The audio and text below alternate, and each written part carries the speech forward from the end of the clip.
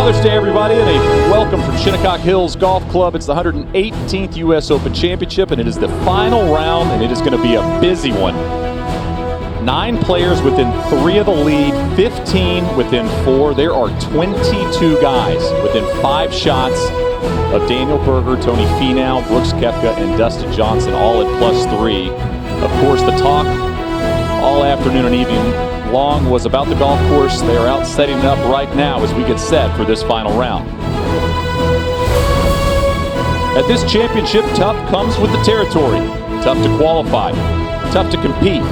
With 18 holes to go, tough to conquer. In the shadows of a city that never sleeps, Shinnecock Hills woke up on Saturday and beat up the best in the world, reminding everyone that this is a golf course not to be taken for granted. So it comes down to a shootout, the old-fashioned kind, where one moment of lost focus could be the end of your championship chances, 1 second of uncertainty, and the door closes on your dream. The leaderboard is packed with hopefuls, past champions, players set to change the course of their careers with an epic run on the most difficult of layouts. It's 18 holes, 1 round, 1 final day, and when the dust settles, Shinnecock Hills will allow 1 man to walk away victorious. Fox and the United States Golf Association proudly presents the 118th U.S. Open Championship. From Shinnecock Hills Golf Club in Southampton, New York, it's final round coverage on a cloudless day. You see the weather here, wind coming out of the northwest at 10 miles per hour. The USGA is projecting weather very similar to Saturday when we saw the winds whipping later in the day. It's sunny, it's dry, and there are plenty of names trying to win this U.S. Open. The story yesterday was about the conditions of the course and about this man right here. We'll get to that in a bit. Phil's out on the course with Rickie Fowler. This for birdie at 4. After that 81 with a 2-stroke penalty on Saturday. And now Phil at the 5th. This is the par 5. This is the second shot. Say what you want about a Saturday, but Phil's came out firing today, and this one runs up just as you want to play this par 5. That's going to be left for an eagle for Phil Mickelson. And that's one even your pops could make. Rickie Fowler here at 7. This for a birdie. A rough day yesterday for Rickie Fowler, but gets that one to go. Not going to be his week to playing his first major title. The question is, who will it be? Will it be Daniel Berger, the 25-year-old ranked 43 in the world? Will it be Tony Finau, who played well back in this U.S. Open Championship in 2015? Or will it be the last 2 U.S. Open winners in Brooks Koepka at Erin Hills or Dustin Johnson at Oakmont? You see Justin Rose is lurking. Henrik Stenson is lurking. At the Barnrat, Patrick Reed, the Masters champion. Jim Furyk making a bid for a second U.S. Open title. And you can look at this board and go on down the list. Biggest comeback in the history of the U.S. Open with 1 round to go was 7 shots. That was Arnold Palmer back in 1960. So you keep on rolling through here and you see these names all with a chance considering the conditions of Shinnecock Hills. As we welcome you into the studio, that's Brad Faxon, that's Gil Hansen. Brad, yesterday the story was about this golf course. It was about the way it played in the afternoon. People started talking about 2004.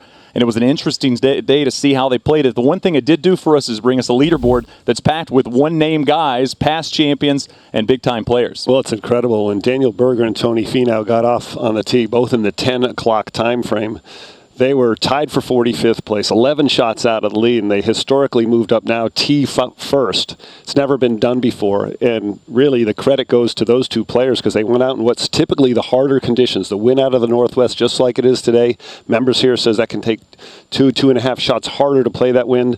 And then all the disaster started to happen when the wind came out of the prevailing southwesterly breeze. And, you know, the USGA admitted their mistake on the golf course condition yesterday. And like 2004, you know, they've had 14 years to prepare for a mulligan. And it's sad because it embarrassed a lot of the top players in the world, especially on those holes 13, 14, 15, 18. We saw putts going off greens or 20 feet by on holes like 18. And it's sad for Shinnecock because this is hallowed ground. This is one of the best golf courses in the world, and this course needs to play like it should play every day for the members, and hopefully they get it right today. Mike Davis has said, hey, we're going to make this better, and Gil, I hope they do.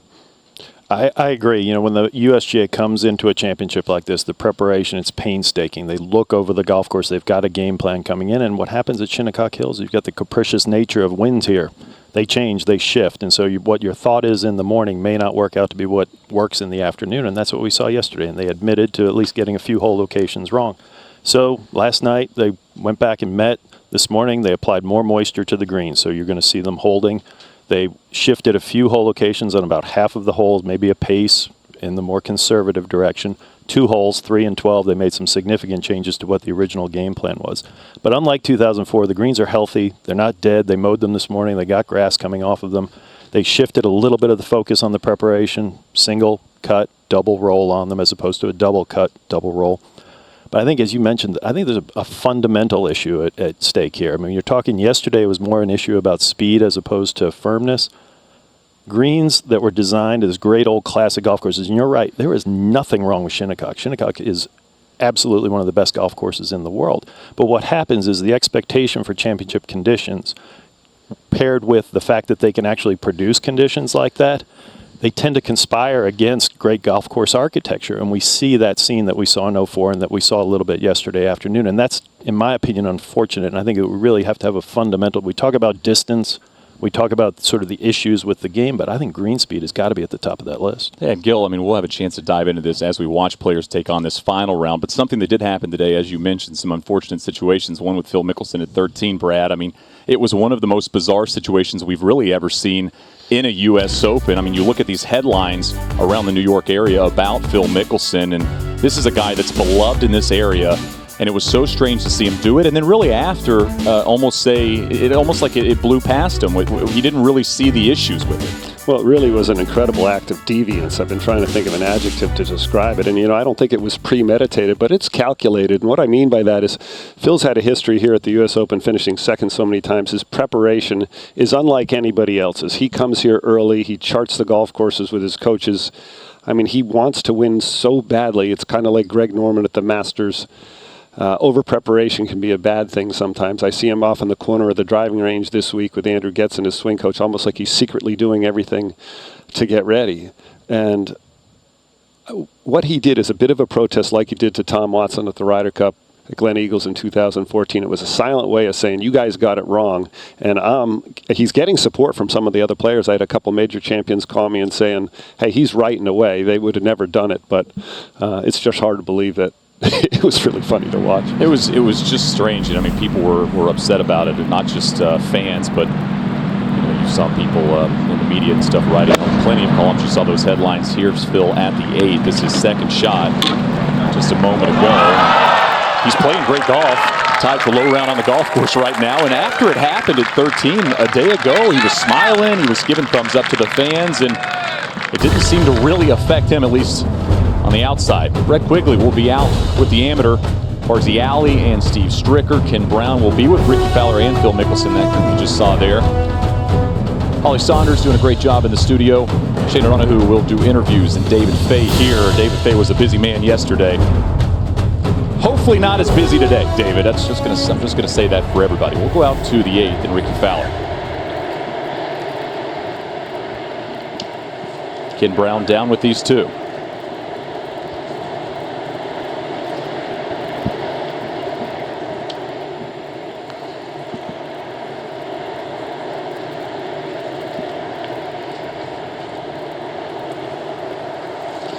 Fowler's made 2 birdies going out here. This dynamic duo here. Mickelson gaining more popularity than ever before with his episode there on 13. Now for birdie to get to 3 under on the round. Fowler hasn't been able to make many putts the first 3 days. None yesterday. And look at that scorecard. Birdies on 5, par 5 that's actually playing into the wind right now. And then 2 birdies there on 7 and 8. It was around 84 yesterday for Ricky Fowler. He had 3 double bogeys and a triple bogey in those tough conditions. Now Phil Mickelson to join Ricky at 3 under for the day. No guilty conscience right here, is there? Both he and Fowler now have the lowest 2 rounds on the golf course, 3 under through 8, and a gigantic crowd. I saw them on the putting green this morning before they went off. Back a hole to the par 3 7th, Ross Fisher. There's a nice looking shot, Gil. You almost like a fade into this Redan. You really do in order to hold it up into that slope. And this is a hole location that was shifted ever so slightly just to make it a little bit more playable. That ball made a pitch mark there. Those guys haven't had to use their tee to fix a divot in the green this week. Look at the summary here from Shinnecock Hills. Dustin Johnson has held or co-led after every round. Had that 4-shot lead after 36 holes. Daniel Berger and Tony Finau started third. They were 11 shots back. That's the largest comeback in the history of the U.S. Open is 11 shots. That was Lou Graham back in 1975 at Medina. And 22 players, as I mentioned earlier, within 5 shots of the lead.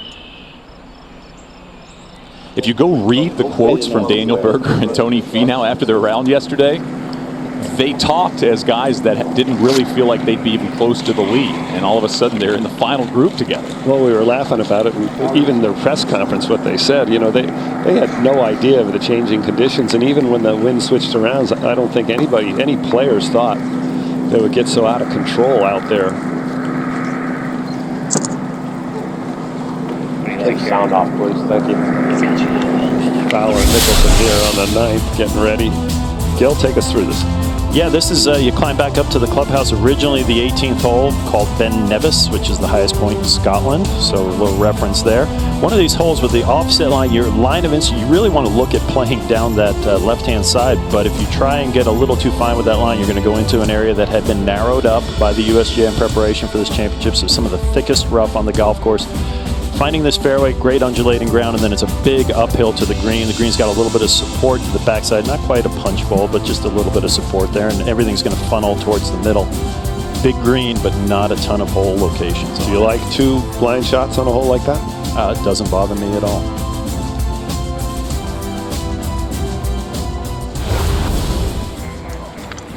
Here's on in the fairway at 9. Well, we were wondering why Ricky Fowler wasn't hitting. This is the group right in front of him. 22 over par. And playing for pride at this point. That's all you see in certainly different conditions right now early in this round. How quickly the ball's stopping. Yeah, when you look at this hole, we talked about 9. This used to be the 18th hole in the original. You think about it's closer to the clubhouse. It actually sits in a little bit tighter proximity. But when they switched the 9s in the original, this turned out to be the 9th hole, and 18 falls where it does now. You know, someone told me that the reason why it was number 10 faced straight east and players were hitting into the sun. Is that one of the reasons why? That is one of the reasons, and part of also when Flynn was commissioned to redesign this golf course, the club said you need to keep 18 holes open at all times. So they used part of the old course and they built the new golf holes, and they had to work everything. And so the plans reflected the fact that the back was going to be the front and the front was the back. So it didn't really change. That was part of the rationale. The other part was that, you know, those opening holes, imagine getting up in the morning and having to play 10, 11, 12. It would be a little bit of a tough start. Get the hard ones out of the way quickly, wouldn't you?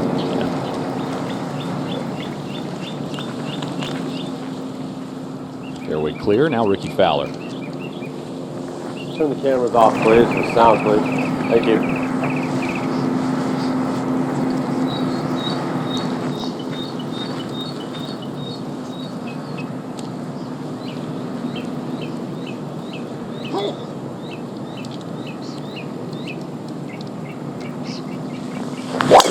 Looks like he's set up to hit a little bit of a cut now. A lot of these bunkers here at Shinnecock Hills have rough over them. See that ball landed. That landed in the fescue rough and took a good bounce and a good drive there for Fowler. So you got to take, that's a challenging line off the tee.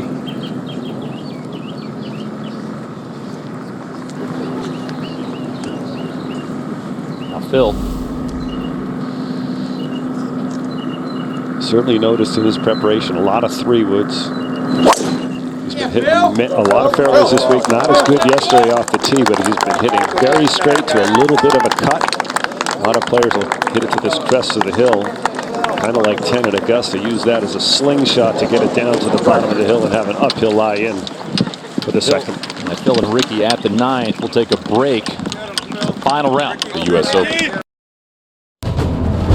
Fox Sports coverage of the 118th U.S. Open Championship is sponsored by Lexus. Experience amazing. By Deloitte. There's opportunity where you least expect it. Look again. By Chrome Soft from Callaway. You've never played a ball like this. By Michelob Ultra. Michelob Ultra wishes a happy Father's Day to every Ultra dad.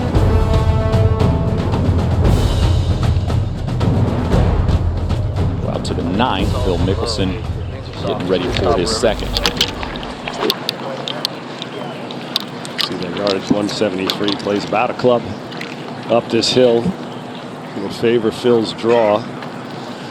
This whole location today is on the left side, though. You have to decide whether to play a stock shot, get it in the middle of the green, or try and cut it in towards this flag stick.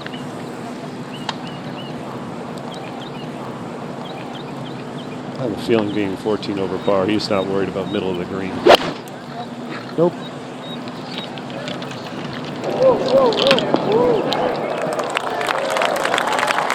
Well, I think as this day goes on, Gil Hanse, we're going to see a lot of putts from right there, aren't we?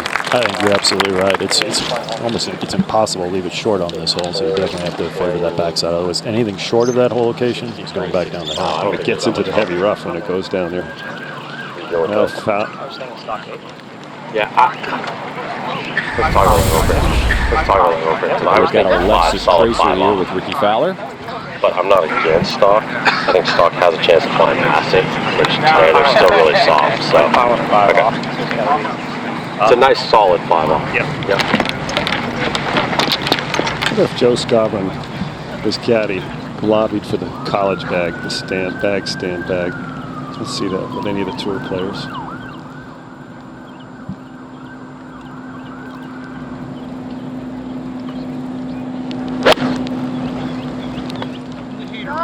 Ball a little below his feet. Little cut shot. We could sell that one to the leaders right Tell you now. what, that might win closest to the pin today. Cut it in below the hole, straight up. Putt for birdie to go 4 under. Well, time for a recap of this 118th U.S. Open Championship presented by Rolex. In the first 2 days, the story was this man right here, Dustin Johnson, was an 8 from the bunker and went down. Shane, he's known for his prodigious drives and irons and not necessarily a short game. The first 2 days, he blew everyone away with how well he got it up and down. This in the second round. This at the tough par 3 7th. We weren't seeing any putts from distance hold. This from 45 feet. And this was as perfect a pace as you will ever see. Sure it was, Shane. More players would 3-putt from here than they would make it. Teased him for a second. Yes! The fist pump playing alongside Tiger Woods and Justin Thomas. And all smiles the first 2 days for Dustin Johnson. In round 3, I mentioned Daniel Berger. They went out 10 a.m. well before the leaders. This at 13. Down right in the center. Well, you can see how smoothly that rolled. That's the hole where Phil had his issue, and it went barreling down towards the front of the green. Tony Finau, one of the co-leaders at the 4th from 35 feet. There's 13 shots back at that point when he made that putt. 13 back. He's now tied for the lead. Now Dustin Johnson, and this was the story of the 3rd round for DJ. This at 2, he hit it well right, played it off the hard path to there, had that left for a bogey, would miss it, make double, and now this was the story. This at Phil Mickelson, this at 13, and you see it kind of clicking right about here. He starts running. You don't know what he's going to do at this point. Almost made it on the go. It's kind of like a hockey player hitting a one-timer. After all the dust settled, it was an 8 with a 2-stroke penalty, so it was a 10 there at 13 for Phil Mickelson, and headlines all across the country.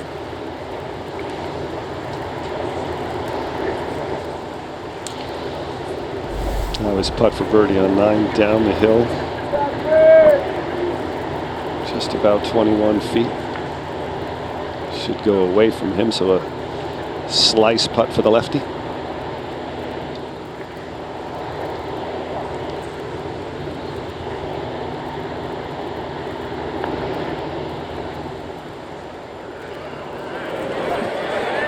What a great run there.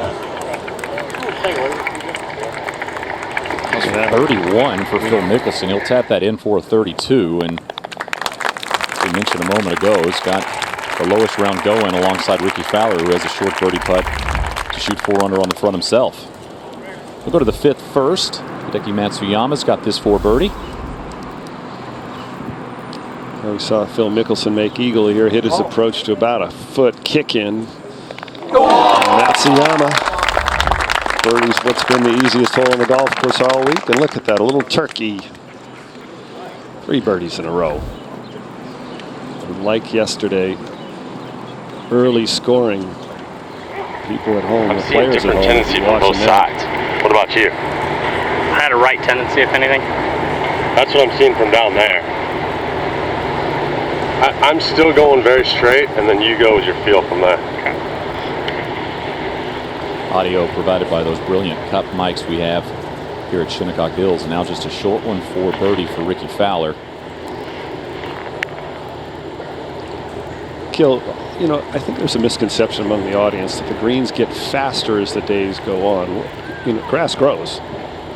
It does. And what actually happened, I think, yesterday, which exacerbated the issues, is that around the cup in particular, you've got a lot of foot traffic, you've got footprints going on, you've got caddies, players walking in and out. And that compaction around the hole, when you've got, you know, mowing grass at 1/10 of an inch, you start pressing it down, they get a little shinier and a little slicker. So around the hole.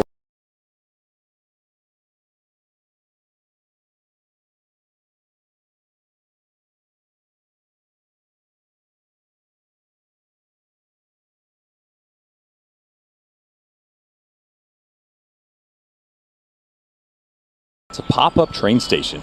Comes from Penn Station here, bringing fans to Shinnecock Hills. Couple-hour ride as we go out to the 10th. Ricky Fowler, 10 shots better on the opening 9 than a day ago. He's putting his eyes out compared to yesterday as well. See those 2 bunkers in the foreground? I mean, this is it's a blind tee shot, but if you're going to stay on the upper level, you want to favor that left-hand bunker. If you're going to go down low, you want to favor that right-hand. And so watch you have this. Yeah, look at that. Up on the upper plateau, feeding down.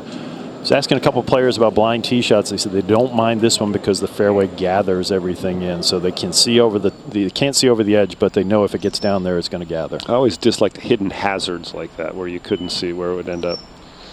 Look at the highest rounds in a major from some of the most notable players in golf. You see Rory 80, tied for his highest, and it's actually to par his highest, plus 10. Jordan Spieth 78, Phil Mickelson 81, tied his second highest, and Ricky Fowler a day ago, that 84.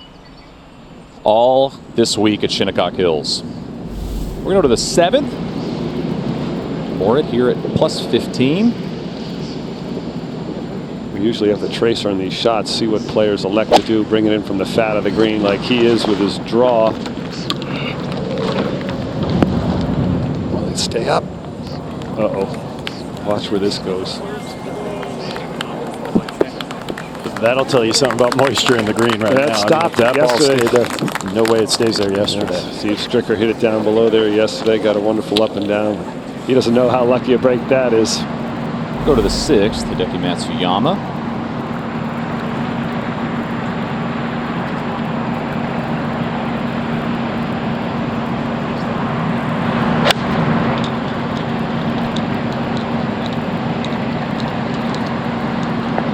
Prettiest green sites in there, isn't it?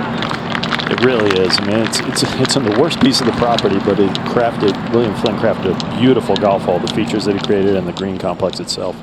Well, visit usopen.com to follow all the championship action, including live streaming coverage, real-time scoring, and the latest news and player highlights from right here at Shinnecock Hills. And right there, across the street, one of the best golf courses on the planet. Ross Fisher here at 9 for birdie. You know, much like the 18th green, you look at the dispersion of hole locations this week, they all kind of fall in a very similar area. You could probably plop an 8,000 square foot house on top of this green, but all the hole locations would be in your living room. Or on top of the refrigerator, as Steve Flesh said yesterday. A lot of slope. Most parts of that green are unpinnable, uncuppable. Here at the 1st, Bill Haas.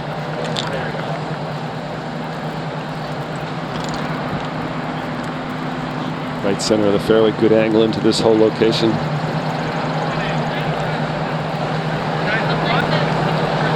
was in the hunt back in '95 at Shinnecock Hills. Finished tied for 4th.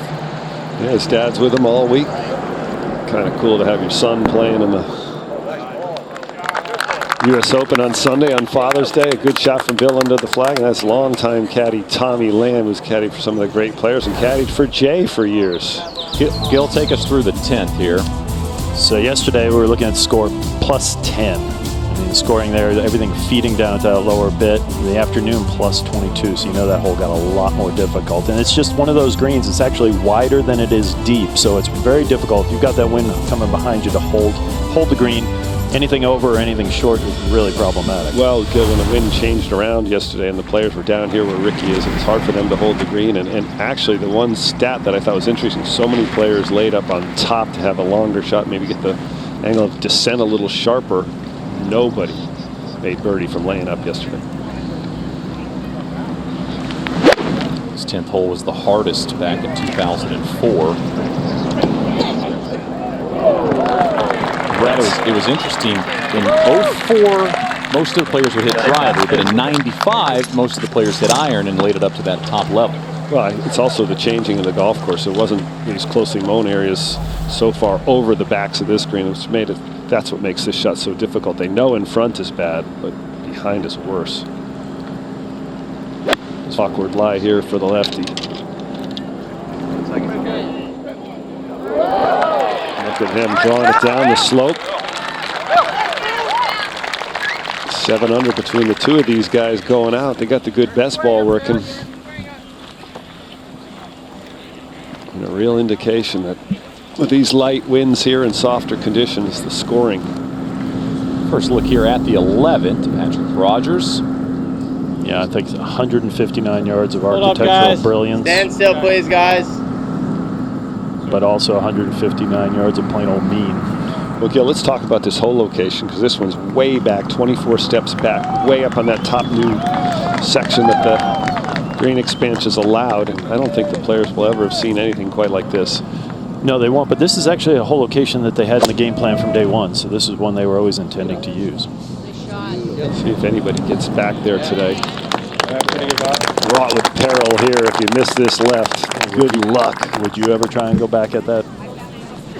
Maybe on a Sunday afternoon when I was playing with my dad, not in the U.S. Open. Thank you, Holly. I called mine, and he answered. More at the 7th. He's got his dad on the bag. Vic caddying for him. That was a mean little bag. Yeah, that defines power lip. That looks like it's longer for his bogey now than was for his par. Now at the 10th, Ricky Fowler for another birdie. Brad, he tied the low front 9 of the week with that 31. Brooks Koepka shot 31 on Friday. Well, he's freewheeling it for sure. This round is just, like I said, a matter of pride. And I think it's something players can really take to heart, is the attitude they have on a Sunday that's meaningless. How much can they use that to help them when it's important? Back over on the front side, that green Gil Hanse told us about. And Matsuyama continues his stretch. That's 4 birdies in a row, and that's a nice putt for a birdie here on 6. One of the most difficult holes, just incredible. 494 yards. Now over at the 10th, Phil Mickelson for birdie to get to 4 under on the day. See that saw grip and just lacked a little bit of speed.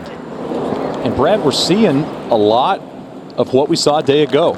Early out, going out there, there's birdies to be made, and we're seeing some low scores. No question about it. The fairways are firm, the ball's running, the guy's hitting into the fairway, which we know how important that is to scoring here at Shinnecock. Patrick Rogers for a birdie at 11, another man under par. He's 1 under, and he'll have that to stay 1 under. And anybody here watching and is going to stay glued to your TV all day long, this is going to be a theme on this hole. That is a supremely uphill putt on number 11. Now at the 2nd, Matthew Vaughn had a great opening round. Boy, that's a low apex when you're starting to look at numbers like that, 71 feet high. And he's trying to use a carom there off that bunker shoulder to get it to go towards this back hole location. We've already seen a couple birdies here, and it's been rare on 2 to see a 2. Now Rogers back over at 11 to save par.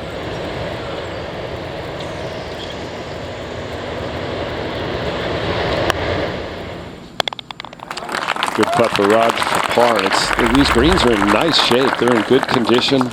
They're a little bit slow on these uphill putts, like we've noticed a lot of players leaving slow all week long. It was the wilted conditions yesterday that made the ball get away so much. Here at the 8th, Tyler Duncan. Gil Hanse did a beautiful description of the flyover of this hole. We were here for Media Day, paced off the width of the green. I thought he was crazy when he said it was 63 yards wide, but Duncan with a nice approach and gets inside where Phil Mickelson was earlier. Yeah, you had mentioned earlier about wilting. You had asked about whether the greens speed up during the day. And around the hole, it can be from compaction, it can be from traffic, et cetera, et cetera. You're right, grass grows through the day. But when it starts to wilt, it's going in the other direction. I had a little bit of that yesterday. Rich Fowler on the tee at the 11th, and Ken Brown has joined these two. Yeah, just waiting for the green in front to clear.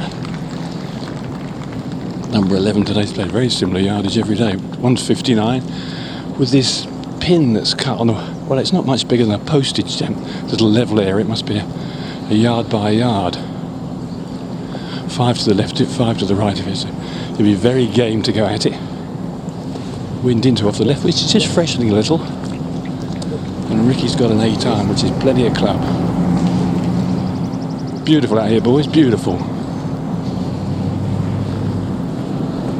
Come on, guys. These people walking through his through line there. That's what distracts any player when you look up at your target and stuff's moving around.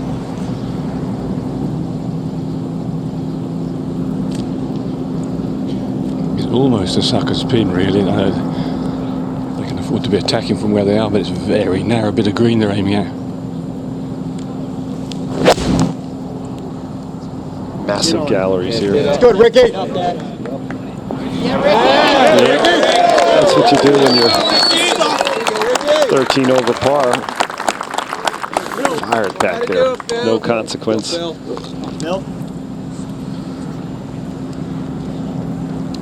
Stay here for Phil Mickelson. He's getting a rousing reception wherever he goes. Ken, you mentioned a beautiful day. I mean, as a golf course architect, I sit and I look at the composition of what William Flynn created here. I mean, the ability to see that in the landscape is just beautiful. It's a stunning hole. It's a stunning hole. Hit it. Oh, boy. Oh, this will be fun to watch. See if he elects to hit it along the ground or hit one of those pound it up in the air shots. A strange day for that man yesterday, Phil Mickelson. His 48th birthday.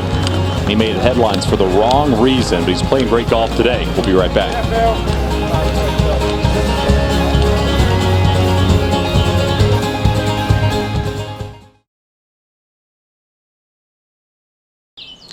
Back here at the 11th, and this just a moment ago, and this will test all the short game magic of Phil Mickelson.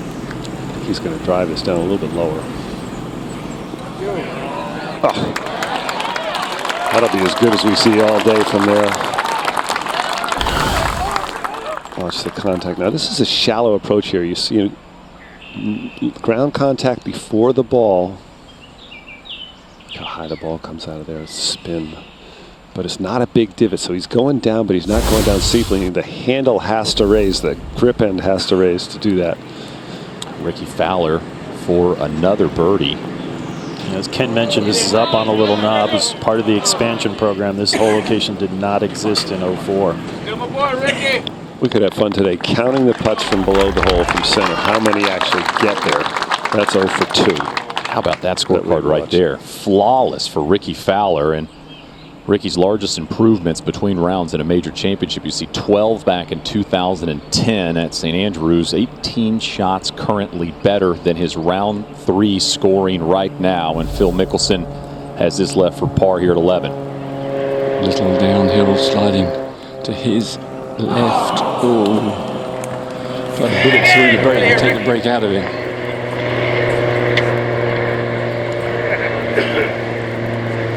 The greens this morning will be very different from the ones this afternoon. Not so much breeze today, but it's warmer. They're going to dry out and get a bit crisp. Be scary up here at 5 o'clock today. And a 4 for Mickelson after a beautiful second shot. A little strong on the putt there. Second bogey of the day. Let's go check in with Peter Uihlein at the third. Well, he likes this hole, Shane. We saw him bomb a drive down here yesterday. The third hole playing 495 has been the hardest.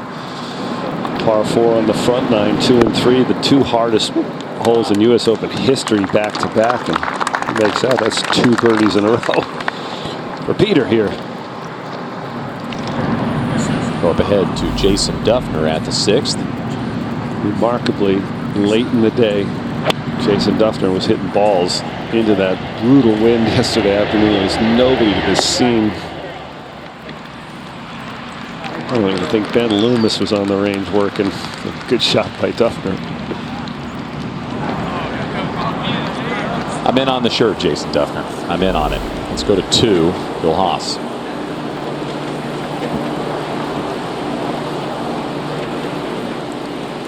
One putt for Bill. Did he get it there?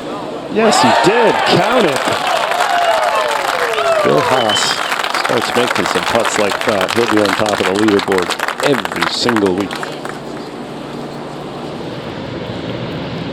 Now Uihlein this for a birdie at the third. It's a much friendlier hole location than the one they had anticipated. They were looking at one on the back knob, and they decided prudently to move it forward down in the center of the green. Let's go to the 12th. Ricky Fowler looks like he's pointing back to the pairing at 11.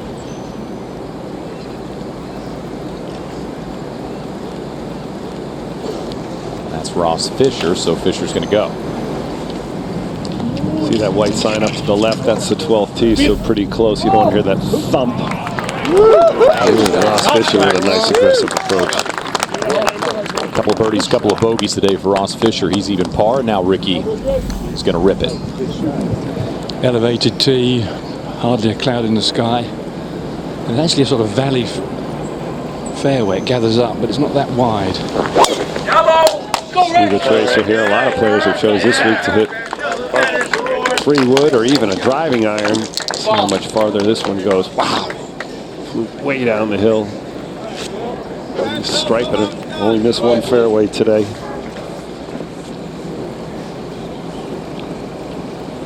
Stay here for Phil Mickelson. The fairway slopes away from it, so if you get the right shape, it does bound down there like a links type fairway. That driving iron we talked about by Mickelson. There's so many different ways these players can play it.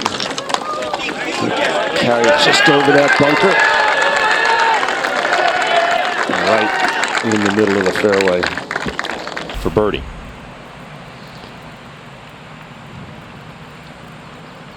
And a good looking stroke there for Dufner. Just beautiful tempo compared to those short ones we saw earlier in the week. I know he spends a lot of time with putting coach Mike Bentley, and that's what they work on really, is to get the tempo even, the pace even, the length of the strokes more symmetrical. Good stroke, good putt. Now Fisher for birdie at the 11th. Still none. It'll be fun to watch that. Get it to the hole.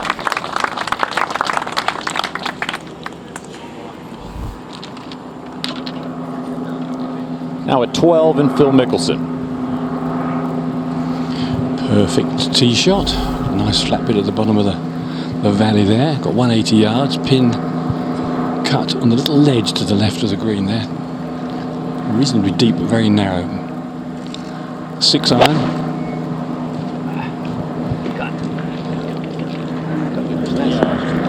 Oh, he just got it on the other side of the ridge that runs through the length of that green, perfectly pin high, and Phil, the artist that he is, trying to hit from the middle and cut it to the out.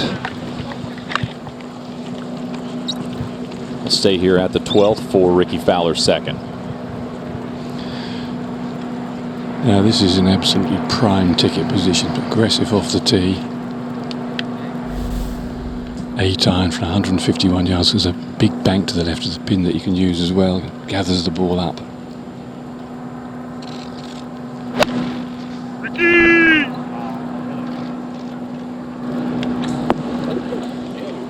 Gets lucky to catch fringe and be able to putt from there easy enough, and actually not too bad an angle to come in from. Yeah, he's going to wish that the green was actually expanded a little bit more. But after the 2004 U.S. Open, the club decided that they wanted to look at William Flynn's design and see what they could do to restore this golf course. So they looked at restoring width, but most importantly, they looked at restoring size of the green complex. As you see it here in 2004, a small oval, expanded dramatically out to the sides. And John Jennings, golf course superintendent, meticulously took the grass down step by step by step. And you can see today's hole location is actually out to the left-hand side of this green, just over a little ridge, which in 2004 would have shed your ball into the rough. This year you can actually use it to feed your ball towards the pin. And that's why Ricky Fowler's not actually in a bad spot. And look at how this 12th hole has played this week. You see the 34 birdies, the 5th hardest hole on the golf course. Brian Harman's eagle that dunked in there yesterday. And speaking of eagles, Jimmy Walker here at the 8th, this for birdie. He made 2 in the same round on Friday. Get in the hole. Only the 12th time that's ever happened in U.S. Open history, and he pours that in for birdie to get to 1 under on the day. Well, you know, Shane, I'm looking at the scores of the groups that are out on the golf course now, and, you know, we're thinking, oh, Fowler and Mickelson, that it's got to be easy today. There's not a lot of great scores here. There's a lot of guys over par, so they're playing great golf. This is great golf they're playing. There's only 6 players, 5 players under par right now, so it's no gimme. It's just good golf by 2 of the greatest players in the world. Steve Stricker getting set to go at 11:17, so just about 14 minutes from now. Had to qualify for the 2nd straight year to get into this U.S. Open. Did it at Erin Hills. Finished time for 14th. Impressive week, and the most consecutive cuts made in a major. Stricker adds to his total 27 straight in major championships for the 51-year-old. Koepka tied for the lead, now made his 16th straight. Stricker's last miss, 2009 PGA. That's the famous Wai Yang victory over Tiger Woods. Back at 12 and Ricky Fowler. Bit of fringe to go through, green running away from him. Got a turn from his left.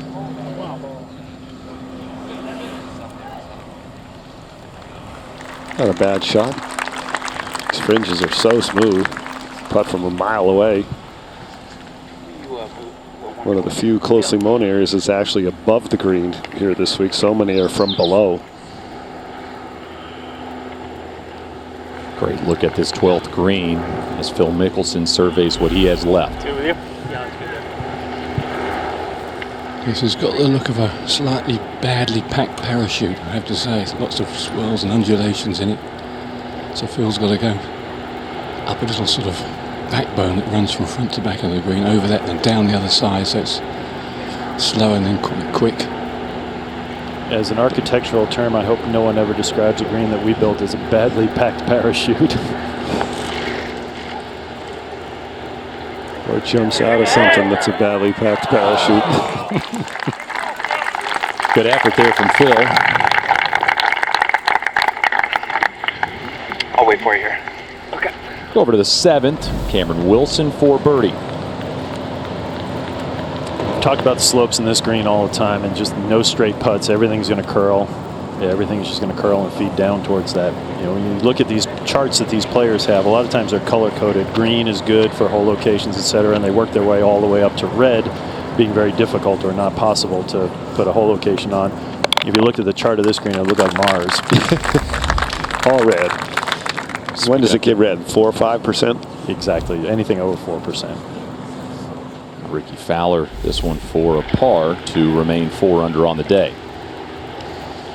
And just a little down the slope, perhaps a fraction of movement to his left, just got to bear down on it.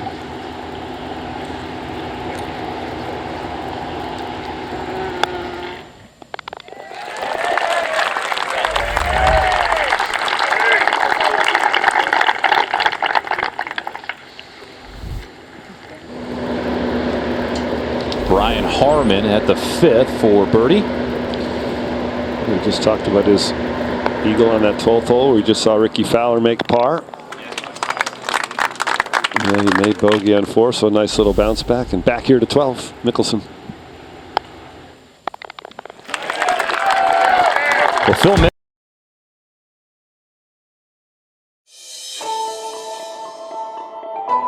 We want the U.S. Open to be tough. We want it to be a complete test. Looks like this is the day where every hole you make a par on, you're doing just fine. This green doesn't receive a shot, it repels a shot. And this timeless golf course is as cold-hearted as ever. They've lost the golf course. These players are going to know they're in for a fight. You start putting downhill downwind, you've got no chance. Whoa. Wow. That's stunning. That wind is the great equalizer. You can actually physically see the course dry out. We're going to get that US Open shine that we're used to seeing. It's like glass around the hole. I've never seen a golf course change that quickly. Every shot's a dangerous shot. Just this terror in the heart of a player. Everybody's confidence is being tested here. I think they're happy they're done. I would agree. This US Open is supposed to be tough. Frankly, we just missed it with the wind. It was a very tough test, but probably too tough.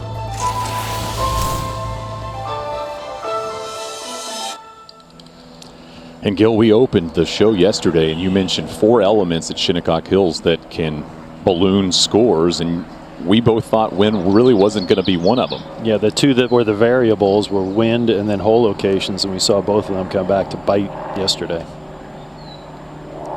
See that hole location here at the 13th, right in the middle of the green. It was where the Phil Mickelson 10 happened on Saturday.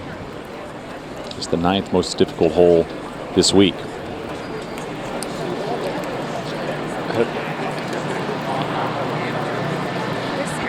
Looks like Phil Mickelson will be first. And no, looks like Ricky Fowler's going to go. Yeah, just Ricky on the angle, 144 yards. Nice flat lie. It's easy to get an upslope or a downslope on this fairway.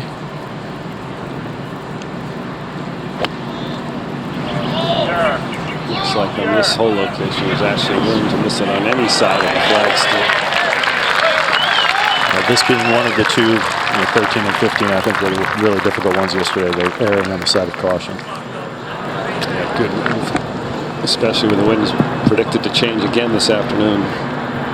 Now Phil from the heavy rough. But it's settled down. You can get the club on the back of the wall, but there's lots of stalky strands behind it. You have to dig this out.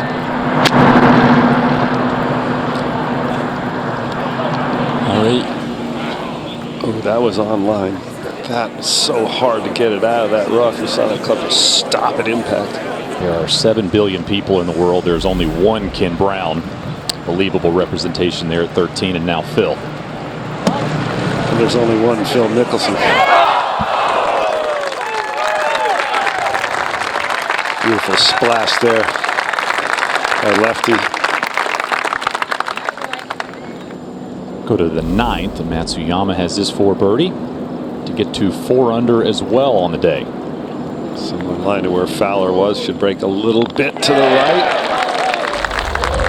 Matsuyama 4 under at the turn, 31. 5 birdies.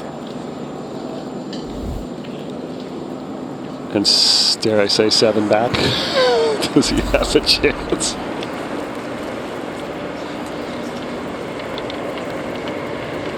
I got it. Ricky Fowler back at 13, 4 birdie. A cracking iron shot that just hardly bounced at all. So different from yesterday when they were taking a bit of a pinging bounce. All looks rather inviting if you play well. Super crowd out watching. Bit of breeze and bright blue skies. A little down the hill for Ricky and a bit of movement for his right.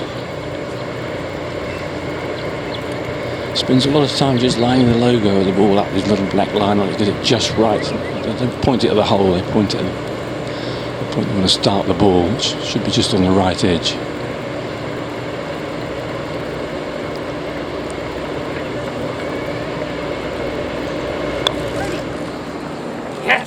Draw Fowler.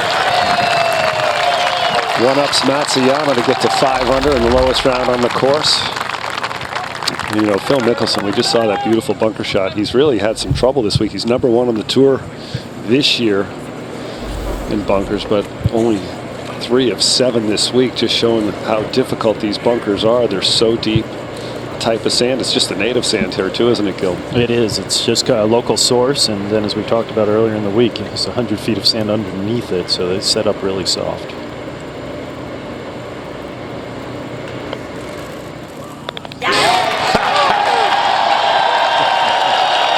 Celebrating like he won at Muirfield. Phil Mickelson, hands in the air. A victor once again. If nothing else, the man has a sense of humor. I'll tell you what, I bet you he was really nervous hitting that putt because he wanted to do that so badly. All right, he won every fan back. I was mad at him from yesterday. Look at this again. Putt for par and victory for all. You'd be very excited. 6 shots better.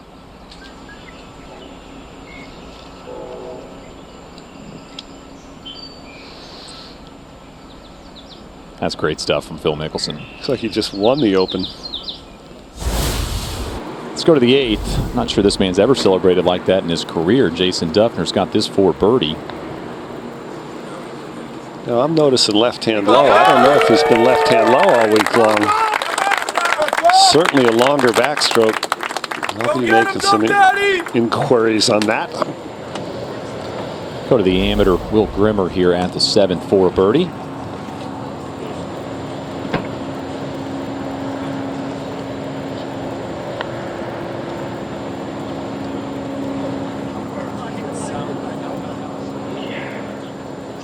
Opened in yesterday. Yep.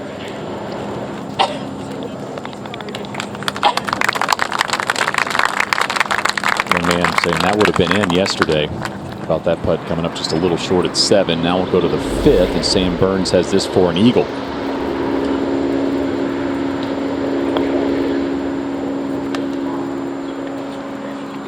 Oh, boy, I was just about to call it.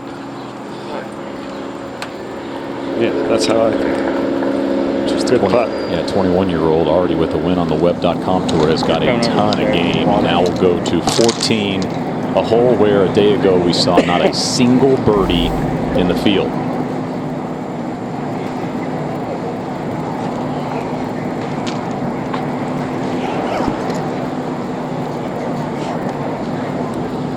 Elevated tee, looking down a slightly more inviting fairway than it has been most of this week. Been crosswinds, horrible left to right crosswinds, massive rough down the right side. And it's certainly par 5 length. Ricky out with the driver, you've got to get this just right. This whole location just on the front 5 steps in the middle of the green yesterday. Incredible stat on this whole location. New hole location back right. Nobody got within 40 feet. Well, 39 feet. One guy, Andrew Johnston. He's not getting 39 feet from that line. No birdies here yesterday. Phil's sticking with his game plan. If you hit an iron, the fairway's a little bit wide. There's a bit more margin of error, except you're going to have a longer club into the green.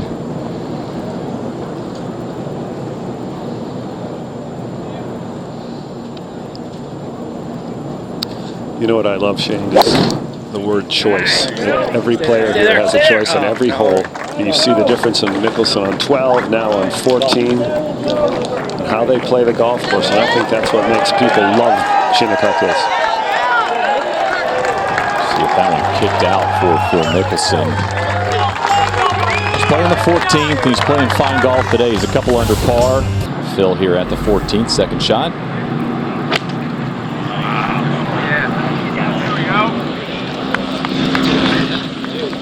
The one thing that drives you crazy, well, that won't drive you crazy unless it goes over the green into the drain here. Watch this. I bet he was hoping to just get it somewhere on the front.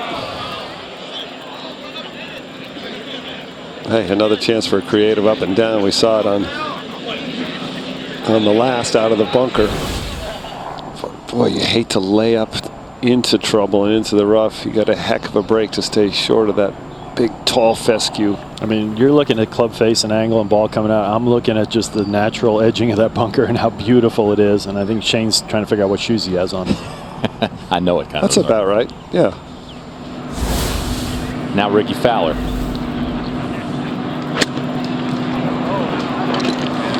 Yeah, And on this particular hole, 14, it's been the hardest par 4 all week long. There was a full shot difference between hitting in the fairway and hitting in the rough. It's so severe, and prevailing wind usually downwind helping the players. We saw a lot of players with 2-iron and a mid-iron. And watch the strength here, Ricky Fowler. See if that face comes out shut. No, he was able to hold it open. See that face still pointing skyward. That, you got to have hand strength and grip strength in the sport. You know, it really helps. I mean, the guys that are working out hard, that they're holding on there is really, really important in shots out of the rough. Back over at the 10th, Jimmy Walker's second. Walker elected to lay up or lay back. See if this strategy works.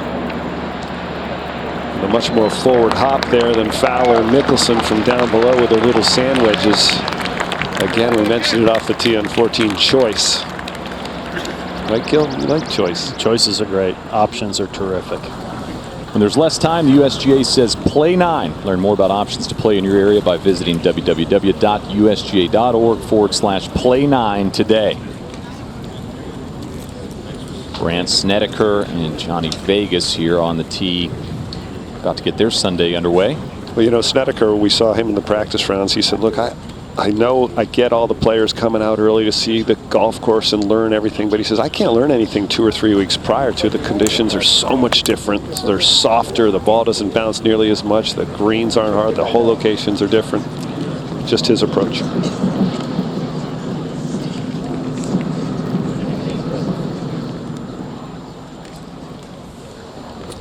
Ladies and gentlemen, this is the 11:28 starting time. Please welcome from Nashville, Tennessee, Brandt Snedeker.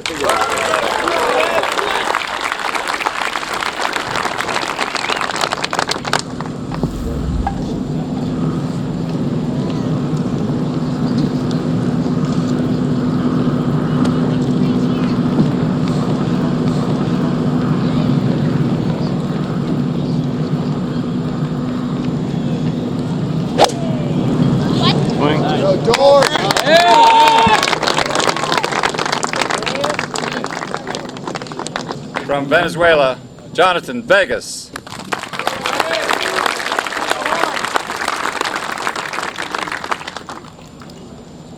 See there, Bob Ford, famed head pro out at Oakmont, now at Seminole, and he just qualified for the U.S. Senior Open. He birdied his last hole to get in. He'll be at the Broadmoor in a couple of weeks, as will we, and now Jonathan Vegas to get his Sunday underway.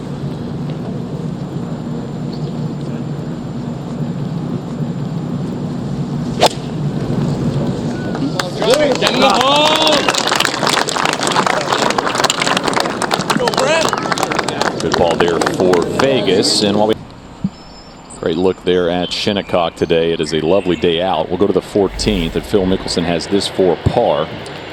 He was well over the back of the green. Came up short with his chip or pitch shot. Bogey here now. Brad, get this. That's the 140th bogey this week on the 14th hole. 10 times more bogeys than birdies all week long, and that's not even including the 50 doubles or worse. Incredible. This par 4, 512 yards into the wind. Here's Andrew Johnston at the 16th. Played with Phil Mickelson yesterday. He's out in the single today. He got the distinction to be able to play lead-off hitter here by himself. A couple birdies in a row. Popular man. Now Ricky Fowler, this for par. Delightful little chip, which pitched once on the fringe, kicked up in the air, and then settled just under the cup here. What's that? Yeah, that's good. So one of the slower putts from this sort of range he's going to have today. I always get the feeling with Ricky he's an instinctive putter. He's got a very natural looking style and stroke. Just grips the club in a casual way. I'm blown away, Ken, by how close his feet are together. I like that. I like a narrow stance.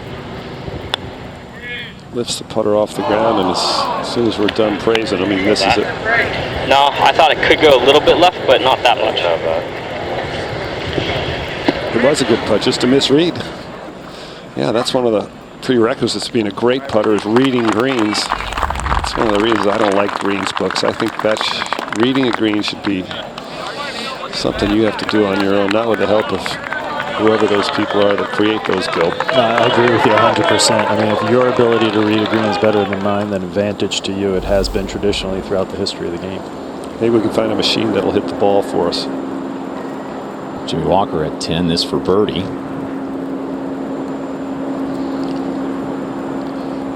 Yeah, that one hurts. That's a pretty makeable putt on that hole. Back over at the first, Vegas with his second.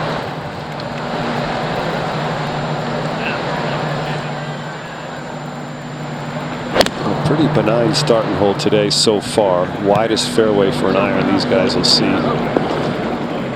Pretty gettable hole location right there in the middle. The only trouble will be a little long left where it can run away from you. Here at the second, Steve Stricker.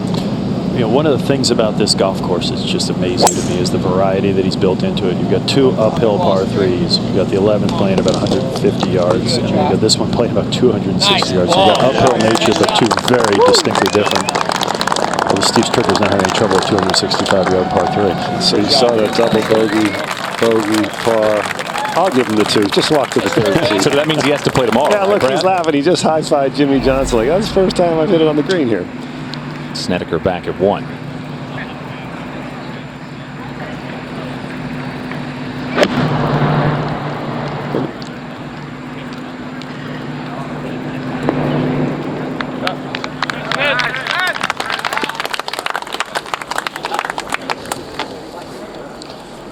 Interesting, if we show Snedeker the rest of the way, watch his right thumb right before he takes it back. His right thumb gets about 4 inches off the shaft. It's kind of his trigger to his backswing. It's the most unusual looking thing you could ever see. I'm sure we'll see a little bit of him as we go forward, but a nice shot by Brandt.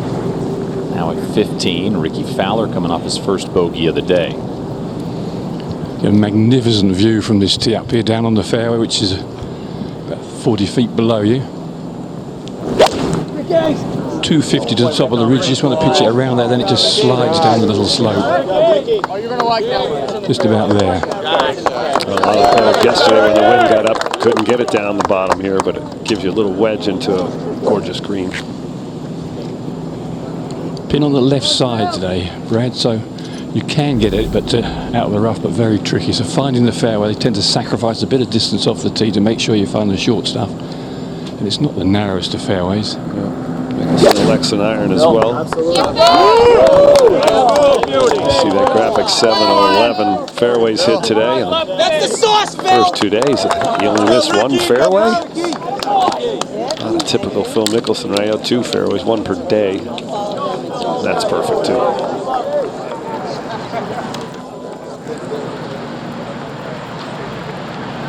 Here's Daniel Berger.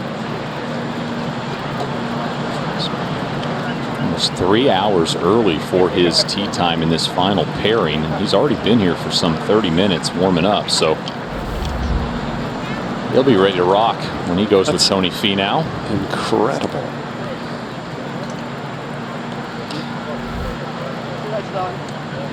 That's his coach, Jeff Leishman. He's with him all the time now. And he had already played 6 holes by this time yesterday, maybe 5. He was on the golf course at this time yesterday, already on the course in his 3rd round. And let's take a look at that 3rd round for Daniel Berger. This at the 13th from 30 feet. Just to get to 3 over in the championship and right in the center. Tough hole location, he had no issues with it. Now at 15, this is the hardest hole on the golf course yesterday. This for birdie. Green hadn't gotten tough just yet. He slams it in the back. Even with the green slow, that probably would have trickled off the back. And now at 18 for his par. This was at 2:15 p.m. Eastern, well before the leaders were headed out to tee off on the first. Now Tony Finau at the 4th hole, long look for birdie. You see here, he was +9. Dustin Johnson was 4 under. He's 13 back. Cash. And Finau now at the 18th. This for a birdie. It's 257. And he knocks this in with some speed. Leaders finished at 7:36 p.m. 5 hours of waiting around to see if he'd be in the final group, and Tony Finau is coming off his second top 10 in the major at the Masters. You see how they progressed through the day. Now both tied for first with Koepka and Dustin Johnson. Well, I've seen Phil Mickelson show up at the Masters 3 hours beforehand. But that's a long time beforehand. You see those wind speeds throughout the day change. But Koepka and Johnson played through, look at 11.5. That's average. We saw gusts up to 20 miles per hour. Brett Quigley said it was all over the place, up and down, making club selection crucial and impossible. You know, Berger's a really inquisitive kid. He lives down in Jupiter, close to where I live, and he's called me a number of times just for ideas on practice, you know, distance control, short game. He's reached out to Ian Baker Finch, the British Open champion, and ABC, or CBS coming to ABC. That was before CBS. But no, he's doing the right stuff. Very athletic father, was a professional tennis player in the ATP for many years. Now Ricky Fowler. He's found the short grass absolutely vital. 129, pin tight left. Just 8 yards to land on from this angle.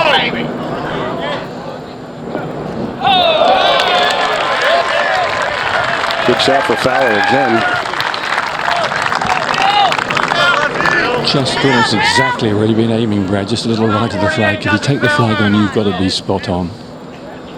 Settled down very nicely. From 128, the man who can spin it as well as anybody.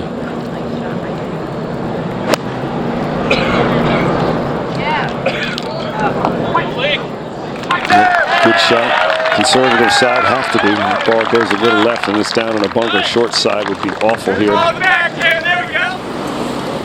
Steve Stricker, after that brilliant tee shot at the par 3 second, is for birdie. Yep. It's like having a cycle, isn't it? Double, bogey, par, birdie. Well, I was saying he's got to play tomorrow, see if you make the one. On this hole from 260, forget it. They're on the tee at the par 3. Vegas made birdie at 1. Three-time PGA Tour winner. Will be trying to win the RBC Canadian Open in July for the 3rd straight year.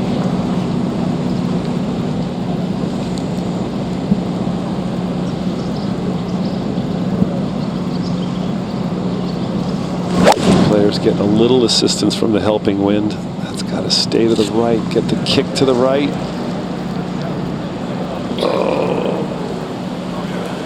Teetering on the edge. That was close to being right in the middle of the green. Now an awkward bunker shot over that slope and diving down towards the hole.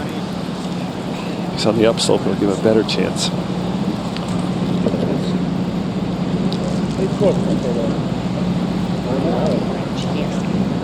Now Brent Snedeker. Yeah, you look at again. We talked about these holes. 220 cover, right? Yeah. It's covered 220. I'm just saying there's not much there. We have 264, 200. I got it. With the software.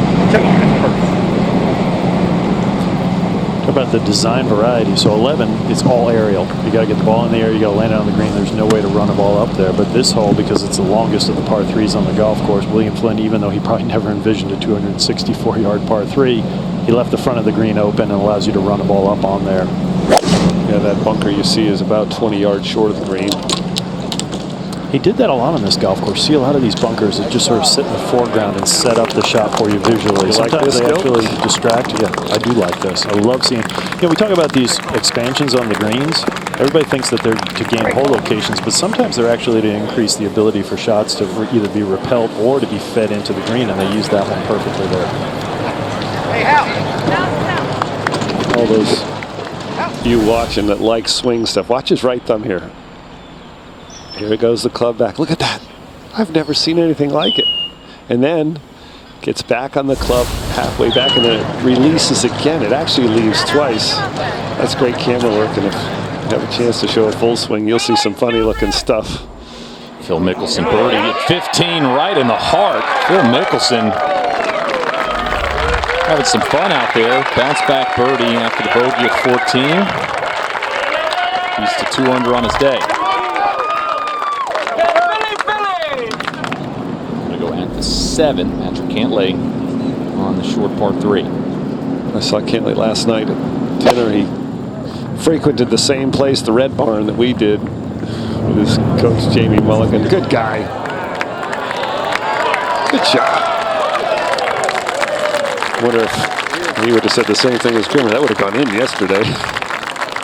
Tap in for a 2 here at the Redan. Back over at 15. Ricky Fowler for birdie.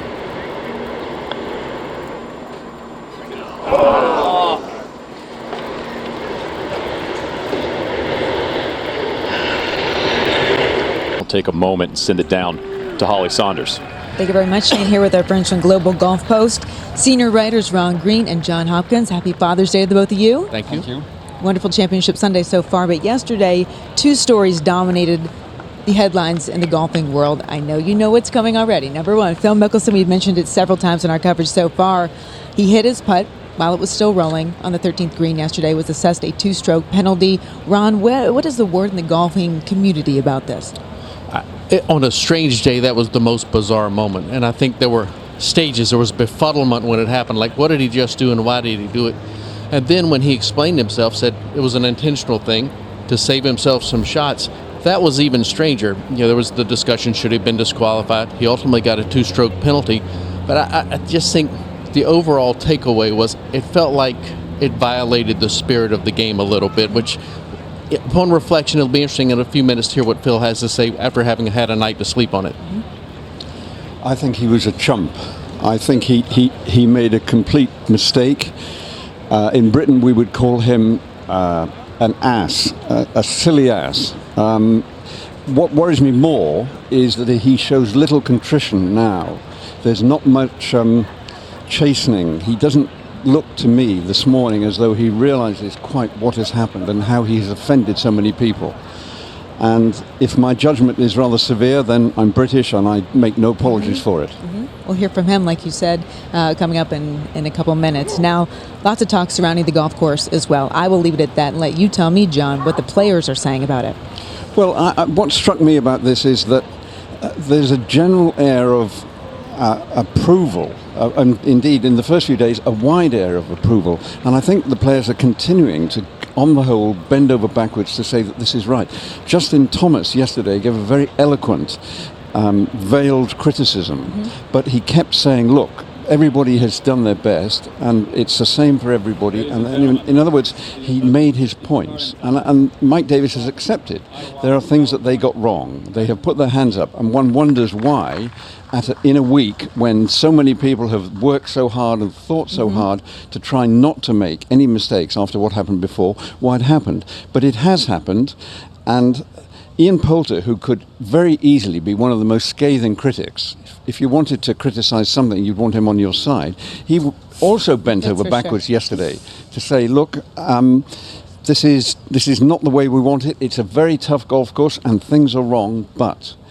So I would sum up the players I've spoken to as saying, doing their best to be as diplomatic about things that we all know weren't quite right. Okay. Ron?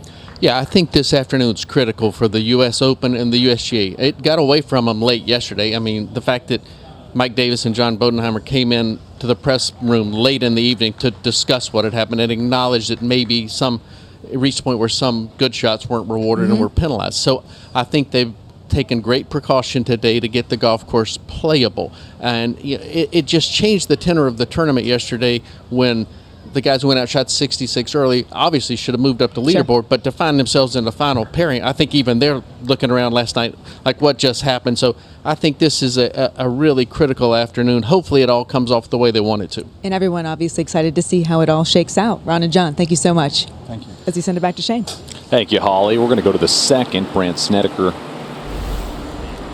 for birdie.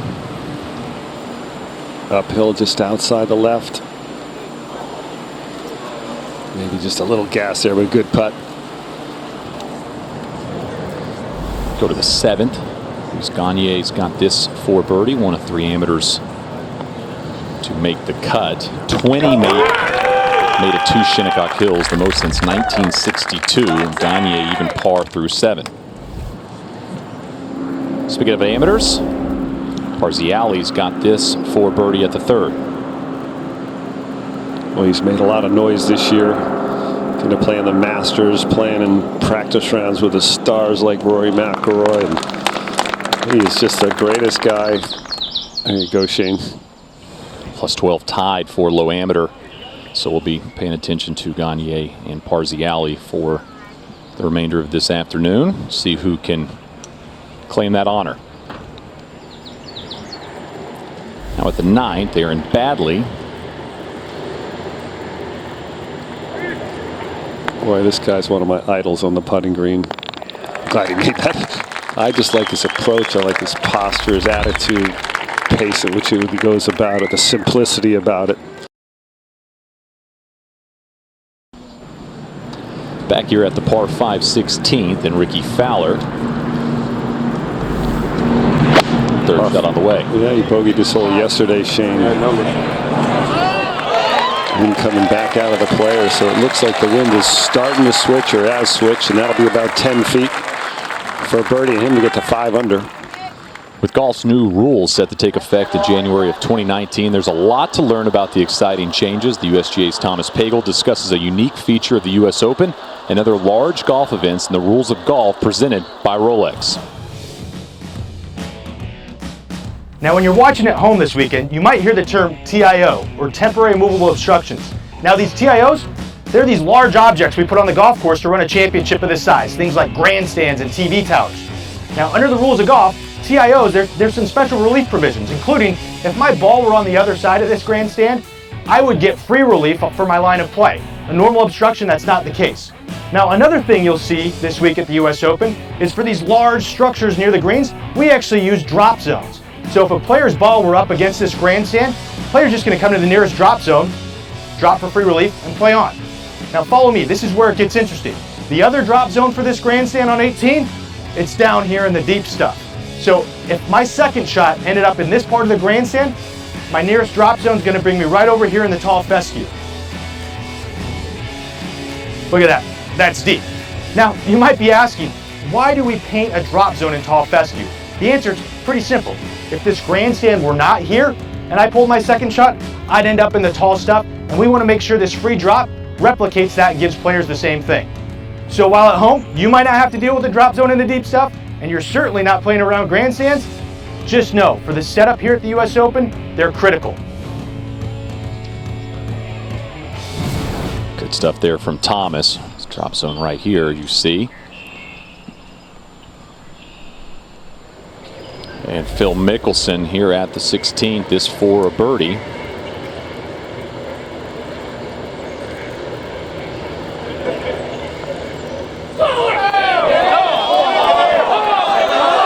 And perfect speed for Phil Mickelson. Phil Mickelson, with all the noise surrounding him, is playing a heck of a round of golf right now. He's 3 under par, giving the fans just what they wanted.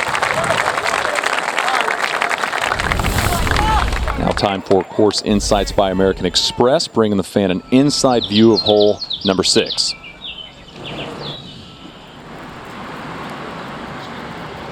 Picking the path there based on your speed. You can play the higher line or the less line. I didn't quite see those numbers, but that had a pretty good amount of break.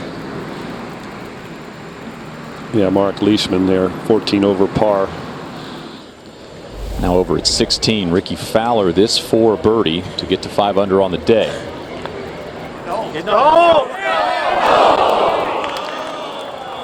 Pars on 17 and 18, and Ricky will tie the low round of the championship as he sits at 4 under par. Here at the first, Scott Piercy played in the final pairing a day ago with Dustin Johnson, already out on the golf course. 79 on Saturday. Struggled early with his putter yesterday, like so many of the players did. Let's go to Steve Stricker. This par 4, 471 yards. Goes on the front right. Oh! Crashes it into the flag stick. Still have a birdie putt. That could have gone anywhere. A little bit of a bank shot. And this hole's playing back into the player now. We've seen, yeah, that was halfway up on the second red stripe. I think that would have gone farther away if it didn't hit the flag stick with that longer iron.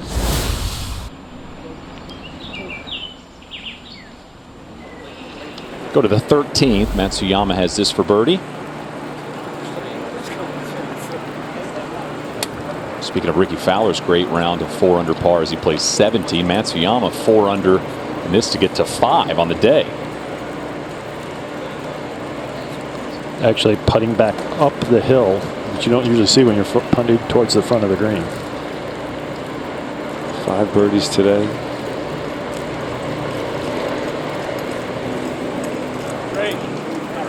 Oh, and another good roll from Matsuyama. Get this, if he pars in, he'll play Sunday at the U.S. Open the last 2 years, 11 under par. Pretty good stuff from Hideki. Let's go to 17 and Phil Mickelson. Come on, Vince! Stay there. Sit.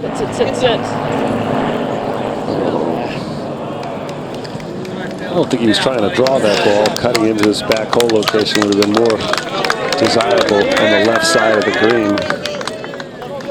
Some for Ricky Fowler. 32 yards longer than yesterday. Today is.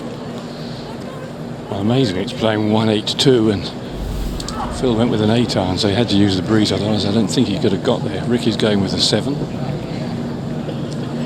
Pin tucked left. Anything drifting a little left of the flag gets pulled off the green by the slope.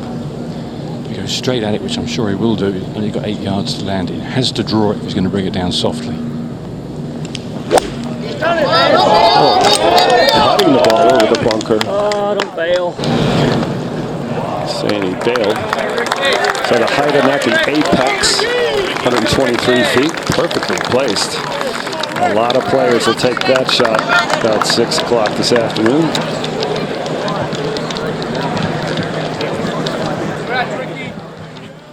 Go back over to the 4th. Steve Stricker and Parziale, and Brett Quigley has caught up with this pairing. Yes, and Steve Stricker did just fly it right into that flag stick. They both played pretty darn good so far this round here. And Parziale just has it on the front edge of the green here. And when these players teed off this morning, it was still a northwest wind, and it has fully switched to the southwest wind. So they've already caught the big change in the wind direction here. And this 4th hole played back into the wind. That's why Stricker had to hit that 5 iron. Brett, I think that's earlier change in the wind than it was yesterday. It definitely is, Brad. That was for par for Parziale. Oh, right on. Just drove in that left rough and caught that cross bunker. U.S. Mid-AM champ from last year in the field because of that win. Also the firefighter out of Brockton, Mass. Great story here at Shinnecock Hills. It's been fun to follow him this week. Fun to see him make the cut. I'd like to give a little love to Sean Hester, his swing coach who's with him from Massachusetts. Well, been a great instructor. Look at that great picture there. I think he could be a model too. He's such a stud. And I mistakenly said Stricker's caddy was Jimmy Johnson. Of course, he's caddying for Justin Thomas. This is Tony Navarro, the first time Stricker's ever had him caddy, Brett. And Tony's a long, great time caddy. Should be a nice change for Stricker. Just always nice to have a guy that's been there a long time and seen everything. And Steve's got a great look at it here. I mean, down the hill, breaking a little left to right. And you're right, Brad. Hitting that flag stick, that ball could have gone anywhere.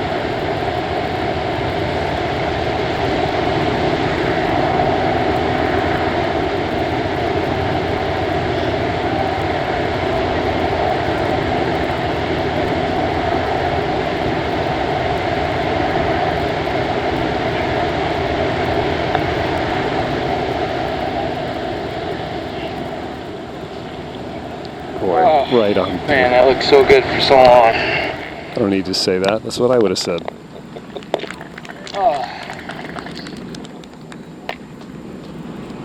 It'll be a par 4 Stricker. We'll head over to 5. We'll go to 17 and Phil's second. And this looks like one of those, if you hit a hair too hard, it's going to go right off the green. Definitely hit it fat. We've seen a lot of players, when the ball's below their feet, get stuck through the ball. Paul Azinger calls it heel goes in first. Let's watch. Yeah, that's a lot of sand at the base there. Phil doesn't get fooled out of there very often. USGA is a proud partner of Drive, Chip, and Putt, a wonderful way to let your kids experience this great game of a lifetime. Registration for the 2019 championship is now open. Visit drivechipandputt.com for more details. Now Phil Mickelson, this one for a par.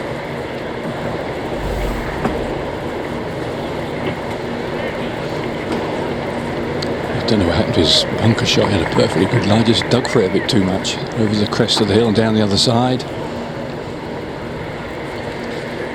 He gives one back here after that nice birdie on 16. I'll just wait a sec. I'm going to be right by it.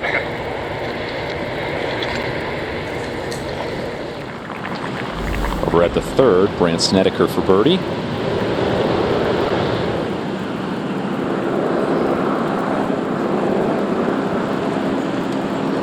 Tracking. Good putt. Gil Hansen's looking at me like this is one of those holes they changed as well. Ricky birdie putt on the way at 17. Got a little school from Mickelson. Like Stricker's putt over on 4, just needed a little more gusto.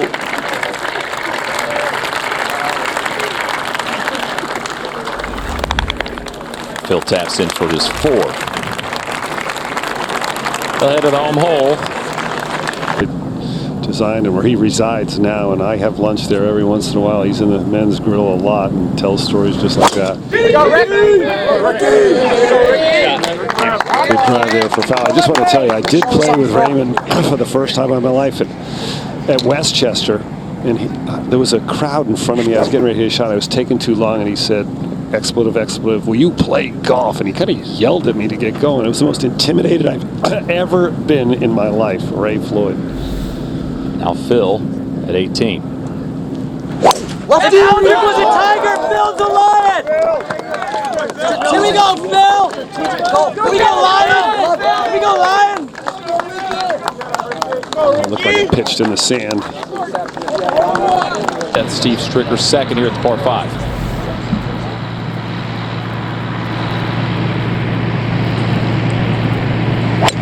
And that from 282. Only trying to carry it about 230, 240, so you can run all the way up there. Oh, this is beautiful. Good shot, The Steve. danger here is over this green. And that's a eagle putt for Steve Stricker. Go to the 4th. Snedeker has this for birdie.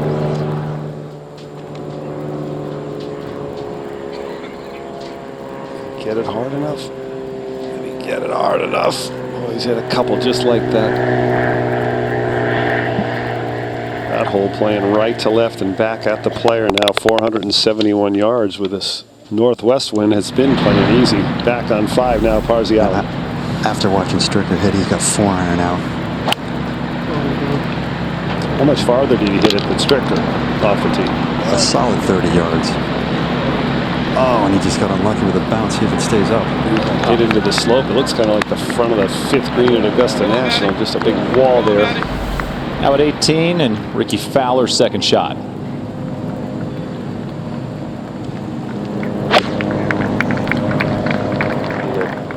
You're all good. Back.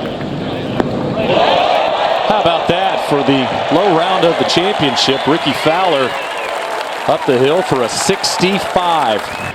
Here at the 18th, Phil Mickelson 4 apart from just about 10 feet. Big turner from left to right, but not as big as it would have been last night. Gallery ready to cheer. I was going to say, this is going to be on the try-hard scale here. Level 10, wanting to make a putt in front of this gallery. Well, a pretty wild ride this week for Phil Mickelson. Opened with 77, 1 under on Friday, 81, and then another round of 69. And now Ricky Fowler, this for the low round of the week, 65. My goodness, he's played some great golf in the last few holes. He's missed some putts inside it for 8 feet for a birdie. It's been glorious to watch him play.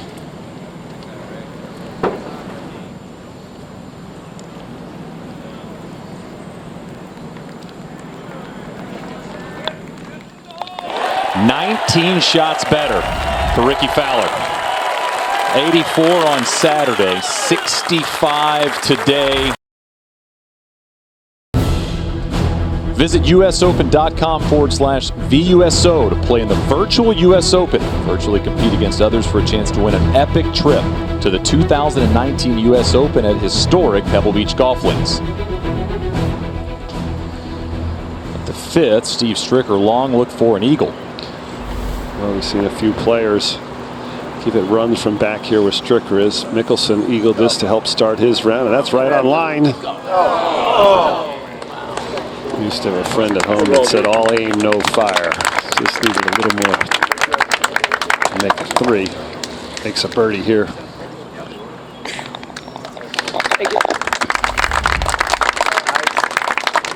Good start for the 51-year-old.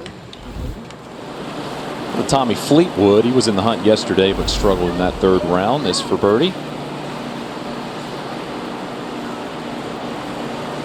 Fleetwood's in that pack at 9 over par, 6 back, and I'd put them on the very outside chances of people that could win. You never know. So many people between him and the lead, that's the problem. Now at the 8th, Mark Leishman has this for birdie.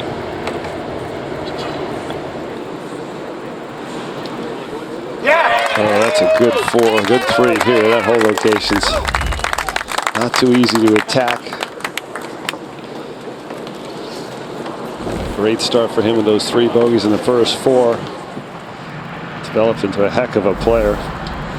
Go to the 5th, and Grant Snedeker going to take this par 5 on. Well, you can already see the change in this hole with the switching of the winds, 180 degrees out of the opposite direction now from 260 with his iron. Little draw. Ooh. Gets by that bunker. It won't be impossible. He's got a little bit of the green to work with, but a huge, huge false. Can you say false side, Gil? Sure. You can say whatever you want. Yeah, only once, my producer says, sometimes. But he's got the short game to do that. Now Aaron Baddeley has this for birdie at 12. There goes my idol. Aaron Baddeley made one on 9, makes one there. As we welcome you into our studio here, Brad Faxon and Gil Hansen. Gil, the golf course is playing receptive today. We saw a little bit of that yesterday morning. We saw players go out there and able to shoot low scores, but we've seen a 65 from Ricky Fowler. Phil Mickelson played solid as well. And it seems like the watering has helped. It has, and I think they've done enough to safeguard. I'm hopeful because I mean this is a masterpiece. It's a doctorate level examination in golf course architecture by William Flynn, and I hope what we're talking about at the end of this is how these guys solve this question. Yeah, Brad, and we watched Daniel Berger out there some 3.5 hours early. Is it a little too early for a guy that maybe's never been in this type of position? How early would you get to a golf course for a big moment for yourself? Well, typically a couple hours. And, I'm just kind of curious, when he showed up yesterday for his 10 o'clock-ish tee time, was he showing up at 7? I doubt it. He went in there relaxed. He probably had the best round he's ever had in a championship round. And now he's shown up 3 hours early. He's doing drills on the putting green already. He's, we saw those interviews he gave when he came off the golf course. He had no idea he'd be tied for the lead. And now it's totally changing. He's going to have to get his mind in a quiet place, and it's going to be a very different approach. And we'll be able to answer that question about 7 o'clock. It'll be fun to watch Berger and Finau, who had no idea when they were starting their 3rd round that to be the focus of today's event in the last pairing. Yeah, Tony Finau got himself in the conversation at Augusta National after that ankle injury in the par 3 contest. And he's been playing some great golf, and he's a guy that believes in himself. I mean, this is somebody that turned professional at 17 years old, started to play big money matches. I call him the modern-day Lee Trevino, and now he goes out here with the confidence and belief that he can win this with some heavy hitters following him. Well, he's not a fluke, Shane. Tee to green, this guy's as good as anybody plays. Stroke gains, why? If you're looking at all the numbers, this guy drives it well. Even though he had a cracked face on the driver, he had to switch to a new driver. Berger was a little bit more out of the ordinary. He had an unbelievable putting round yesterday, and there's Finau now walking in there with the headphones on. Some of the guys use headphones now to initiate brainwave stuff with Halo. I don't know. There's a lot of stuff, or maybe just simply can you use it for music these days? Go to the first, and Paul Casey. Gil, we appreciate you stopping in this week and giving us insight into the golf course. Been a fun week hearing from you as we send it over to the two guys, Paul Azinger and Joe Buck. And guys, happy Father's Day. Yeah, thank you very much. And obviously, happy Father's Day to everybody out there to whom that applies. Here's Paul Casey with his second shot at 1.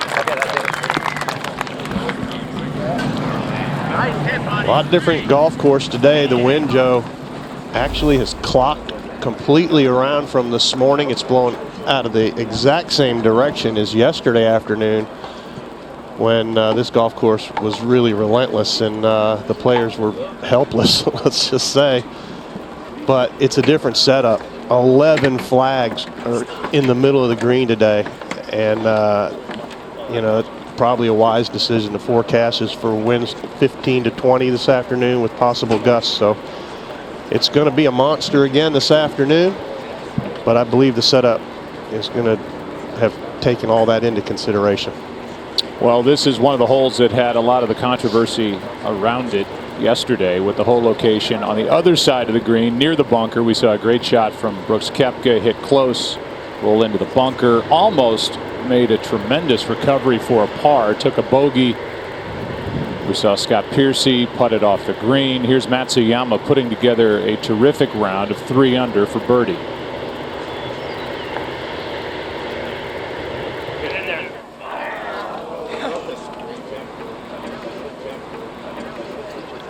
Now here at 6, it's Steve Stricker.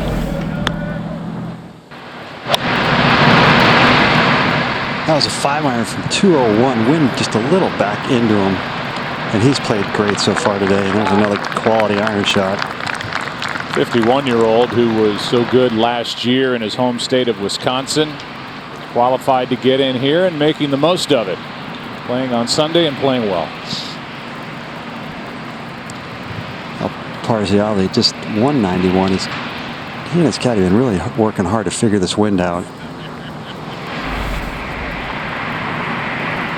You got to respect a guy that would risk his life for people he doesn't know, the firemen, the police in this great nation. And this guy is a heck of a player. Was professional for many years. Decided to get out of the professional game, and now he saves lives for a living. He's got his proud dad Vic on the bag.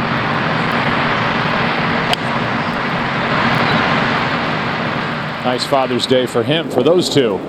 And a good shot. What a shot. The hole on 6 yesterday was treacherous as well. Parziale yesterday, his round 3 score, 74, 4 over, was better than 39 players in the field. So he figured out something yesterday, and it was tough figuring yesterday, and certainly plenty to talk about. But when you look at the leaderboard, as a broadcaster, you're torn. Yesterday was so filled with controversy. You want to look back, but really, you need to look forward. And we need to look forward to the top of this leaderboard when their days will begin. Daniel Berger, Tony Finau. The story is well told by now. They walked away thinking there was no chance they were going to be playing in the final pairing come Sunday at a U.S. Open, both obviously looking for their first major championship and both trying to figure out how to prepare with all that on the table and out in front of them here at Shinnecock Hills here today on Father's Day. One thing they didn't have to face was that massive press room after their rounds yesterday, and you know, that really does kind of add a little bit of a burden to you, and you realize the magnitude of what you're trying to accomplish a lot of times just because of the amount of people that are paying attention to what you're doing. You know, you got a back wall full of cameras and you've got 300 people in there asking questions, and Berger and Finau had none of that yesterday. There's Brandt Snedeker at 5, third shot to par 5. They went for a little two-hopper there into the collar, and that's a deft touch. 1 under for his round here on Sunday. Saw the second shot from Paul Casey here at 1. This for birdie. I gotta say, these guys at 9 over have to know that the wind's gonna start cranking this afternoon. And if they can get a 4 or 5 under in, 3 or 4 under for the day, you never know. So I think even 9 overs considering themselves as to have an outside chance. We're about to see this pair head into battle here at Shinnecock Hills. That will be Matthew Fitzpatrick and the number 2 ranked player in the world, Justin Thomas, who kind of salvaged his round yesterday, but was certainly frustrated. Has been so all week long, not getting much to go. So it'll be Thomas and Fitzpatrick as we march our way toward the final pairings of the day. What's going through his mind on this day? What's the approach on a Sunday at Shinnecock?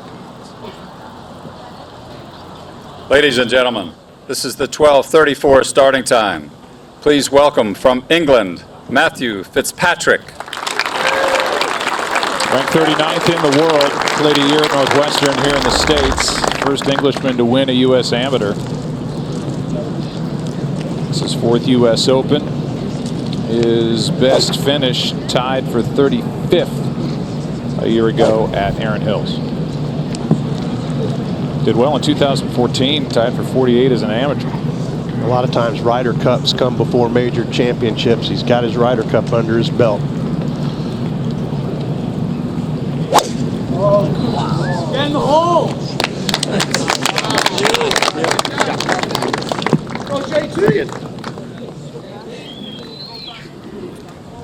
From Goshen, Kentucky, Justin Thomas. 25-year-old had the pleasure and the well-deserved honor of calling himself the top-ranked player in the world for 1 month, and then Dustin Johnson took it back with his win in Memphis last week. But here he is, his 4th U.S. Open.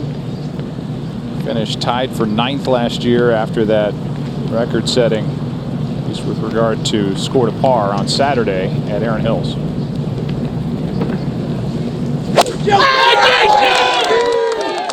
This will be a no-nonsense round for both of these players, and I can assure you that they both feel they have a chance today at 8 over par starting. They're only 5 shots back.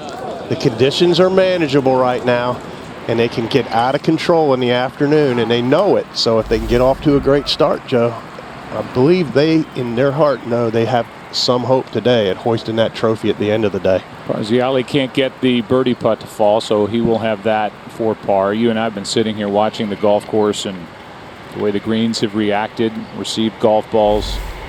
A little different look than when we said goodbye at the end of a long Saturday here at Shinnecock.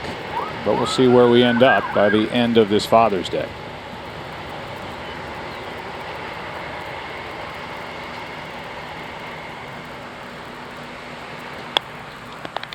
There's some scores out there. Ricky Fowler has posted a 65. That's the low round of the championship. So the more benign conditions and the more receptive hole locations and great playing by Fowler led to his 65. Matsuyama's 3 under. Patrick Rogers shot a 67. Phil, by the way, shot 69, 1 under today, as Fleetwood knocks that one in.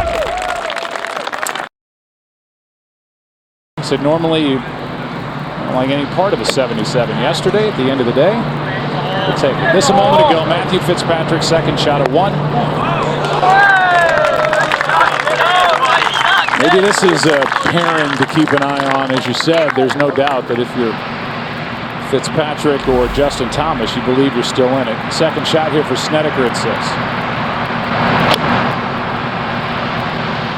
You know, the real ambitious guys, maybe even Snedeker, feels like if he can get to 5 over for the championship, that might be good enough, and it might be good enough. You just don't know.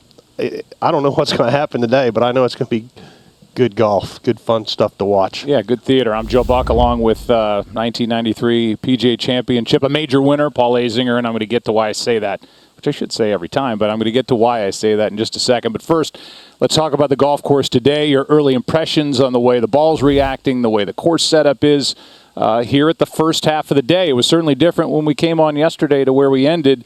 It kind of feels like, at least wind-wise, we're headed for the same type day. It does feel like that. The course flipped on them yesterday. It dried out. The players have been pretty good, though. They've kind of bit their tongues. You know, I don't think anyone wants to come off feeling like a spoiled brat or anything by whining and complaining about the way the course was set up yesterday. But my feelings, honestly, is that it didn't get away from them. The golf course didn't get away from them. They were fixing ball marks. I didn't see any balls bouncing flag stick high or anything, Joe. It's just that the holes were in really terrible spots, like this much too close to the edge. It makes a huge difference at this level on a golf course this severe. And it was just bad hole locations. I don't think there was any consideration to a strong or husky prevailing wind. And that's what they got yesterday, and they got caught by it. They got caught off guard by it. The greens were fast as lightning. Even the hole on 18, if you hit a great shot 15 feet behind the hole, you weren't going to be able to get within 10 shots. And the USGA recognized that they made some mistakes yesterday. And but today, there's 11 holes that are in the middle of the green, and I think they're legislating for that wind if it does get up. And, you know, it looks to me like it's going to blow again the same or, you know, just as bad, maybe a little less. I think people will be talking about Phil Mickelson, what transpired at the 13th green for quite a while to come. We'll see what it does to his reputation as he goes forward. I mean, and as only they can do here, the Daily News. Yeah, those are great headlines. Head, Lefty loses it from, I guess, our friends at the New York Post. That's the kind of the postscript to that. And why I said that, you're a major champion who played on tour for a long time. You can have you have every right. I don't. You have every right to say how you feel about what Phil Mickelson did here yesterday. Well, I think his head kind of exploded, to be honest with you, and he just lost his mind. It was an emotional reaction, and then after the round, his words incriminated him. You know, Phil wasn't going to make worse than an 8 on that hole if he'd have gone down there and putted it. And there's a quote from his standard bearer, the guy that carries a sign, that said that he told the official, "I don't know what I made there. I don't care what I made." It wasn't a calculated effort, and he got caught in his spin. And I think his actions were a shocking breach of etiquette. I love Phil Mickelson. I hope that it doesn't become like a viable strategy or something, that's the way we're going to do it. You know, he got caught really in his spin. Phil's smart, but he wasn't real smart on that one. Yeah. Well, we'll go back out to the golf course and continue covering today as opposed to yesterday. Phil said, "I used the rules to my advantage." In reality, he abused the rules. That's kind of what he's not admitting to, and there's not a credible writer, and there are many great writers around the sport that believed for 1 second his calculated response at the end of his round to Curtis Strange. All right, here's Brian Harman at 12. Stay left.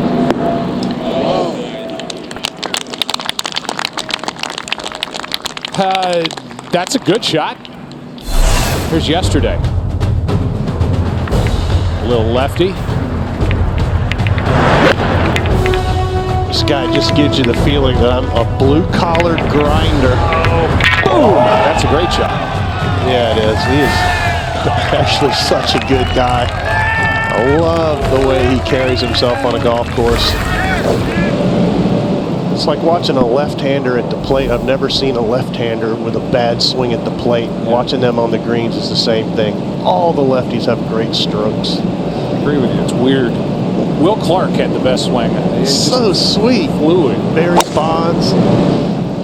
Fitzpatrick now at 2.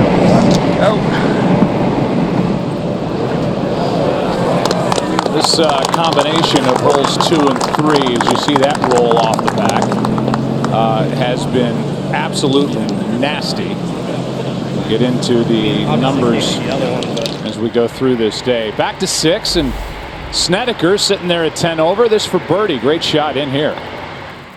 Well, as I say, if you're ambitious and you're Brandt Snedeker, you think that I could get this done, but that's a lost chance there at the 6th hole, which has been the 6th most difficult. You're right about 2 and 3 at the beginning of this round. 15, or excuse me, number 1, probably one of the easiest holes on the course, but the 2nd and 3rd are the 2nd and 3rd most difficult. And 3 is another monster today. 264-yard par 3. Are you kidding me? 7th longest par 3 in U.S. Open history. Oh, and it's uphill. He hadn't hit the ball on the green in regulation this week, and he's going to need a kick here.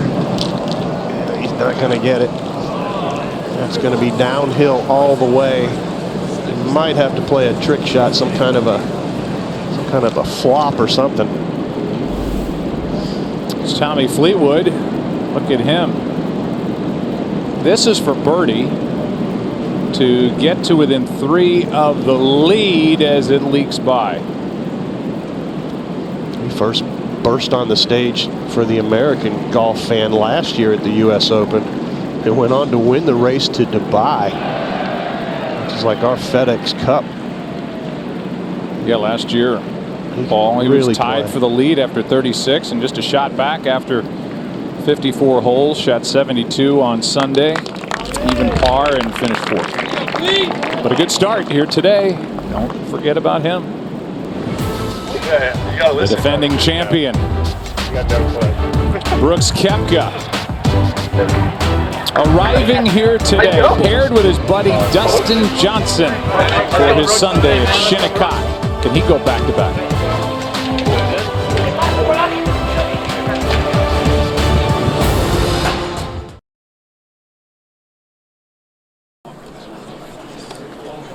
Appropriate shirt on the heels of that. Here's DeChambeau at 1. By the way, everybody involved, both in the aircraft and on the ground, are instructors who train and prepare naval aviators, officers, and air crewmen. And we certainly salute you for all you do and for keeping us safe. And first responders and the police and the guards out here at Shinnecock Hills who have been so great and so pleasant.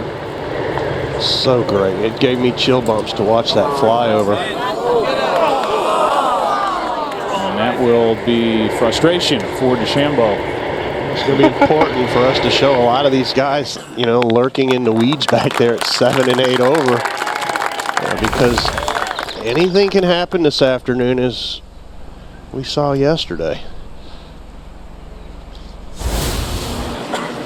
Matthew Fitzpatrick, saw him scoot off the back here at 2. Here's his second shot.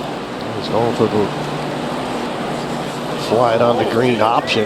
Looked like he was going to bump it, but just that little bit of into the wind made a huge difference. That ball landed on the upslope of the actual putting surface, and I think it's important to note the grass around the greens and on the fairways is the exact same grass that's on the greens, Joe, just mowed at a much different height. Matsuyama for birdie at the par 3 17th. It's a great round going of 4 under, and it'll stay right there going to the final hole. How about that front? That's pretty strong right there. Justin Thomas for par at 2. Hit a good shot up here. Yeah, he did. Missed the green all 4 days here at the second hole, and it's been a challenge for him on and around the greens. Reigning PGA Tour Player of the Year. Doesn't look like it's going to happen here at the U.S. Open for him this year. He's a major champion, won the latest PGA Championship. He'll be defending at Belle Reve in St. Louis later in the summer as Paul Casey knocks that in. Well, the one thing yesterday, Joe, and the day before, when the wind laid down, the players could make putts. You have to consider the effect of the wind on the greens when they get this fast. Here at 1, Xander Schauffele for birdie. All right, 7 over for the 2-time PGA Tour winner. Ranked 26th. Go Aztecs! All-American, you heard the Go Aztecs from San Diego State, 24 years old, and a nice start for Xander. There's Butch Harmon. Start times for the guys coming up later. Saw those guys talking on the range. That was Butch Harmon, his son Claude Harmon III, also coaches with Dustin Johnson. I said pick a Harmon, any Harmon, when they were walking in. It was David Winkle. He was with his agent. I got David's card when I was walking with them on Tuesday, I think, during the practice round. He may have some more opportunities and money to help manage at the end of this week. Over a $2 million payout for the winner of the U.S. Open. Here's Fleetwood now at 5. Second shot, and he's got some green to work with here on the par 5. He sure does. He's got that big mound to deal with between him and the hole that's on the green. Probably skip one into that mound. Like we saw Snedeker pitch it up there pretty close from that spot a few minutes ago. There is Charles Howell III, who is 10 over and playing the 7th. Yeah, we like to call him Chucky Three Sticks, Charles Howell III.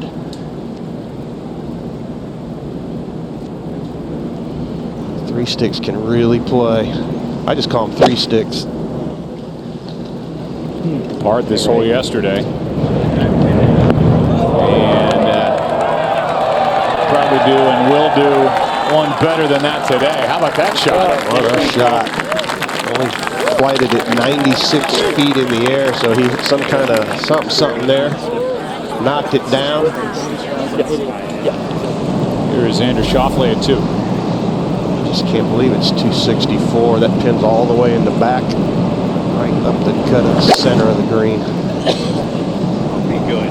Split those bunkers left and right, let it run up. Kind of like this. Really good shot. Get better all the time.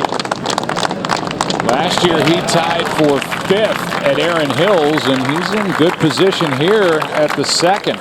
I guarantee you, 4 back with 17 holes to play, you are alive and well. No chances to hoist that trophy. Over to number 1. This guy can play a little bit too. Won the Players Championship a few weeks ago. That's a scary golf course to win on. You just talk about a guy who has made a complete about-face with what he can do on the greens, and then having to go through the ban on anchoring, and how he got the tip from Tim Clark about the claw, to combine that with running it up the arm. Whatever it is, he's a top 10 putter on the PGA Tour now. Won the U.S. Open in 2012. And maybe we should remember his name too as we go through the rest of this day. He knows what it takes, and he'll have a look at that to get to 7 over and only 4 back. I think it's a 120 swing. Zach Johnson here at 1. He was outspoken with Sky Sports. Well, Zach's the guy that really got it going for everybody that watched our telecast yesterday, saying the course had gotten away. But, you know, I mean, we've all been out there when the greens were blue and you couldn't find a ball mark and the ball bounced flag stick high. That's a great shot. And the ball wasn't bouncing flag stick high. Just the holes were cut in bad spots when you consider the amount of wind.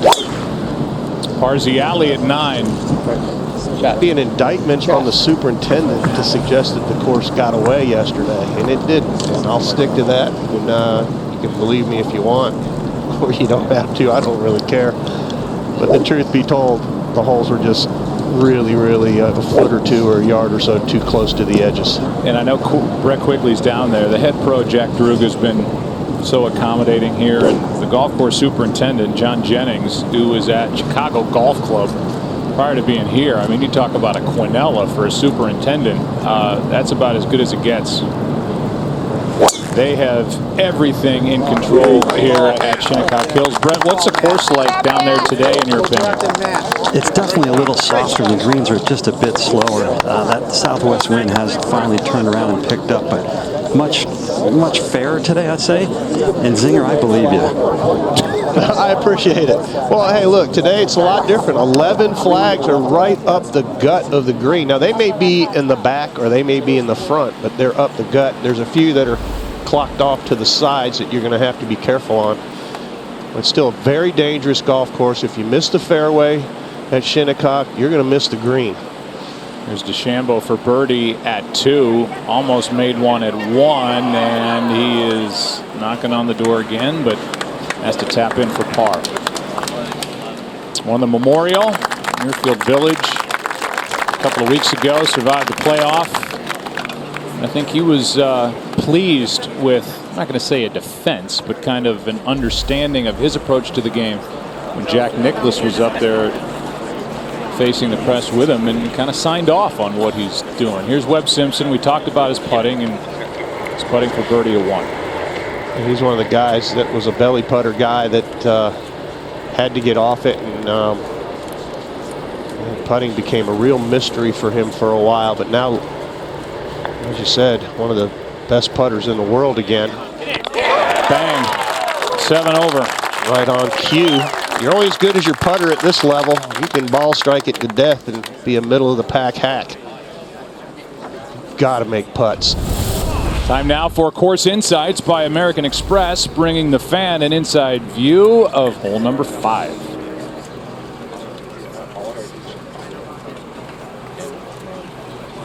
And a look at the putt for Henley here at a gettable hole, to be sure, one of the few out here at Shinnecock Hills.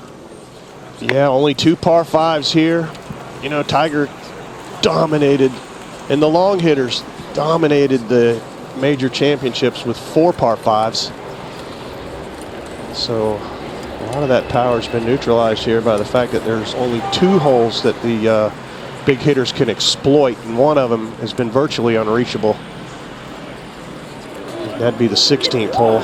Today 16 playing 621, and that'll be dead into the wind. The 5th hole's nearly 600 at 597, but they're able to reach because they have help. I like the idea that both par 5s run opposite directions, Joe.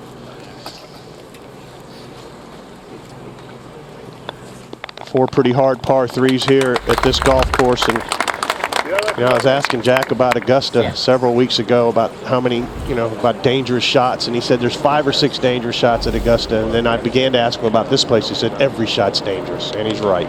Zach Johnson for birdie at 1.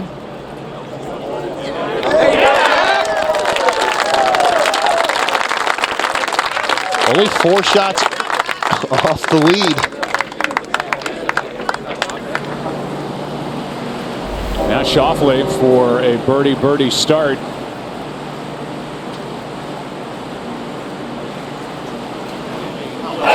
Just terrific. At this 264-yard par 3, he goes birdie, and he's only 6 over. Here at 9, second shot for Matt Parziale. Requires some real strength to hoist this ball high enough in the air to get it to hold this green. That's a 5-iron. And that's going to run down there into that spinach. Ugh. Lots of green to work with. But it's likely he hadn't seen a shot like that since his warm-up. So it's been a good couple of hours since he's hit any kind of chip or pitch out of any tall grass. As you look at Parziale, and I know we're going to go to Steve Stricker, but a great quote. Matt Parziale, Brockton fireman, who is currently the Low-Am. And this is what the classy Graham McDowell said about him. He's won this championship back in 2010. He said, he can do my job, but I can't do his. That is so true. The fitness test you have to pass to become a fireman is all you ever want. Now Stricker. And the yardage says 165, but it's playing closer to almost 175, and he's got a 6-iron. He's going to play well right of this flagstick. This flagstick looks like it's on the left fringe. Just try to get to the middle of the green and have that ball feed towards the hole. It's pretty close to the left fringe. It's only about 6 or 7 yards, and it'll feed off that way as well. See if Stricker can hit this right on the old sweet spot.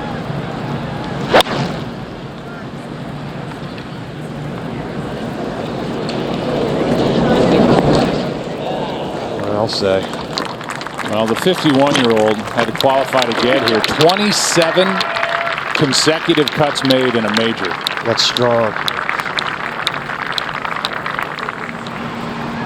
Here at 6, second shot, Scott Piercy.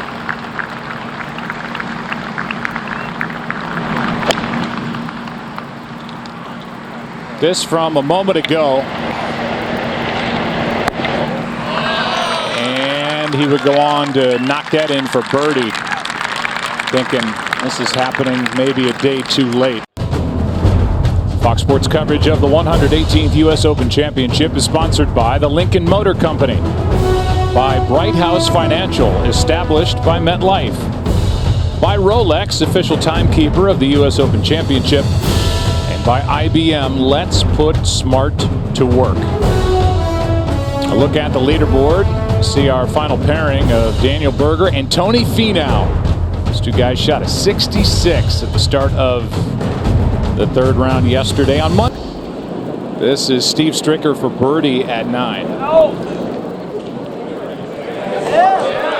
that would have been like stealing right there for Stricker. Good effort.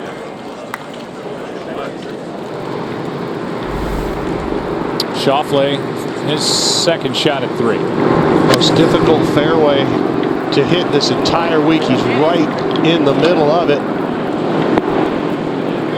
He's in the middle of this championship right now, just 3 shots off the pace.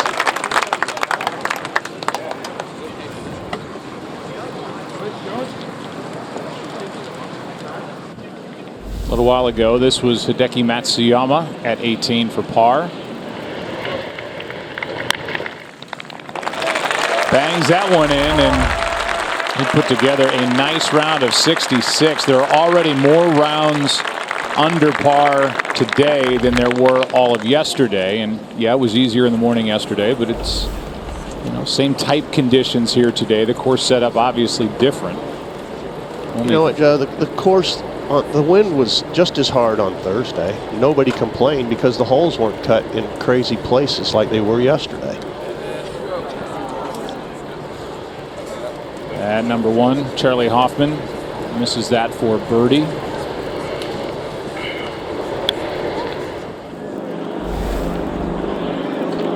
At Parziale for par at 9.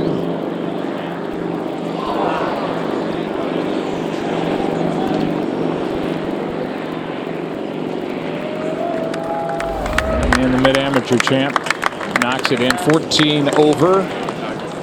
Goes out in 3 over par. Russell Knox here at 5 for eagle.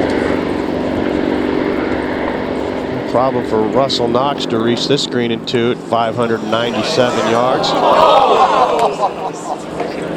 That would have gotten him to within 3 of the lead.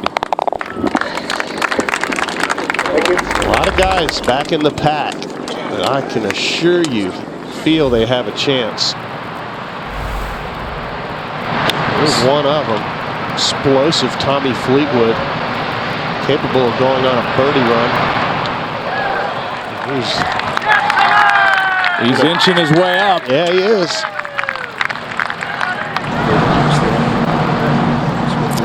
The smart money, though, is probably on Dustin Johnson and Brooks Koepka. It was coming into this championship. Mentioned yesterday, it was an 8-1 favorite to win. Rory, JT, Justin Rose, and Fowler were right behind him at 14-1. Day 16-1. In case you're wondering, Tiger 20-1 to win. He did not make the cut. Time for our Rolex marquee pairings. And we'll give you the last 3. Henrik Stenson and Justin Rose, 2 good friends, paired again together today. Same can be applied, at least with the friends part, for Koepka and Dustin Johnson. They work out together, play a lot of golf together, challenge one another, support one another, and they'll go at it in the second to last pairing. And then Tony Finau and Daniel Berger starting at just before 2:30 here locally, and it's Daniel Berger getting ready on the practice putting green. You know, I think strategically, if you're Daniel Berger and you're a nervous wreck, you don't tee off till 2:24 and you want to get out of the house, this is right where you should come. I don't see how more practice can hurt anybody. Let's go down to Curtis Strange with Tony Finau. Tony, you started yesterday 11 shots back. Did you ever think you'd be standing here today? No, never. To think I'm in the final group, never crossed my mind yesterday at any point. I knew I was playing tough. And I played a great round of golf. And you know, I'm happy to be in this situation. What you saw yesterday morning with the conditions, did you ever think this was possible? I mean, even being not tied for the lead, but just close? No, you know, I would have been happy with being a handful of shots back. 4 or 5 back, I felt like was what I was going to be at the end of the day when I finished my round. You know, playing against the best players in the world, you never think something like that is possible. But I did put a good round together yesterday, and happy to be in this position again today. What did you do yesterday afternoon, and did you keep up with what was happening on the golf course? I did. I got something to eat, and then I went immediately to my hotel and I started watching. I wanted to see how the guys were playing the holes, and I knew it was playing hard. And you know, I was able to watch, you know, all of them kind of come back to both Daniel and I, and it is what it is. You know, that's kind of what happens sometimes in major championships.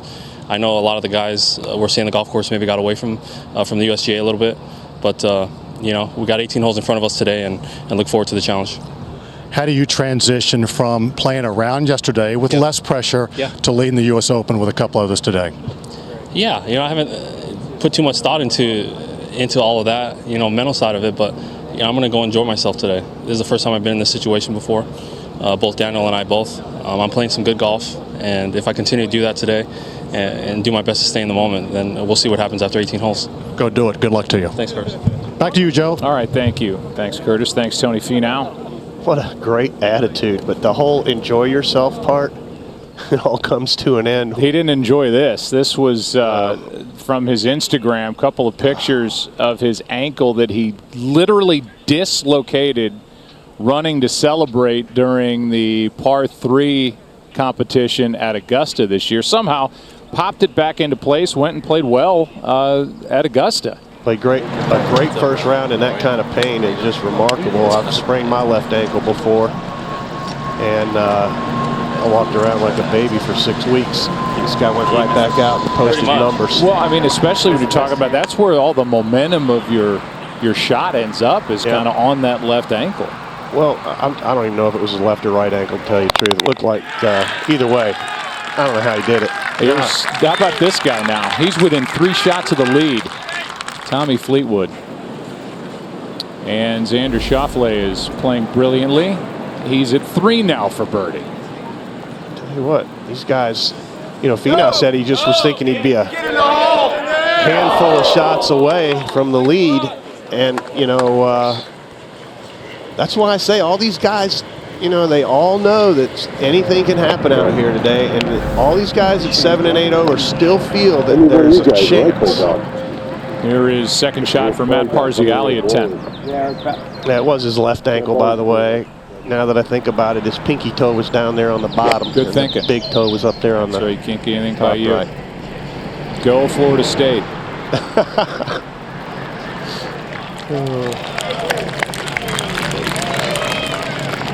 Good shot there from Parziale. Corey Pavin winning it, and this is where they were, the 3 champions here in the modern era. Floyd, Pavin, and Goosen in their 54-hole position. Goosen led by 2, finished it off. Corey Pavin tied for 5th, trailed by 3. And then Raymond Floyd tied for 5th in 86, trailed by 3. And that was a great piece we saw earlier with Raymond Floyd. Here's Ian Poulter at 1. I just think it's more evidence of the brilliance of Corey Pavin, a guy not known as a long hitter, to get it around Shinnecock Hills, win a U.S. Open here. How great he was and still is around the greens. Oh yeah, he's amazing. And I'll tell you what, he can hit a golf ball underneath the crack of your door from 20 yards away, and he really flighted the ball, but I think he was brave, you know, in that he would curve the ball over water if he had to. He just was a brave player with great touch. And I remember that shot like it was yesterday. And I remember that was a great putt right there. I remember being in his hotel room in Hartford the next day and having that U.S. Open trophy sitting there. He was pretty happy and pretty proud. Should have been. Good putt there by Justin Thomas to roll that one in, and now we go to 11 and Steve Stricker.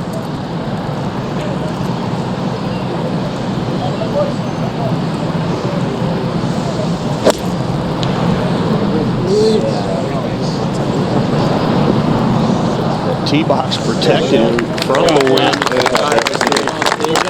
Only blowing 2 there, but 12 at the green. Now Poulter, who's only 4 back. We just saw where Corey came from 3 back. Raymond Floyd came from 3 back.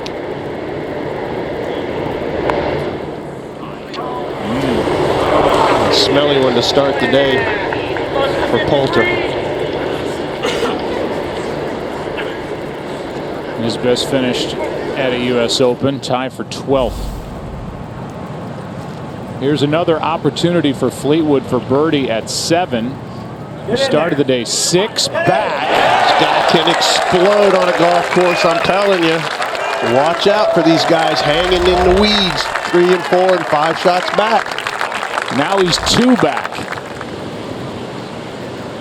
Webb Simpson now for birdie at 3. Yeah! There's another guy. He's 3 back.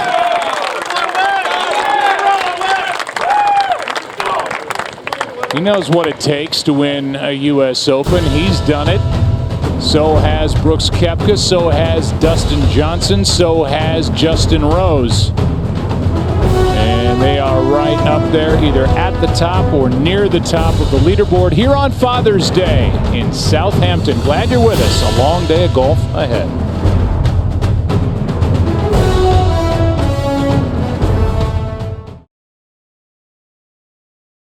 Here's Tommy Fleetwood, who has jumped back into this championship at 8. Only 2 shots back. Post and wait if you're Tommy Fleetwood. You can be a birdie machine.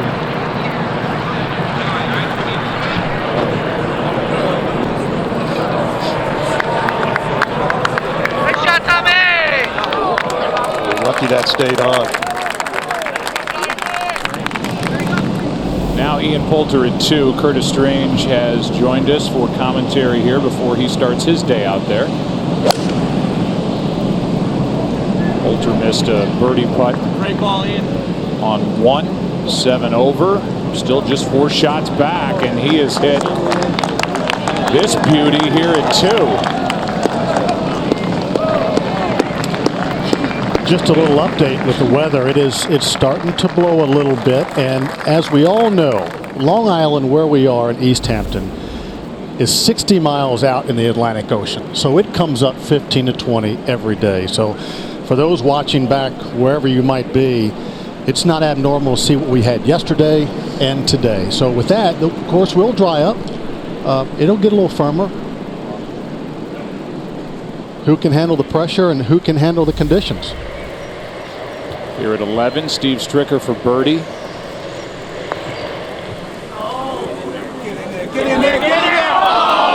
Oh, he has been so close. 2 of the last 3 holes at making birdie, and has a tap-in par. Playing so well here this week. Stricker's finished top 30 in 9 of his last 10 U.S. Opens. Justin Thomas at 5 for birdie.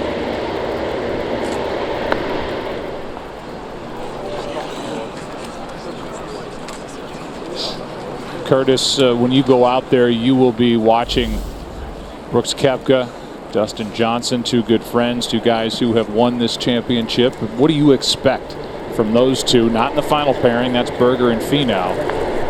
But what do you think you're going to see? Well, first of all, I don't think it makes any difference at all if they're in the second to last group or last group. They're all 4 tied. They're all trying to achieve the same thing today, so they're in their own little world. I expect them to see exactly the way DJ played yesterday afternoon, from point A to point B. We made the point on the backside when he got off to a bad start. Now, granted, there's a couple of holes where you have to take advantage of your strength, but you have to be careful. These 2 are best friends. I wonder if that's going to play a part in it. The worst pairing I ever got in my life was the last round of Augusta one year, playing with Jay Haas, my best buddy. I felt like I was rooting against him, for him. My emotions were up and down. I hope that doesn't play a part today, but you never know. You know, you went from chip on your shoulder guy to I like Jay Haas guy.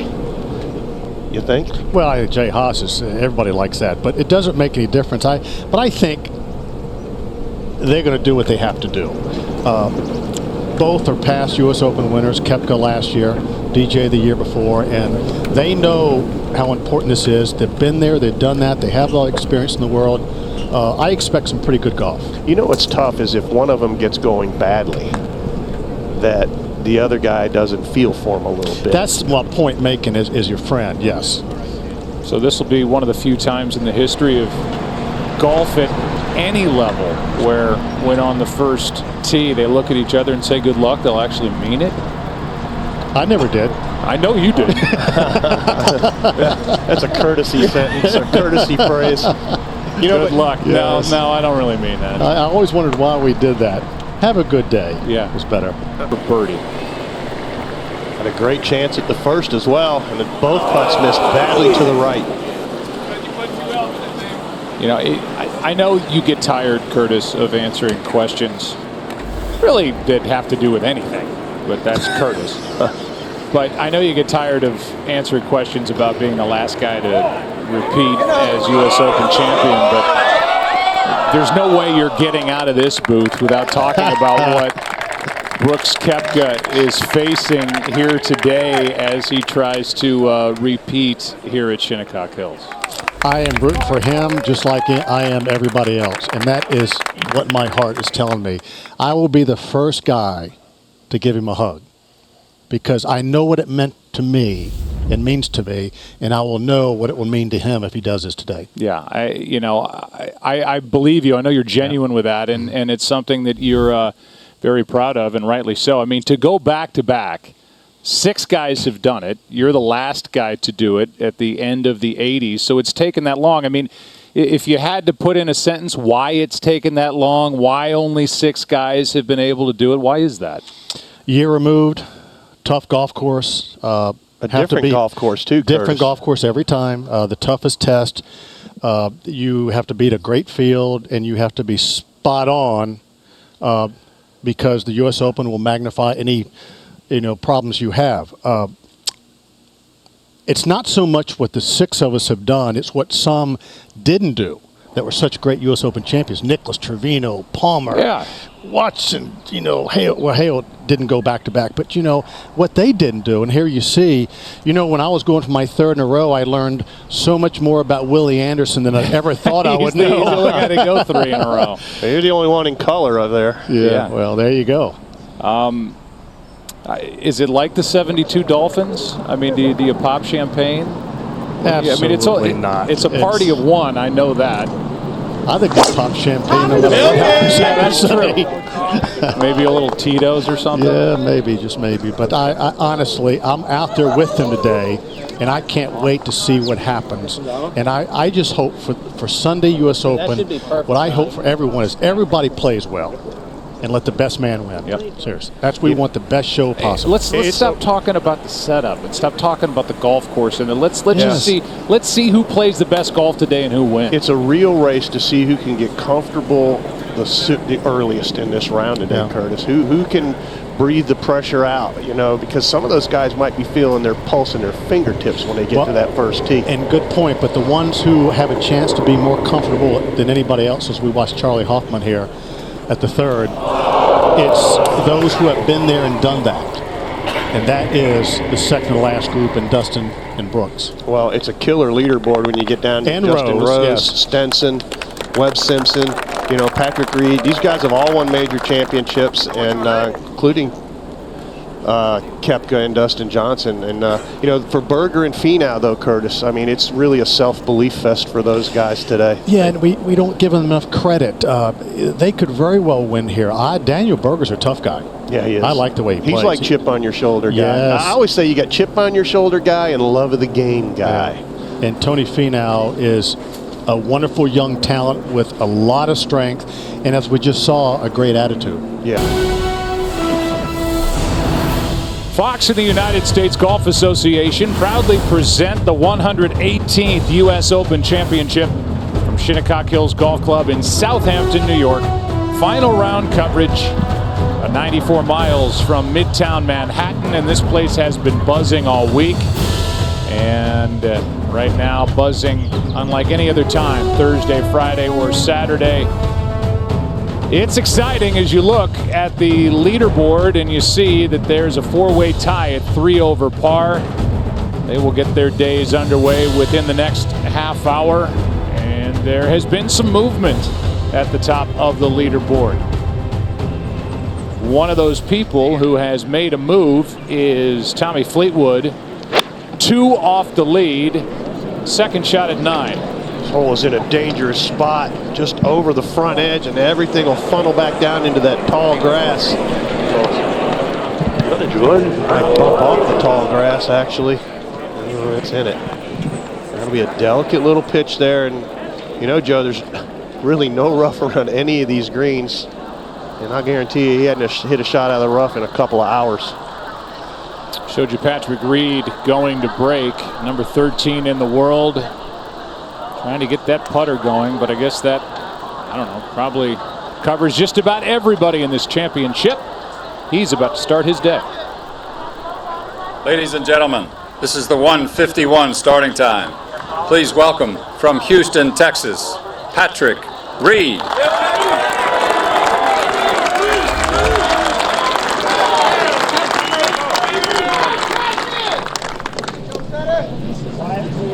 Obviously, Jordan Spieth won the Masters, won the U.S. Open at Chambers Bay back in 2015. Best finish is tied for 13th.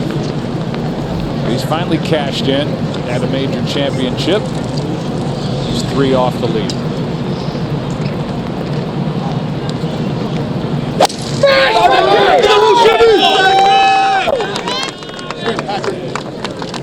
You're gonna love it, Patrick.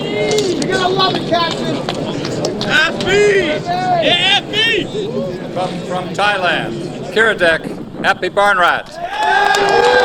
Kiradech is 28 years old, ranked 31st in the world, plays full-time on the European Tour, has 4 wins on that tour.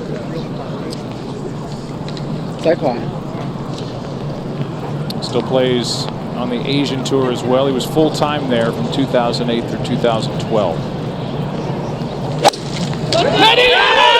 Playing in his second U.S. Open, tied for 37th at Oakmont in 2016 when Dustin Johnson won, and he finds the rough here at 1.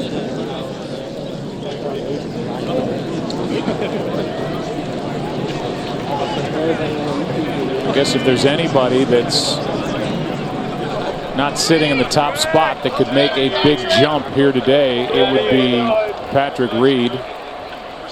3 back to begin his day. Here is Grace at the 3rd for birdie.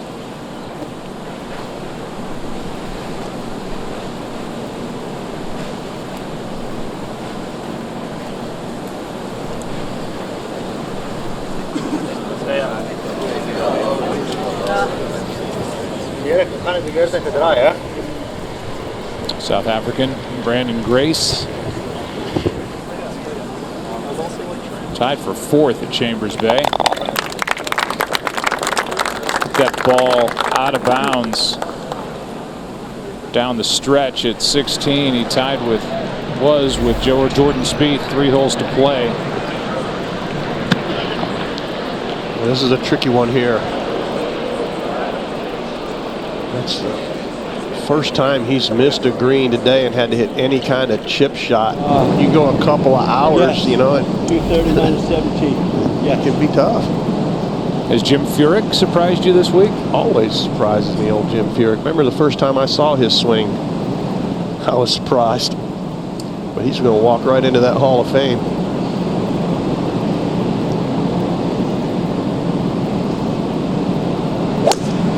Special exemption to get into this championship. He won it all back in 2003, and that won't skirt the bunker. Into it goes, but he's only 3 back. There are a lot of players that have high ambition right now. I think they could win this championship.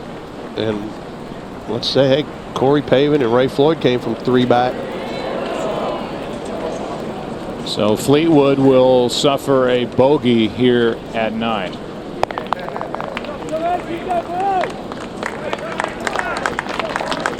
On to the difficult back 9 he goes. Here's Matthew Fitzpatrick at 7. 2 under for his round, 3 shots off the lead. A bunch of players stiff it here at 7. The last one was Charles Howell.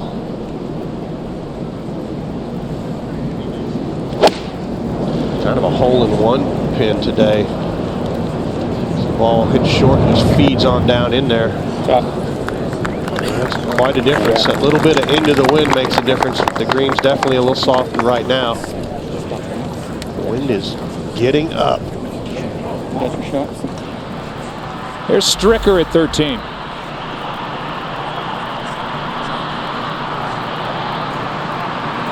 .367-yard par 4.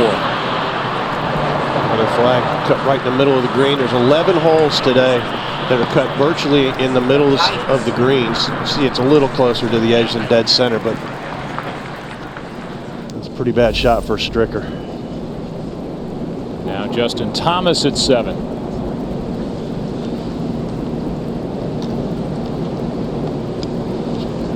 He has won 6 times since the start of 2017.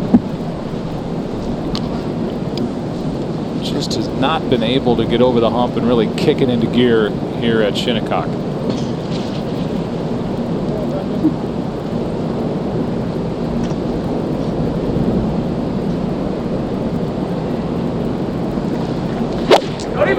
JT.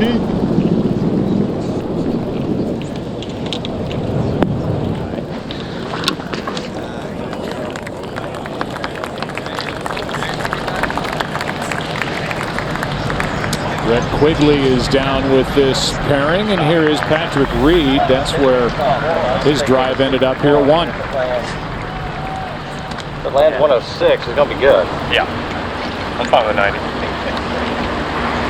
You can hear him trying to carry it 106 yards. He should be licking his chops with a wedge here just to sandwich into this hole location.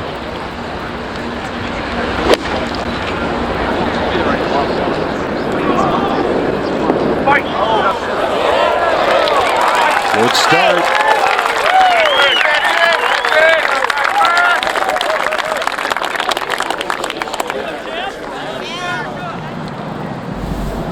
Tyrrell Hatton here at 3, second shot. Absolutely enormous tee shot. 370-yard drive.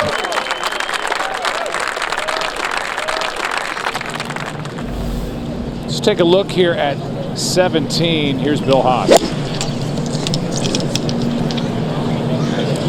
Thanks very much.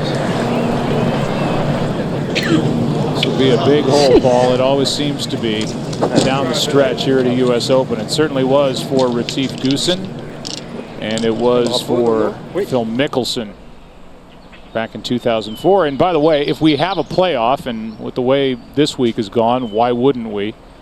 A 2-hole aggregate playoff, that's new this year, and then they play sudden death if they're still tied after the 2 holes, and it'll be 17-18, 17-18 until midnight. Happy Barnrat now at 1. Saw him drive it in the rough. Third shot. And he drew a horrible line in the rough. That was the best he could do just to get it to the front. Left with a difficult pitch here, up and over the ridge and running away left to right.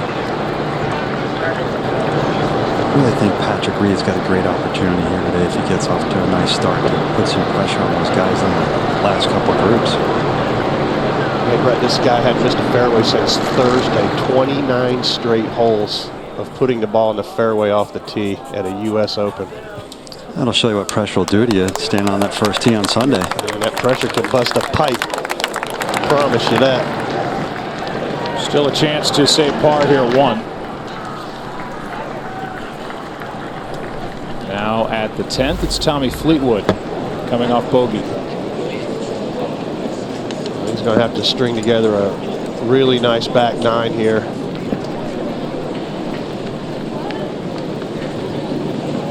It's the 4th most difficult hole all week, and it's one of the shortest par 4s on the golf course.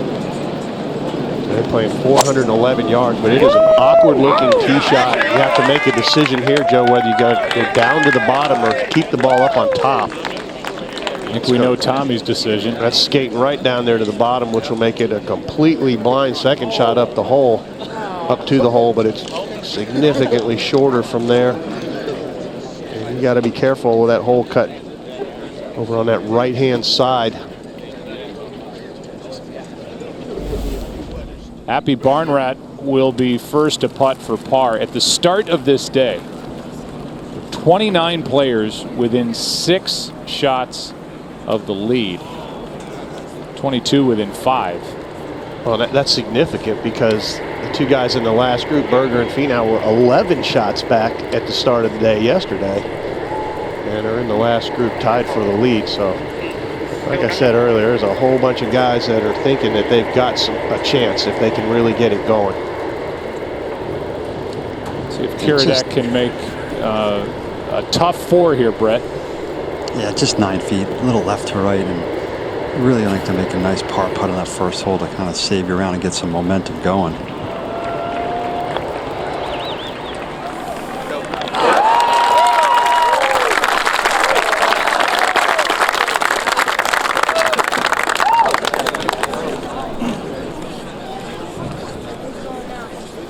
We'll go back up the hill to this first tee. They played together yesterday, again today.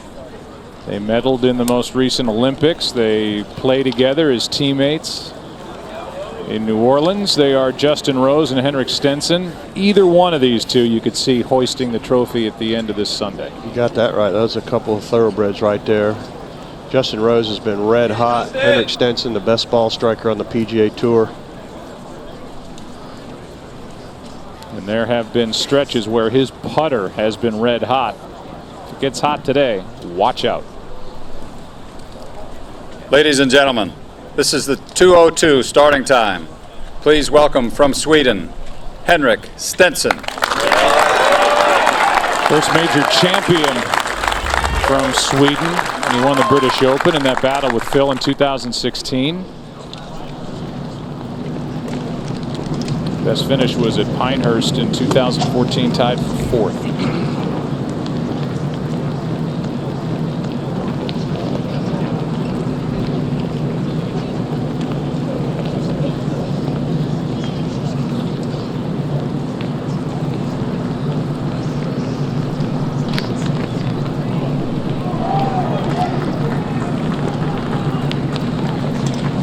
Mike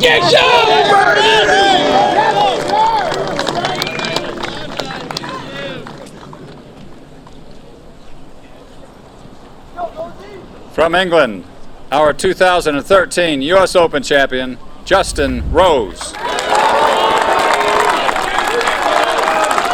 He was quoted as saying, "I guess we all better be careful what we wish for."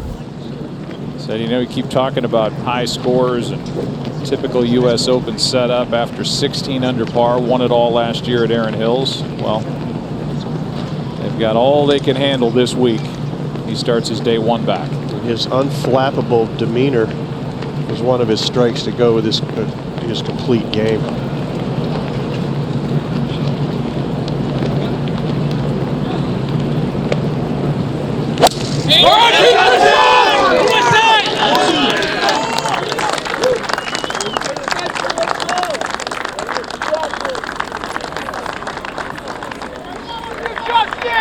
Center cut. Talked about that opening hole, Paul, that it's a rather forgiving fairway and easy hole, except that it's the first hole of the U.S. Open round.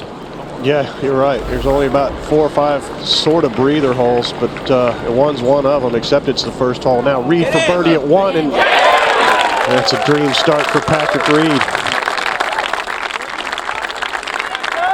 2 back.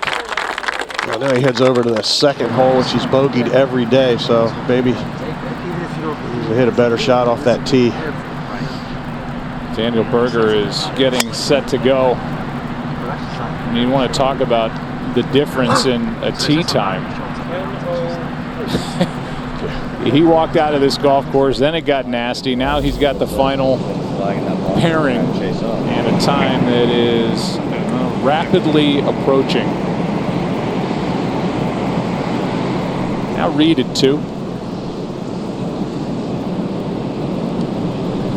Even though the yardage says 264, Patrick Reed with a 4-iron, probably trying to hit it 230 in the air, downwind. There's a real mental hurdle here. This particular shot for Patrick Reed. He's handled it like a champ. Look at this shot. Best shot of the day. Wow. He'll have that for birdie to get to within 1. A moment ago, Justin Rose at 1.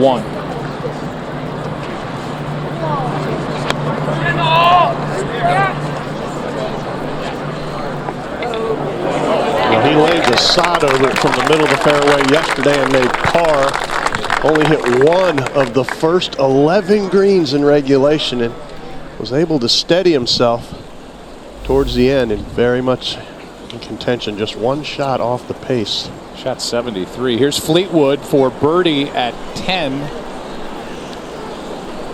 After the bogey at 9, he is 3 under for his round and 3 shots off the lead. He'll have that for par. Now second shot for Henrik Stenson.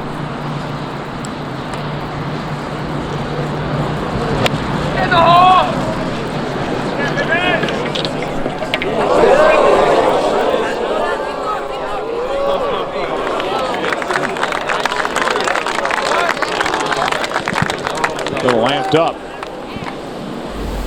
Appy Barnrat for birdie at 2. And after a great tee shot here, he's just got it up the hill, breaking a little left to right.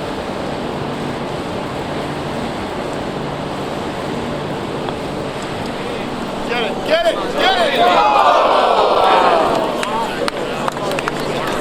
You won't get many better looks than that on the second hole.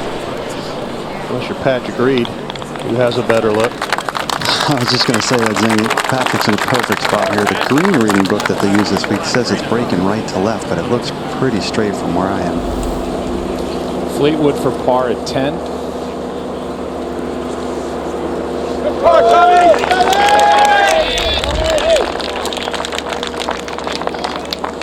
Birdied for the first 7, bogeyed 9. Now Patrick Reed. And no, his caddy did not fall down. He was trying to get a good look, a worm's eye view of this Reed. It's, again, the book says it's going right to left. It just doesn't look like it. You like less than that? Almost like less than that. The book says it goes left. Yeah, it's kind of on this hill where it shows arrows. He has bogeyed this hole the first 3 days. Go inside left, keep inside the hole, I'm fine with that. Okay.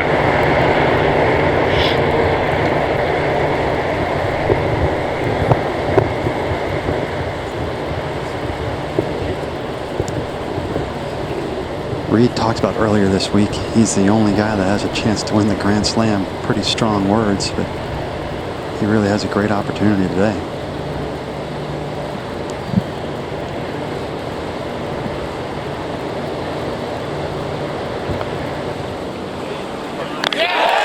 Birdie. 1 back.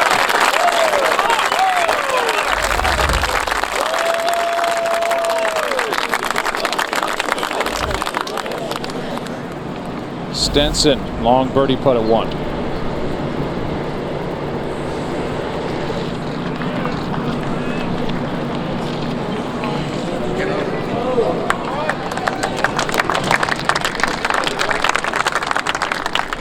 He'll stay 2 back. The USGA is driving golf forward, creating new opportunities for the game, and golfers everywhere make your lasting impact on the game's future by visiting usga.org/support.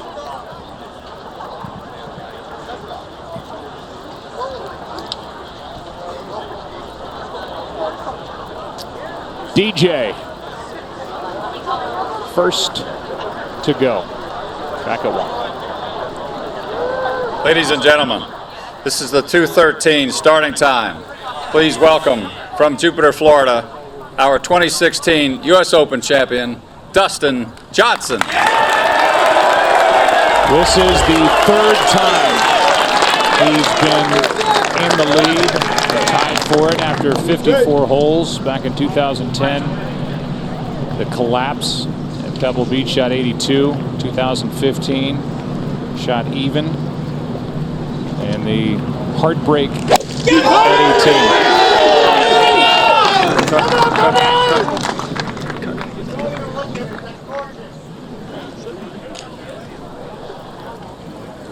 From West Palm Beach, Florida, our 2017 U.S. Open champion, Brooks Koepka.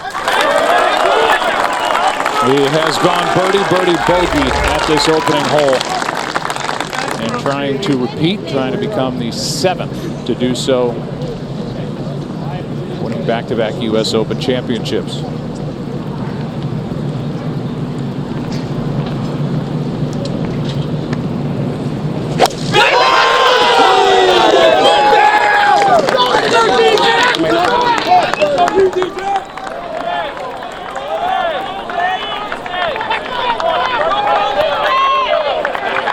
two friends who work out together, hang out together, play golf together, now walk down to the fairway here in one, and the second to last pairing in the U.S. Open.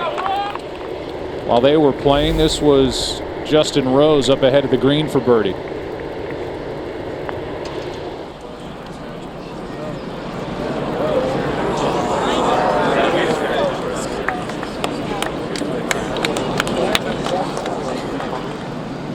Now Reed at 3.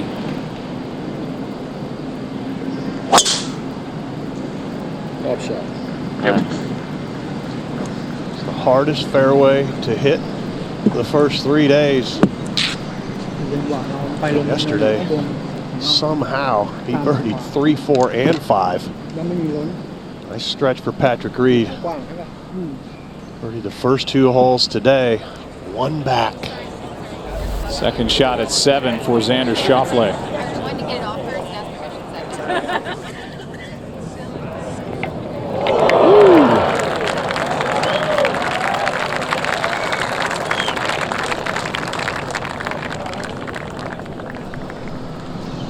Tommy Fleetwood at 11. This hole dangerously cut in the very back flat.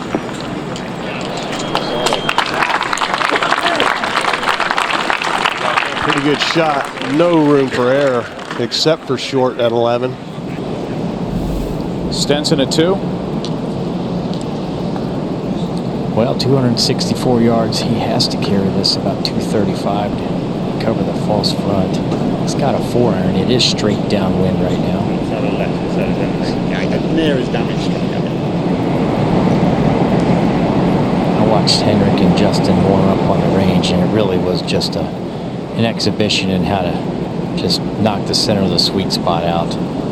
It's amazing how that walk to the first tee can change a little bit of pressure and how you feel, but no signs of it with either one of these guys right now. Oh, sweet Jesus.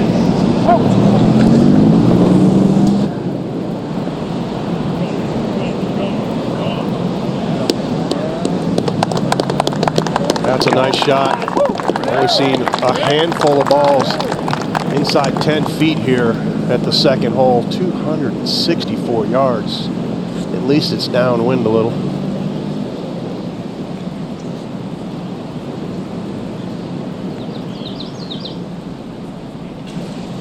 Now back to 1, and in the fairway, it's Brooks Koepka.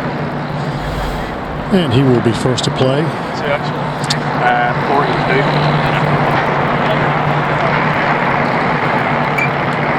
144 total, but his real yardage is 134 to carry the front left corner of this green. Wind out of the left.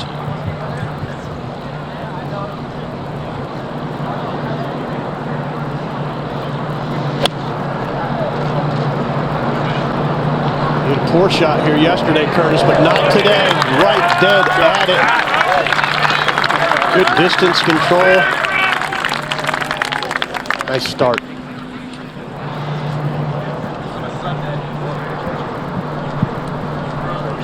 Justin Rose at 2.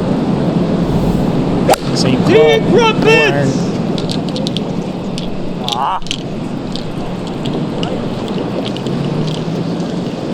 Difference a yard can make. That ball would have kicked right and fed right straight to the hole. Instead, it's kicked into that bunker. Not an overly difficult shot. Played this hole at 1 under par through the first 3 days. Now Johnson back at 1. From 1 yard closer, 143 to the hole, 133 his carry.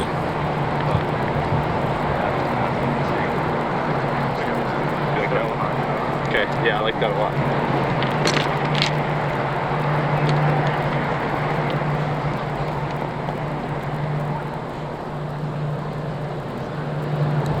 Pitch and wedge.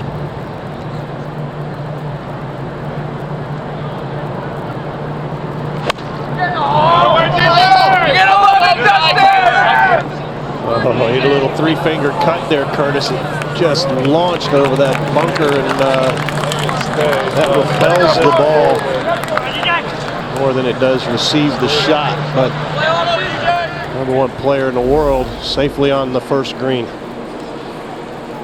Number 39 player in the world. Matthew Fitzpatrick for birdie at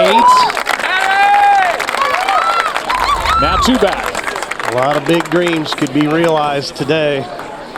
So we've all made putts at home trying to win the U.S. Open. Well, it was bunched up when everybody woke up this morning. It's getting even more so. The start of the day, 29 players within 6, 22 within 5, 6 players within 2 shots of the lead, and a 4-way tie at the top of the leaderboard. And there are some terrific players and major champions just lurking right off the lead. They are. Now we get down to those 7s and 8s, and I'm starting to think that it would be more of a miracle because there's so many players between them and the top spot. And that's a lot of times what you look for, but they sure still think they have an outside chance. Patrick Reed now at the 3rd. And after a 372-yard drive, he only has 125 left to this flagstick in the center of the green. Just his 51-degree wedge, straight downwind. This is one of those holes, Brett, where the flag is just cuts right in the middle of the green, and another great shot for Patrick Reed, a virtual kick in here. And he's got that for the hat trick.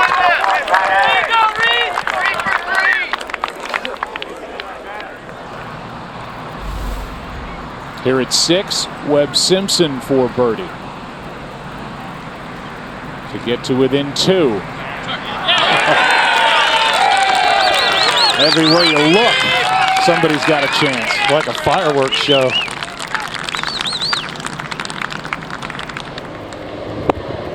Another birdie putt for Tommy Fleetwood at 11.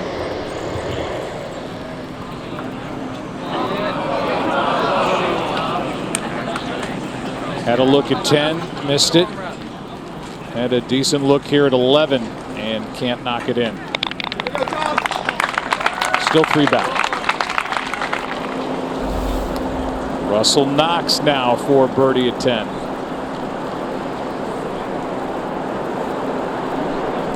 Within 4 now with 8 holes to play.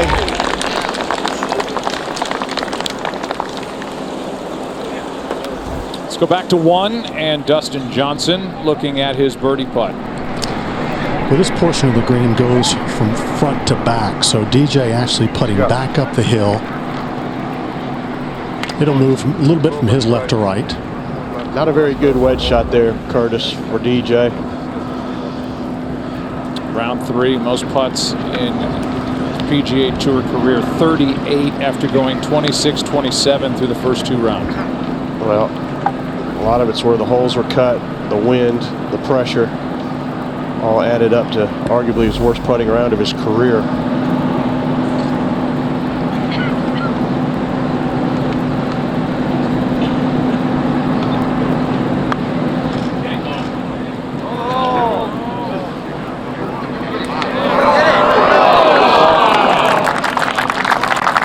Most of the putts, Joe, he hit outside of 15 feet, he left short.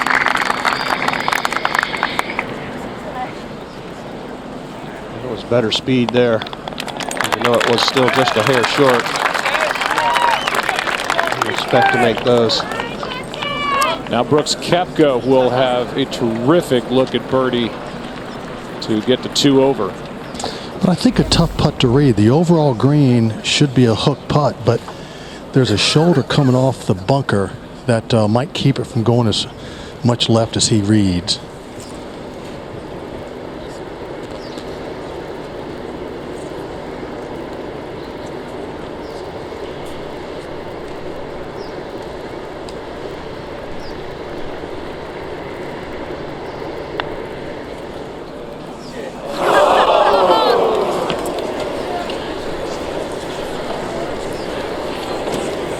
Back up on top of the hill, the first tee. And our final pairing getting set to go. When they do, Tony Finau will be teeing off just under 3.5 hours later today than yesterday, and Daniel Berger over 4 hours later in the day than he did in round 3. A lot of pressure. How will they handle it? Tony Finau, Daniel Berger. Last pairing of the day. Ladies and gentlemen, this is the 2:24 starting time. Please welcome from Lehi, Utah, Tony Finau.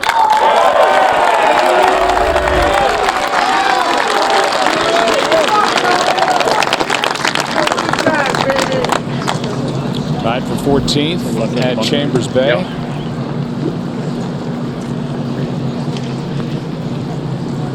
By the way, Koepka made his par putt up ahead here on the green at 1. 1 win for Tony Finau, 4 years on the PGA Tour. Go T.Y.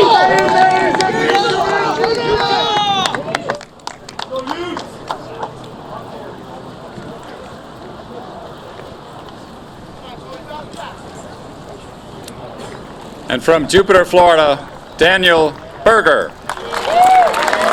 25-year-old, top 50 player in the world. He's won twice on tour. Remember, there was a last group tee shot at a U.S. Open Yeah, first no, a little bit of hole. help on it, to be honest, Daniel.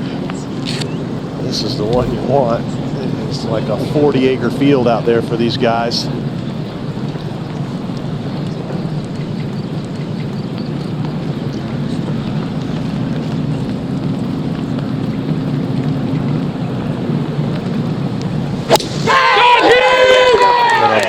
By Daniel Berger. Well, we've all had big dreams about winning the U.S. Open growing up, Joe, every one of us. And I'm sure these two guys have as well, as do all the guys chasing it. It is a big dream, but if you want to pull it off today, you got to dream small. And that's one shot at a time, one hole at a time. Don't get ahead of yourself. I think in every sport, the big dream is to win it all. Play-by-play in the NFL, baseball's pitch to pitch. You got to dream small today, fellas. Collect yourself and do your thing. Here's Justin Rose for par at 2. Oh, nice save. Drove it into the bunker. Stenson missed his birdie putt.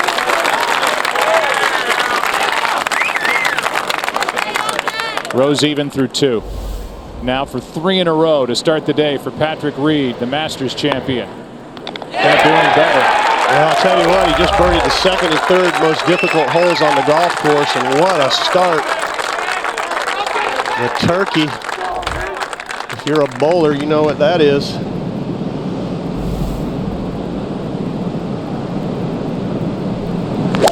Bad leg play. DJ at 2. Get in the hole. Swing there. Boy, what a shot for Dustin Johnson. These guys are the most visual athletes in the world, picturing trajectory.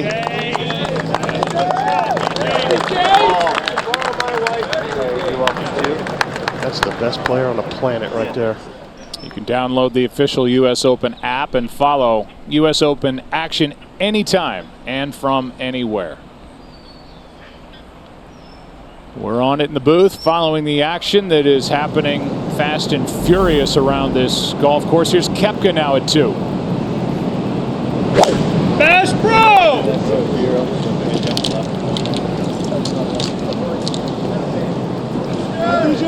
What a good shot here. DJ, win this, baby.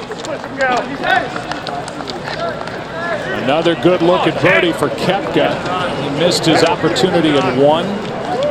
He birdied this hole yesterday. Now to 4 and Patrick Reed.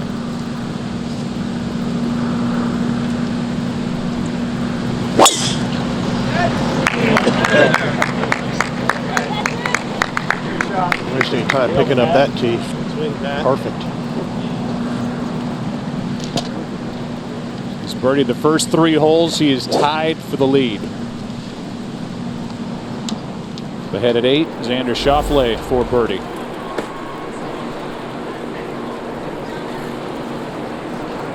Get it. 2 under for this final round, 3 back.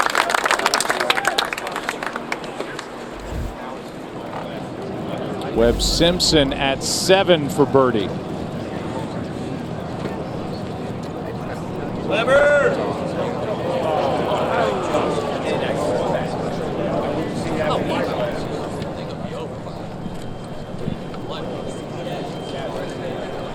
Back at 1, Tony Finau first to hit. 140, just right of it? Yeah. Found the fairway with ease. One of the easier fairways to find is down the left side with the wind off the left. Doesn't make this any easier. 152 yards. Just got to work it with a little bit of a right to left draw. Something he's been working on. This mainly a fader, but he's working on his draw. Sit down. It's okay. He's quite a bit farther back than the last few groups at 152 yards. Ken, most guys are in the 120s, 130s. Second shot into this green. Now Berger. Slightly better angle, slightly further down, 138. There's a big runoff to the left of this flag, but it's about 6 yards away, so shouldn't come into play. Low ball hitter, Berger. Drills them in with a lot of grab.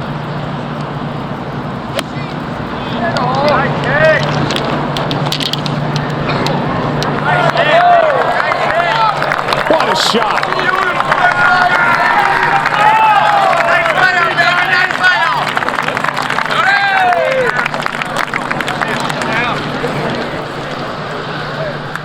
Tommy Fleetwood, every time we look, putting for birdie. Here he is at 12. What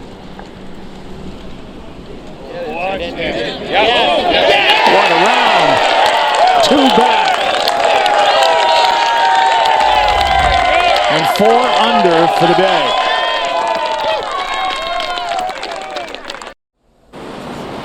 While we were away, this is Brooks Koepka at the second for birdie in the lead.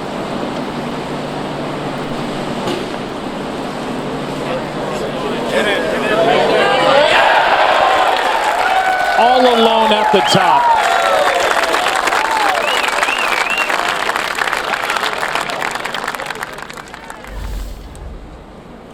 Now Daniel Berger for birdie at 1. Finau missed his birdie putt. And Berger's not going to get a much better look anywhere all day. And he just had a second ago. That's a gut-wrenching start there after hitting 2 fabulous shots to get to that position. Expected it to go right, it went left. Well, total misread. He started it directly in the center of the hole. Now at 4, Patrick Reed.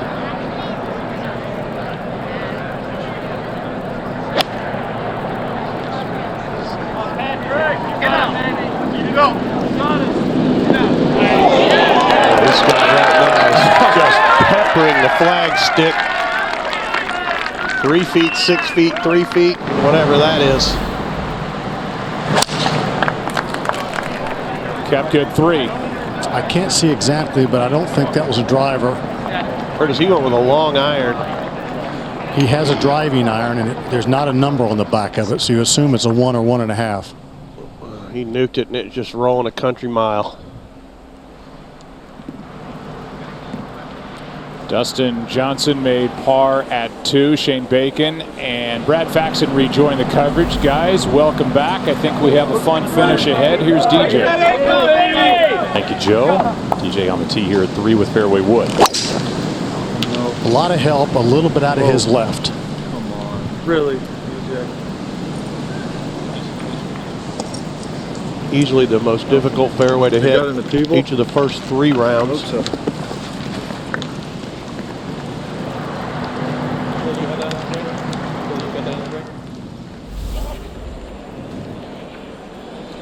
While all that was going on, the fight for low amateur is continuing, and Luis Gagne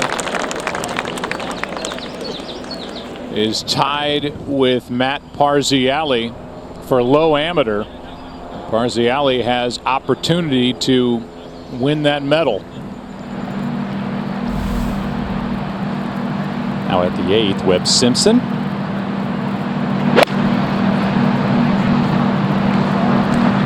.158 yards.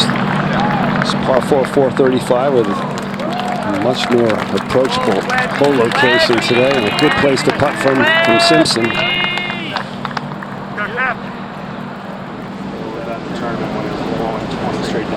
couple of pars from this final pairing. Tony Finau now at 2. 264 yards, pin right at the back of the green, 34 centre. Breeze helping, although you can't really feel it from the tee. Little landing area short if you choose to pitch it a little short and run it up. If over the left side it does gather to the pin, but anywhere on the dance floor is a beauty here. 3's a good score.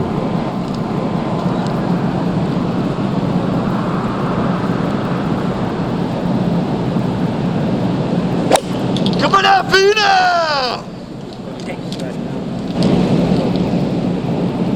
Oh, goodness gracious. Hadn't seen anything like that here today. That just got away big time.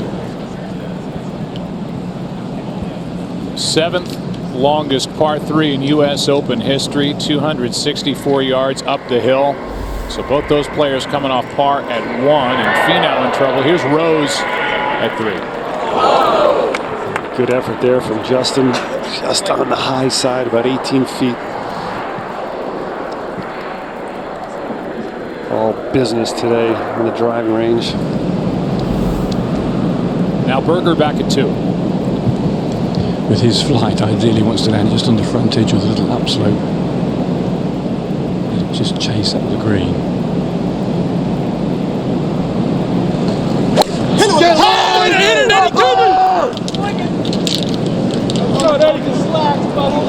build a super Walmart between those two posts, Joe. They are a long way apart. That'll be a long and difficult bunker shot. Over at the 4th, Patrick Reed for another birdie.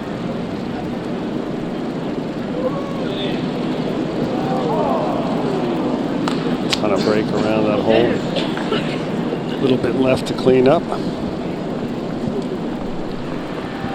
13, Tommy Fleetwood's second shot.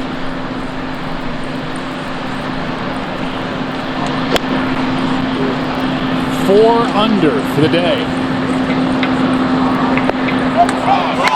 Watch out for this guy now. He can get out here and post a score.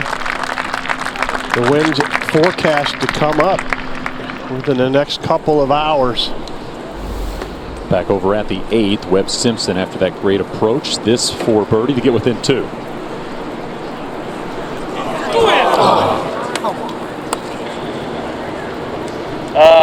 I'll finish. Actually, I'm just going to wait, Jack. Go back over to the 3rd and Dustin Johnson.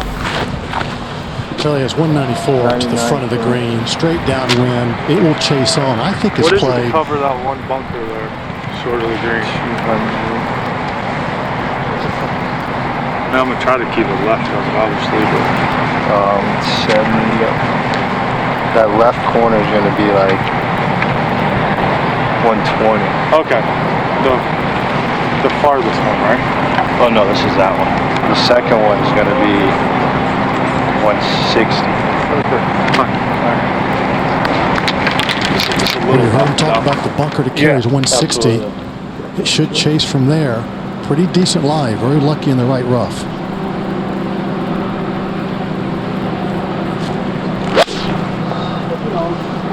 Stay left. This is hot. This is good. Well, I'll tell you what. There's only a handful of players in the field with the strength to get it to the green from there, and they're probably both in this group. What a shot. Brad, that's where that strength shows its face in situations like that. One more look at this. Muscling it out for Dustin Johnson. You can't even see the ball in there. Curtis Strange said it wasn't that bad. It looks bad on television. Man. Now Brooks Koepka.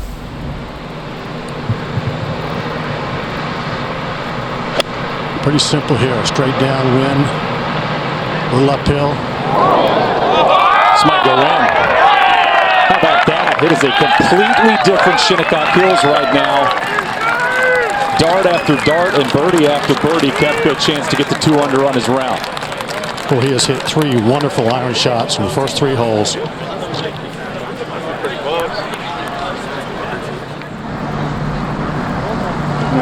Daniel Berger in the bunker at 2. Found a nice slide. The bottom of the bunker, fairly flat, with a little bit of grit around it, which he's got out of the way. So the splash shot should run out a little bit if he carries it sort of halfway. It's a little downslope, pretty fast. Over's no good. Been in a bunch of bunkers, 9 bunkers this week. He's only got 4 up and down, and that's a chunk and run. And it's going to run right off the green, I think. That's not a good shot at all.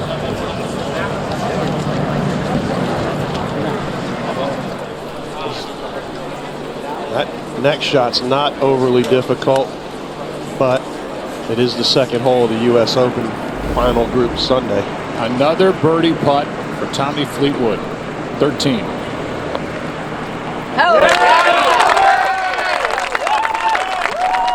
Five under for the day, 2 shots off the lead at the U.S. Open.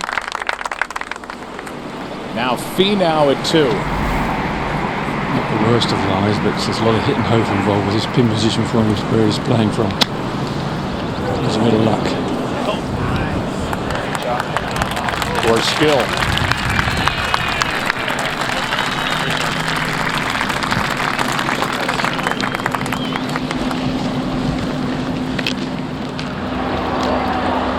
Now at 5, Patrick Reed, who made his par at 4.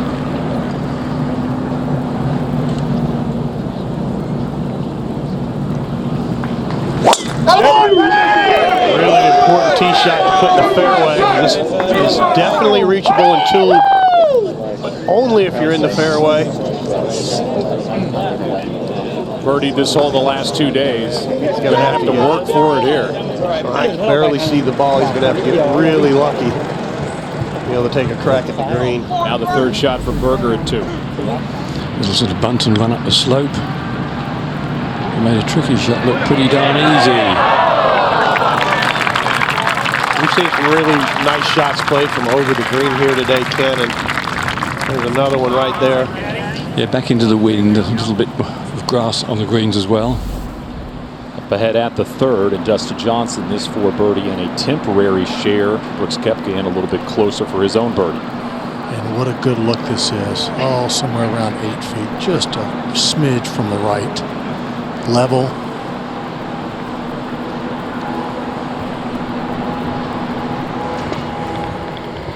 We always talk about taking advantage of your opportunities. This is one good one.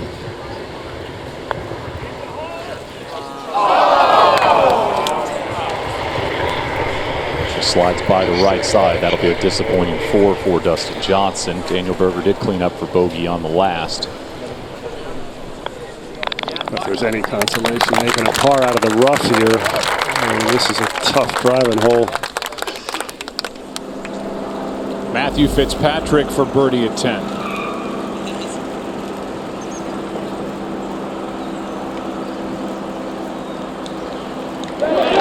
He and Fleetwood absolutely on fire.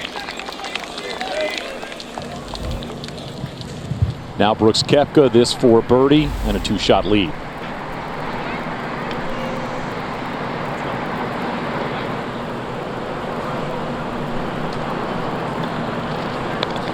No doubt about that one. Our defending champion now too clear of Dustin Johnson as he just cruises along here early in this final round. Finau for par at 2.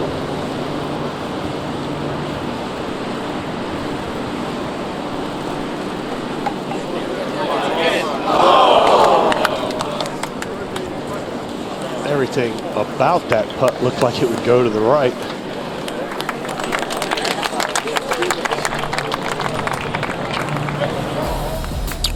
All of a sudden, Brooks Koepka with a 2-shot lead as he goes to the 4th. So tight at the top here at the 118th version of the U.S. Open.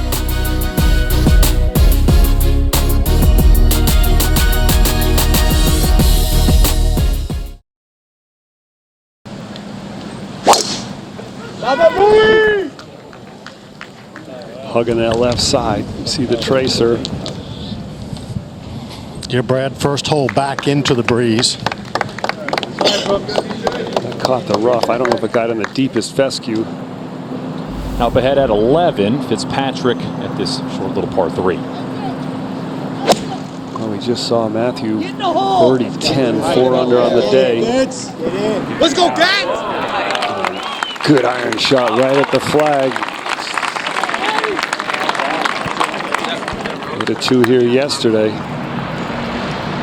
Up ahead at the 4th is the 3rd shot for Justin Rose. Surprisingly, the ball striking troubles have continued for Justin. Keeps pulling his irons. He was in the fairway bunker off the tee, and now he goes right underneath that one. Just an awkward looking stance, Fleshy, underneath that thing. Oh. Rose hit just 1 green on the front 9 yesterday. 20th on the PGA Tour in greens in regulation. Now to 14, and Tommy Fleetwood, who has parred this hole each of the first 3 days. How far back was he?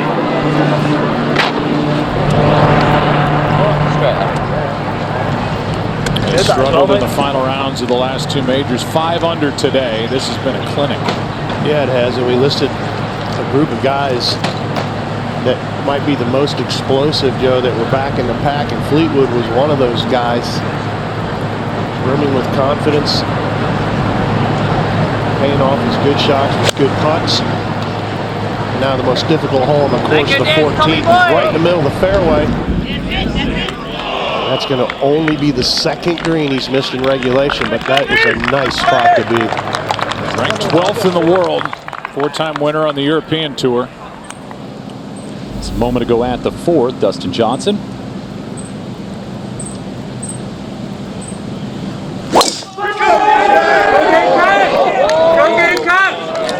Similar line to Koepka down the left. Wow, exactly the same place, those two. Now up at the green, Justin Rose's 4th. Well, we talked about how he didn't hit many greens. He didn't have many putts yesterday. These tough conditions, and that one got away from him too. A little bounce there and no check. Visit usopen.com/VUSO to play in the virtual US Open, virtually compete against others for a chance to win an epic trip to the 2019 US Open at historic Pebble Beach Golf Links. Now Matthew Fitzpatrick getting a worm's eye from his caddy here at 11. Still a strange look seeing the caddy or anything lying on the green. Well, you viewers that haven't watched early this morning on this green, we haven't seen one player, not one, reach the cup yet from here.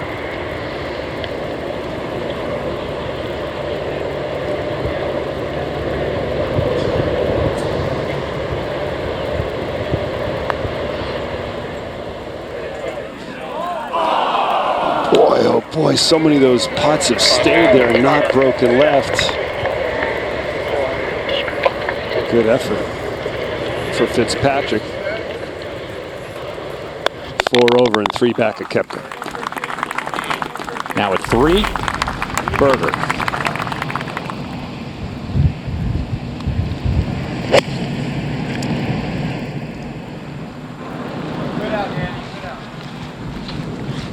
Things a little haywire for Berger, missing a short putt at 1, bogey on 2 with an errant iron. Now an errant tee shot on the 3rd.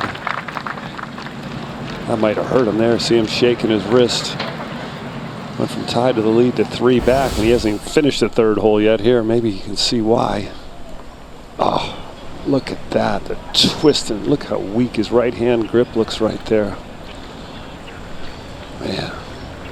It was the rough here at 95 that knocked Tiger Woods out of the US Open as an amateur.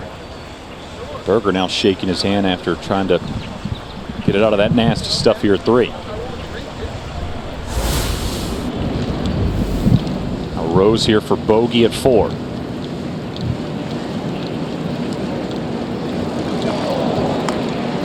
While everybody else is going low, Rose is going to card a double bogey at 4. Now Finau on the other side here at 3.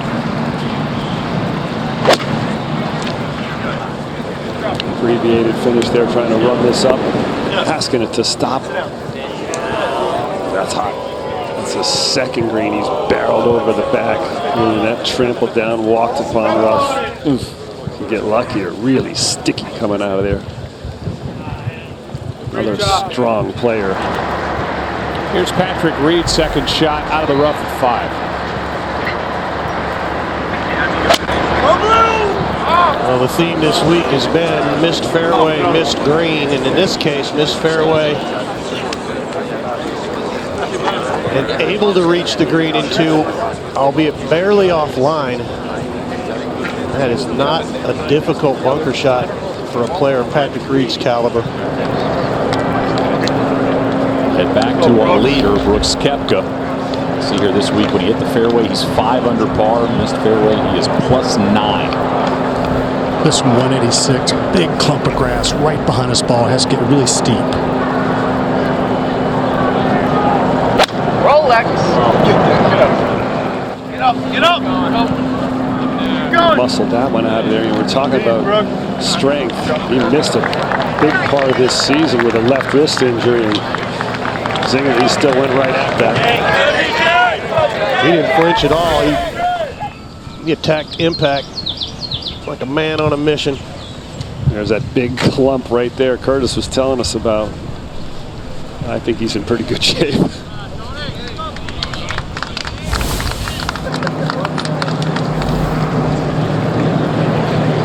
Now Dustin. Well, the lie is sitting down. It's somewhat of like, again, I talk about a bird's nest. There's a lot of grass around the ball. He can get it forward, but he's not going to be able to control it.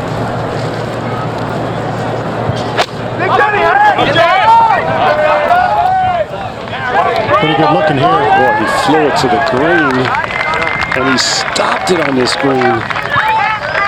Well, that's 2 players that we talk about their strength and how far they hit it, but to be able to hit it out of both of those lies is an advantage over most of the field. Well, it's like Jack Nicklaus used to have. Just unreal. Talk about unreal. Fleetwood now for birdie at 14. Another! He left it in a great spot. If you're going to come up short or miss this green, that's the spot. 6 under, 2 off the lead. And tied for second. It's only the 4th birdie here today. Yesterday, this hole was virtually impossible. Not one birdie on 14 yesterday. Tony Finau's 3rd at the 3rd.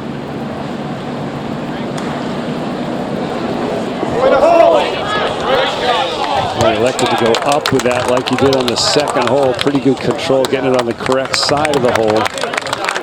It's just a hard place to miss over this green at 3. Now Patrick Reed, greenside bunker on the par 5 5th. Well, there are a lot of rocks in a number of these bunkers, and normally you wouldn't be able to do that, but it's a local rule. The rocks are considered movable obstructions, so they can move them out of the way. And if the ball were to move in the process of moving one of those rocks, you replace it, no penalty. They're coarse, the bunkers here. It's difficult to hit a lot of, clippers and saucy little spinners out of here. You see more kind of chunk and runs than anything. And Patrick Reed would have to be pretty brave to fly this thing back there trying to put spin on it. Top this I can fly 25 halfway in there. sand saves for the season. Yeah, you got the win with it. A really dangerous shot. He's got to keep it under the hole. I suspect about 10 feet short and left, because anything right of this flagstick will roll off, and long left will too.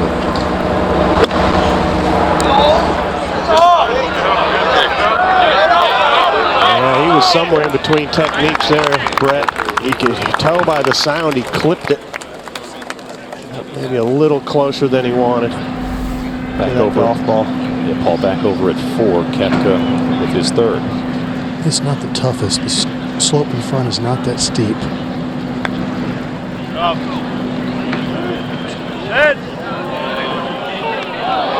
Great touch there for Koepka, just about 45 or 46 feet from the fringe.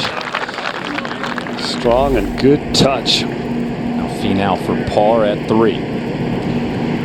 12 feet, mainly up the slope. A slightly nervy start from these two.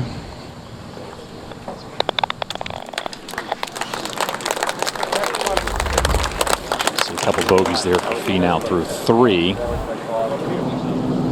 On the other side of the golf course, a man that is making noise, Tommy Fleetwood, 6 back to start the day. Yeah, Jamie missed this fairway yesterday. Much different conditions. Thank you. Quick thank you. Hits the down slope and gets right down there. He's made 7 birdies today. That's as many as he made in the previous 3 days. Awesome. Could drive it through the eye of a needle. Facts. This guy's only missed 1 fairway today at Tommy Fleetwood. Now Dustin Johnson, after muscling that second out here at 4, this 4 birdie. Dustin's got to do something here to try and catch his smash mate here. The guy they work out. They worked out again this morning. They like these late tee times.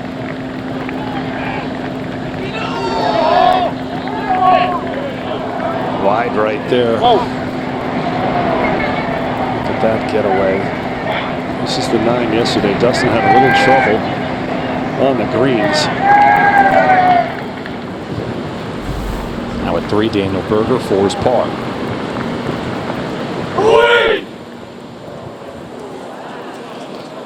And another bogey for Berger. Interesting, we watched Berger come out to the golf course close to 3 hours before his tee time, get on the putting green, practicing some drills. I mean, I don't blame him. You know, he was at home all afternoon watching. He had a long time to, you know, before this afternoon's tee time. He got out here, and that's a different preparation than he had yesterday. That's for sure. A shaky start for the final group. Long birdie putt for Patrick Reed at 5. Just close to 20 feet. Should move just slightly to his right.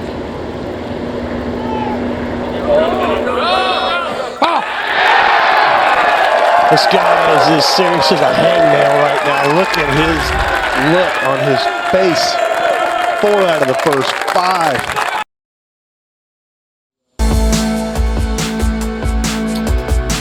Little Father's Day bump for you on this special day.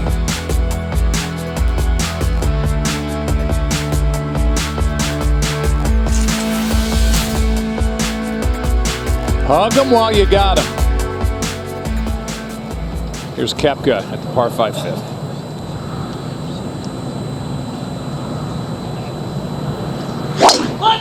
So important to put it in this fairway to take advantage of this.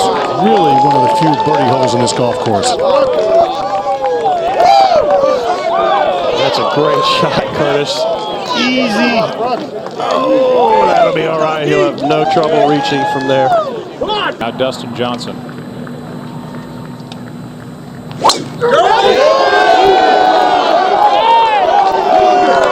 Quick tee pickup for DJ. Our leader, Brooks Koepka, who will go find that ball in the rough, but just into the rough. Look at that roll out. Wow. Well, I'll tell you this much. If you're more confident than Dustin Johnson, that's pretty strong. And I like this. You look at the leaderboard, there's a few names you don't want to see. Mine would be one of them. That's a level of confidence you don't see very often in this great game. So we got 2 confident guys going at it. They both said that to each other and then started bench pressing. Here's Patrick Reed. Yeah, Patrick! Well, that's an aggressive tee shot. A little beautiful little swinger left to right. It seems to be Patrick Reed's go-to shot. Used it quite often there down the stretch at Augusta National. Go to the 15th, Fleetwood second. Just a little gap roach here. Flag's not blowing nearly as hard as it's been. And, oh, got that one to stop a little quickly, 30 feet or so short of the hole.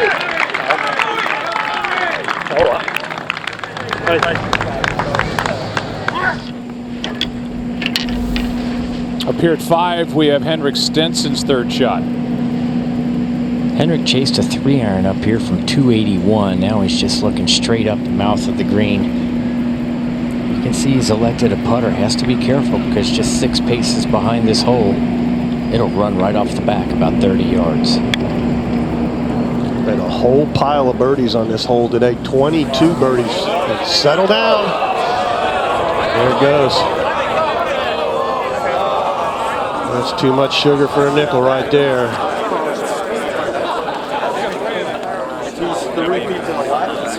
I give you a tummy ache every time. A real head shaker there by Stenson. Now at the 4th, Finau second. This is the punch-out clinic here. Who's stronger than whom? A good place to be when you get out of left right just in front of this green.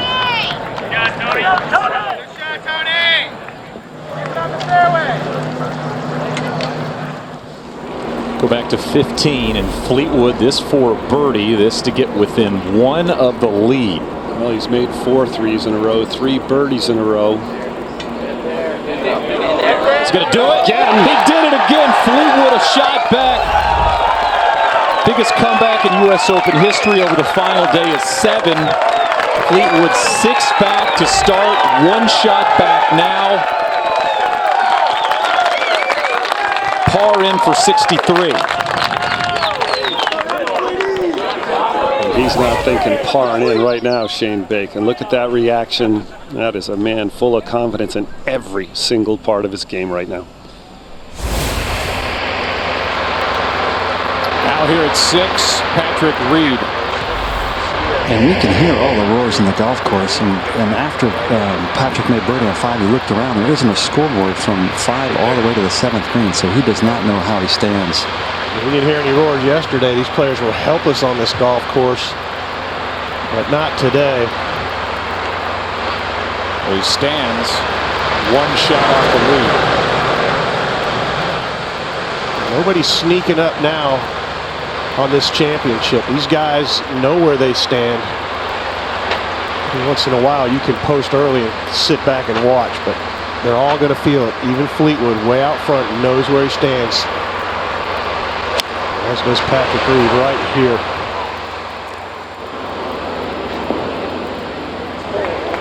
That's right where you're supposed to hit it.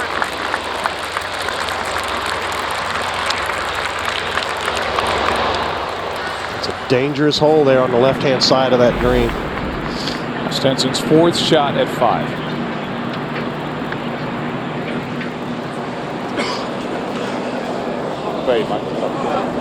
That's a real lost opportunity for Henrik Stenson right in front of the green in 2.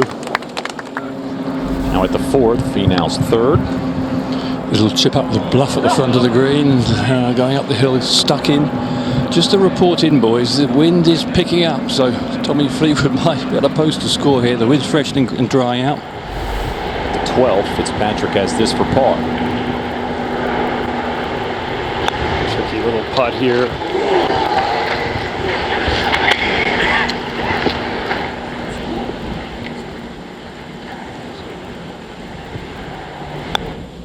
Fitzpatrick drops here at the 12th to go back to 3 under for the round. And 5 over the championship, 4 back now.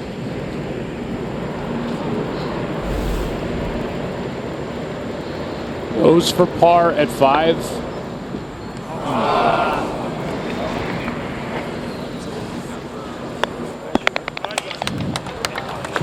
And Justin Rose now 3 over for this final round.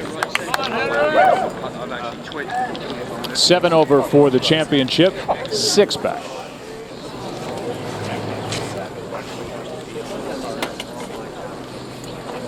Right behind here is the 16th tee, where we catch up with Tommy Fleetwood. He shot 66 on Friday.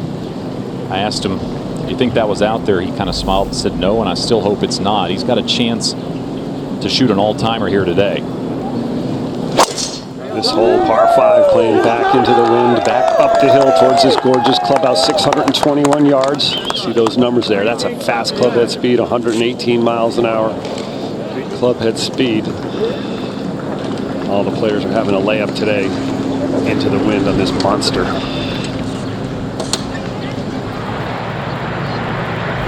Second shot for Koepka at 5. That's from 239 straight downwind. Has to land it short of the green.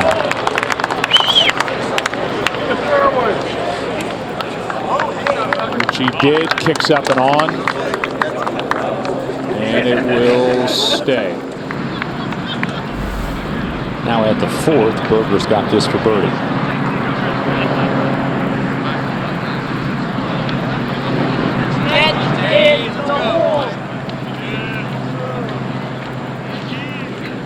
And like Dustin Johnson's gets a little right there at the end and a good putt for Berger. Maybe this can help settle him down a little bit. Second shot for Johnson at 5. So much easier second shot because playing out of the short grass can fly on top. Tommy! Hi, Tommy! Well, he's only had one putt in the last 23 holes. Here is a live look at the eagle putt for our leader, Brooks Koepka, at 5. He'll have that tap for birdie to get back to level par for the championship.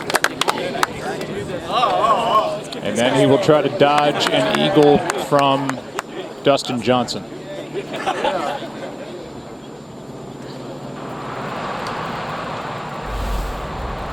Here at 6, it's Patrick Reed for birdie.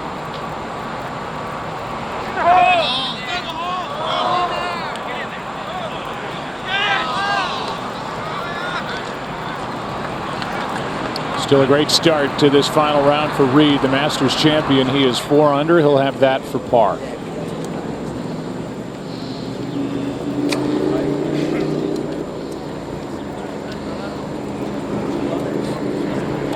Now DJ for eagle at 5. Both of these players are really playing well. They both drove it well here. Koepka in the left short rough. Now Dustin after a huge drive.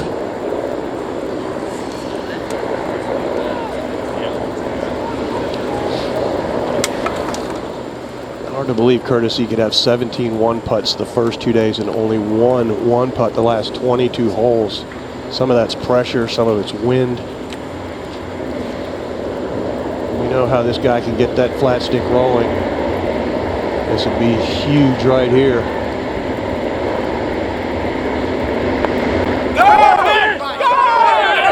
Way off the mark.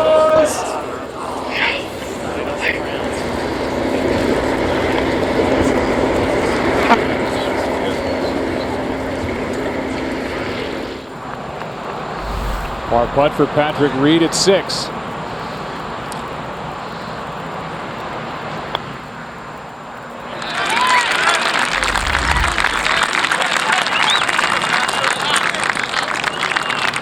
One back for the moment. Dustin for birdie.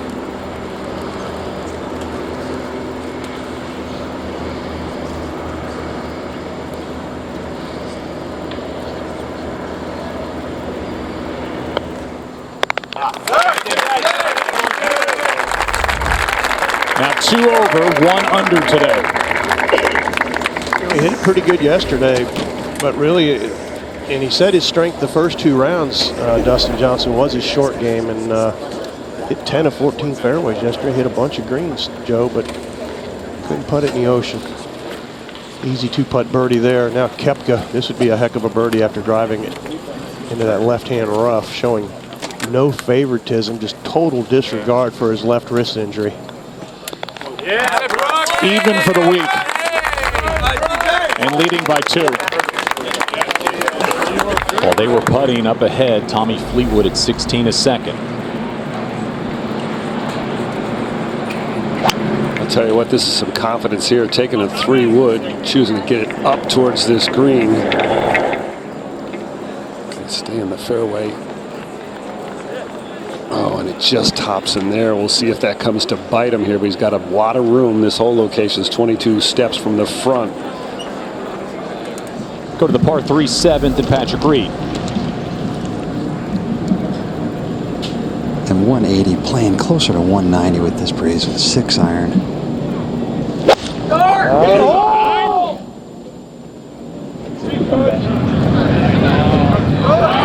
Just perfectly judged. I love how he cut it up into the wind there like that.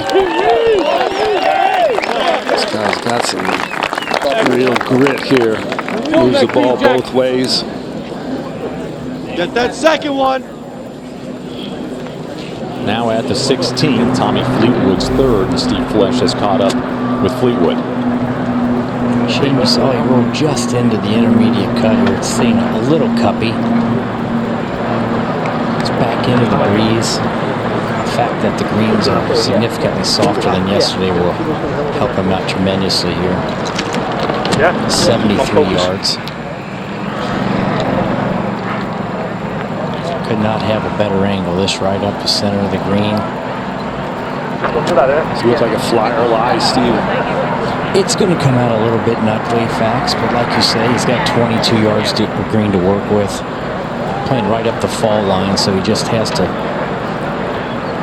determine how much he wants to fly it into the green. I'm guessing maybe halfway back to the hole and let it release.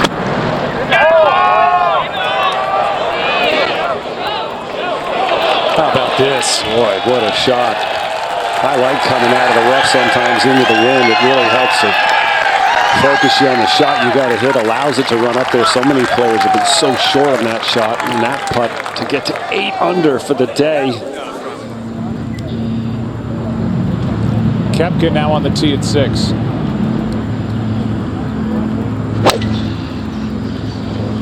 This going well to the right. This is an important tee shot to put in the fairway, Curtis. He's going to be over in that sugar sand. It looks like a clean lie.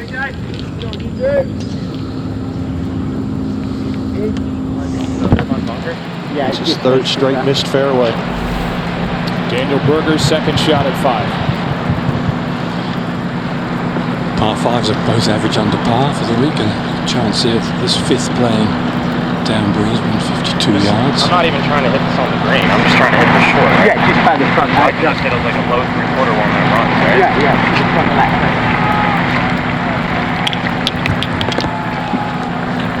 Blackberry giving the instructions not try to hit it on the green. Tommy Finn has managed to get it just on the front edge. 5-iron, he's going to come out a little quickly. Touch and go with his best, leaving it a little short of the screen. They are hitting it over the back for the easiest little chip.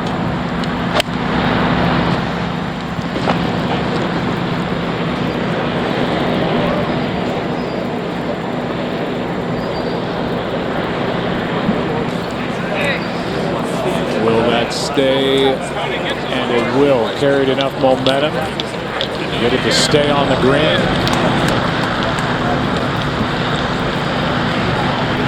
We'll head to 16, and Tommy Fleetwood looking for a birdie here to get to 8 under on his round. Well, he knows where he stands. There's leaderboards here everywhere. Reality may be setting in. 13 feet.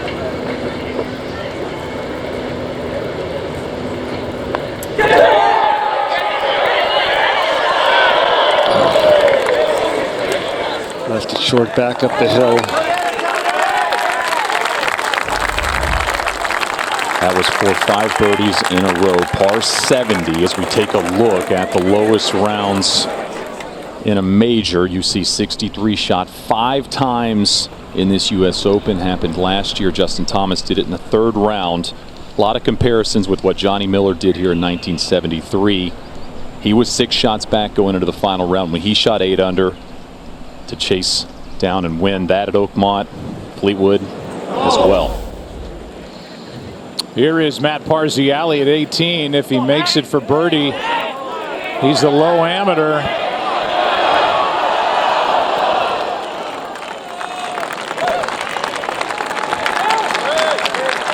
He will share that honor with Louis Gagnier. That's great. That is absolutely great. He deserves it. They both do. Firefighter in Brockton, Mass. Former professional, regained his amateur status, and here he is. 16 over par. Will Grimmer, who showed so well, made the cut from Ohio State. Gagne, the 3 amateurs to play on the weekend here at the U.S. Open. Here at the 7th, Patrick Reed for birdie. And yes, he's 4 under today per his round, but the most impressive thing to me is he's been hole high on all of his iron shots. Now he's got 12 feet downhill, should break a little bit left to right. If there's ever a putt that's going to be quick today, it's going to be this one.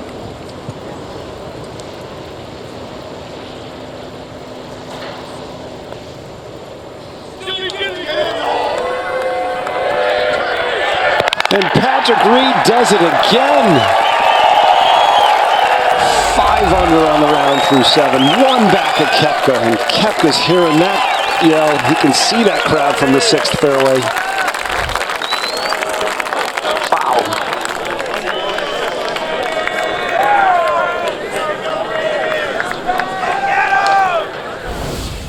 One more look at this from down below. Perfect pace, Brad. Boy, and just a relaxed setup. He's got perfect posture, just where you want to be, over the ball. And what a putt.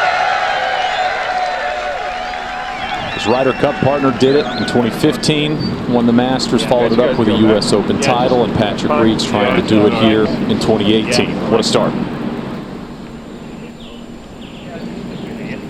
mean, if it doesn't get all the way there, it's no big deal, but there is a bit of help. Koepka here in the rough to the right side here at 6. Well, Koepka very lucky. He missed the tall fescue to the right. He has a perfect lie from 211. Breeze gently out of his left. Flagstick all the way back left.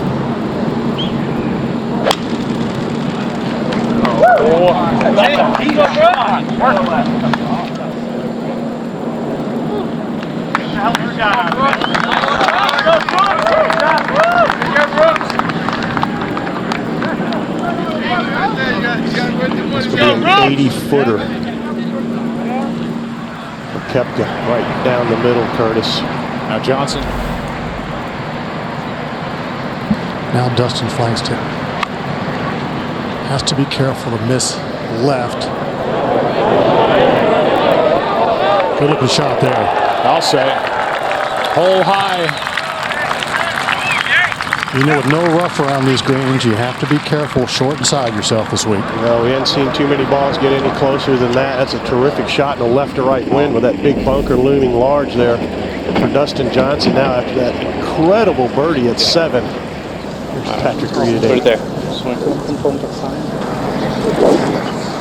Well, this par 4, 435 yards. We said it again and again, the largest fairway on the course, but he's got to be sure of his line off the tee.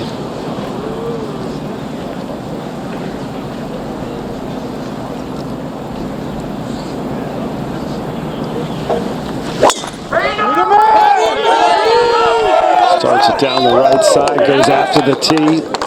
Should get a kick towards the left. Just perfect.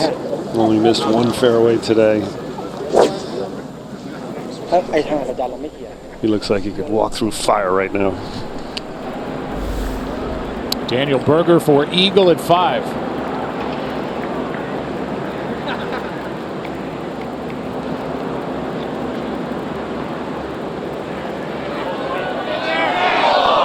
What a terrific putt. Yeah, not a great start for Daniel Berger, but that'll help. Now it's 17. It's Fleetwood. 7 under for the round. 2 back.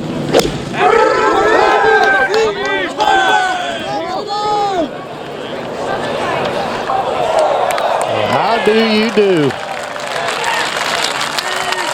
He's parred this 17th hole each of the first 3 rounds, and he'll have that to get to 8 under. Finau now for eagle at 5.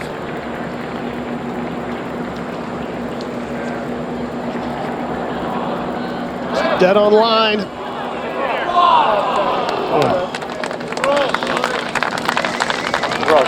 But a tap in to get to 5 over for the championship and back to Koepka at 6. Well, I don't know how far it is. Probably 100 feet. Not the most difficult pitch. You think you'd come in low and run it all the way back there, fairly flat from front to back. Slightly uphill right at the hole. Just all about speed here. Well, Kurt, is there any reason why he wouldn't putt this? It's just too far. It's about 90 feet. Well, I think we've seen all week long, Zing, is that the players are doing whatever they feel comfortable at the time. Ordinarily, he would probably pitch this, and that's what he's doing. Well, he's going to stick that leading edge right in the ground. This is going to be a nice big backswing, no follow through.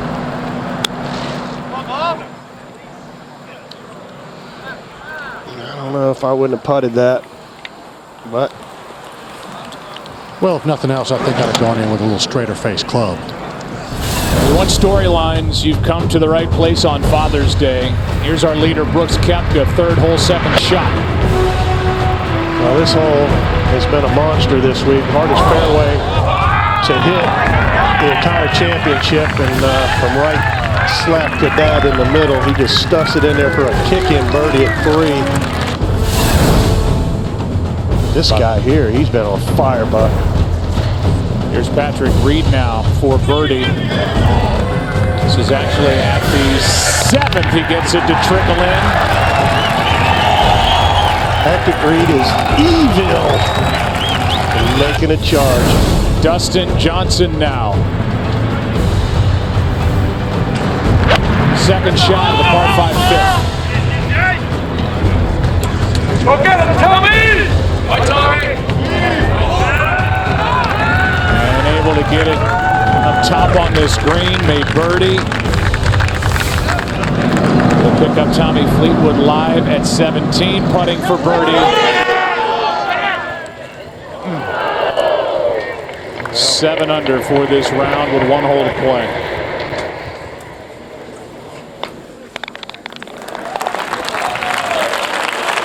You want storylines? You've got Brooks Koepka trying to repeat.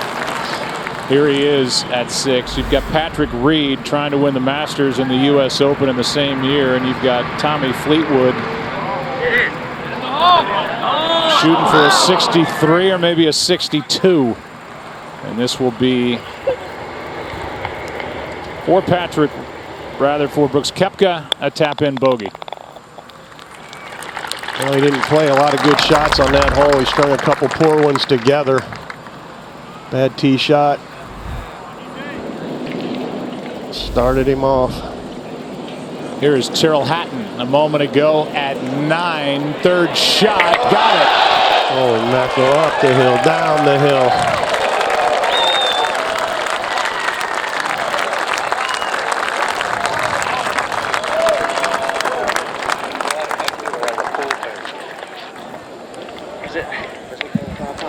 He could probably sell that. Now DJ for birdie at 6.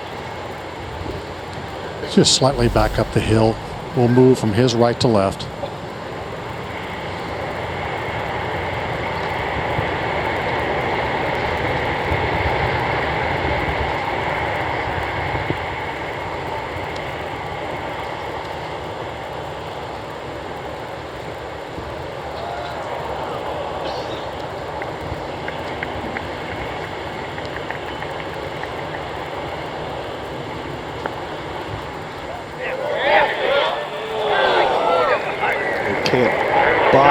Putt green. Jesus. Don't worry, mate. That was for a share of the lead. Work for his par now.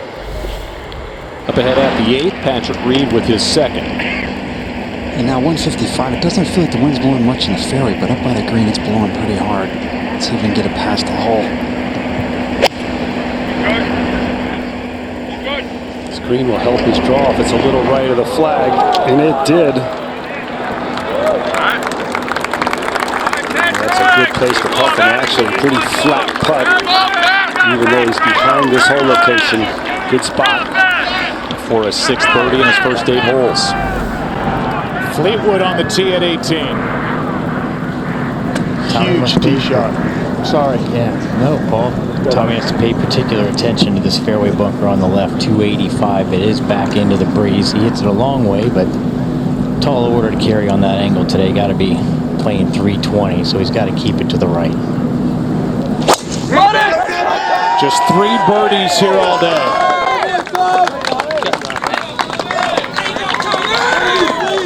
Yeah, that's a pearl there. He needed it. You miss this fairway, you're going to miss this green.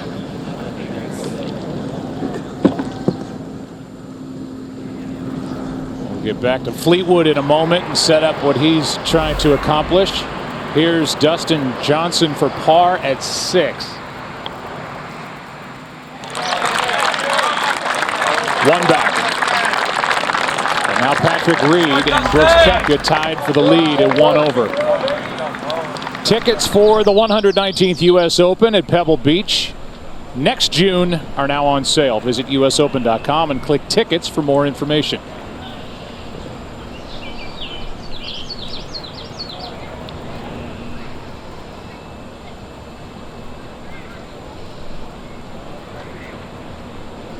Good look there at the par 3 7th. Such a storyline back in 2004. Not so much today. We've seen birdies here. Patrick Reed with a bomb a moment ago for 2. Definitely, this green was watered early. We saw a lot of shots landing and staying, actually making ball marks that you could repair, not a skid mark. And Dustin Johnson now on the tee. He's playing 180. Yeah. Just heard him say a fraction out of the right, mostly in. We're 171 front, 81 hole.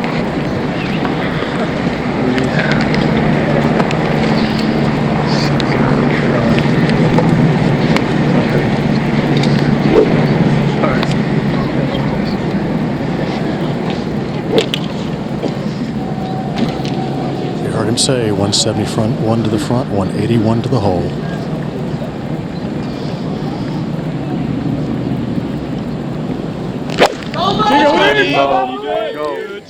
Another leaking shot. Terrible. Asking it to get up, or it could come all the way down. Oh boy, that was way right. That's like that 3/4 cup down. Yeah. Way down there. We haven't seen the ball that far right solid one, whatever. this week. See him if you yeah, exactly. See your shot.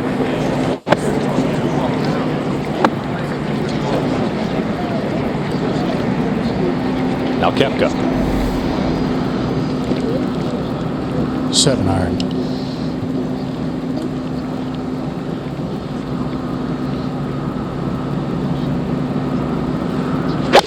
Eagle League, baby! He drives the ball down much more than DJ. This is a bullet. And a beauty. That's a C. You saw the apex at 100 feet. Now he's got 5 feet for birdie. Well, a chance for history here today for Tommy Fleetwood. He's 7 under par. A par here at the 18th hole. Give him the 6th 63 in U.S. Open history. A birdie, the first 62 in U.S. Open history, and only the 2nd one in major championship play. Oh, come on. Get there. Oh, what a shot!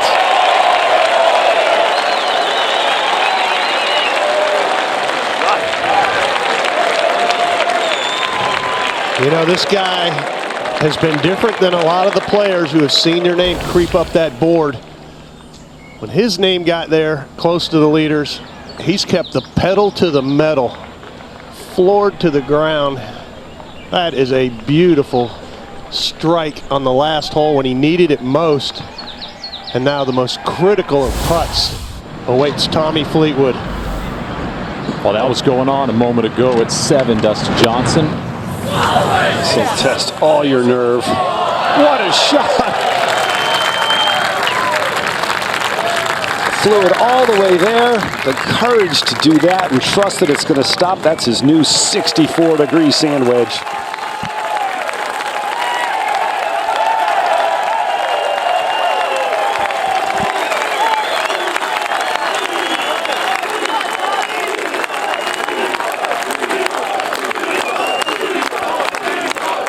You think these fans don't know? Think they're not wise to what's going on here? A chance to see history in the 18th green at Shinnecock Hills. You know, Joe, I'll say it again. Once that Dustin Johnson posted and got to 4 under par, everybody who made a move got close and fell back. I could name them, but we don't need to. This is the only guy that has made the move, and I guess Koepka as well, that didn't spit the bit. He's got one more shot to play. We'll head to 7 quickly. Koepka for birdie and the outright lead.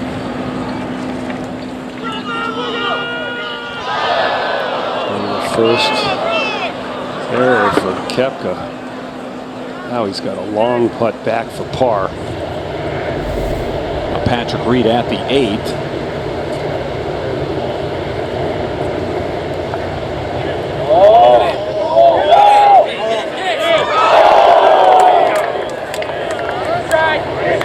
That one just scares the hole.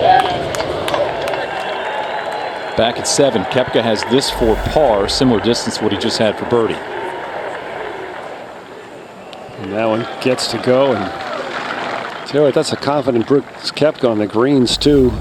Speed he tried to hit that putt in with, and the amount of time he took to hit the next one. Now Tommy Fleetwood. It would be the first 62 in U.S. Open history. I don't see much. I'd be inside the If he pars it, be the 6th 63. I'm not saying smash everything, it's just be normal. Yeah. But Paul, there are different courses, different course setups. The last 3 U.S. Opens here at Shinnecock Hills, no one has ever shot below 65. Well, that's going down.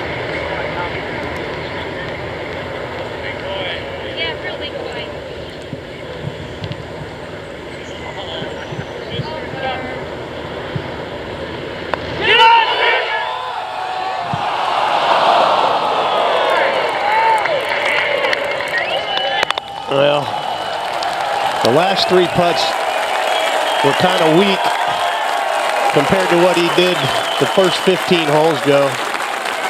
That was always to the right. But what a miraculous score. What a player.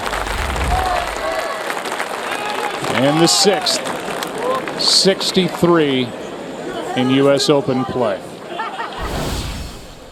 So close. Oh, that was just history. 8 feet away from history.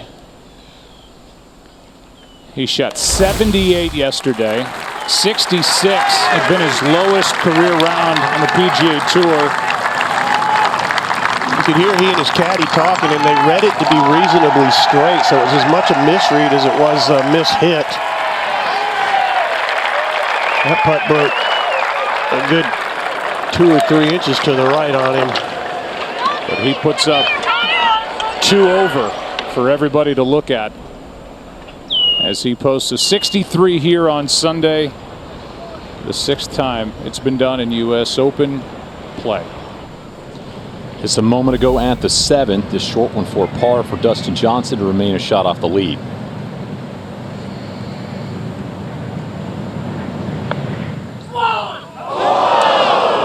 Left to righter got him again. Got a little wavy with some putts yesterday. That putter seems to cut across on these. Just when you thought he'd be making a beautiful save from short right here. Drops a shot to go back to even for the round and 3 over. Tommy Fleetwood, a 63, somehow might walk off a hair disappointed. A chance for history, but he's just a shot back and he'll enjoy it all in the clubhouse.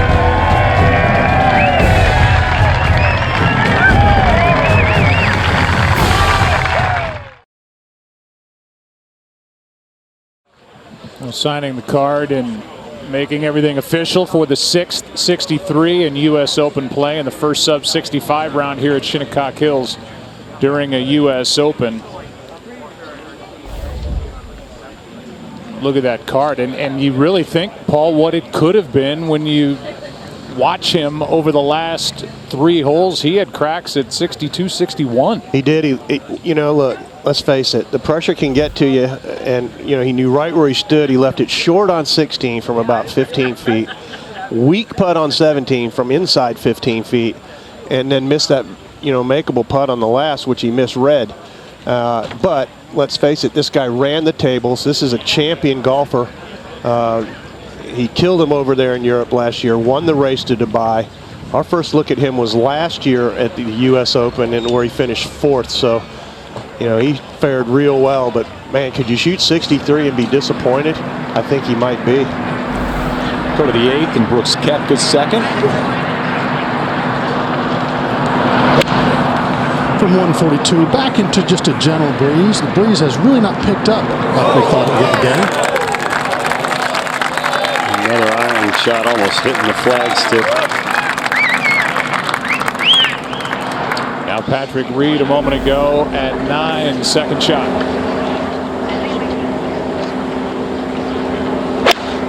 Be good. Oh, be good. Get in. Be good. Tied for the lead and above the hole here at 9. Well, that's actually a pretty good shot. I mean, you just cannot try to fit that ball between the front edge and the flagstick. Now Dustin Johnson at 8. From 1 yard closer, that was 141. Oh, boy, it's on a little thin, but it got it to roll down there.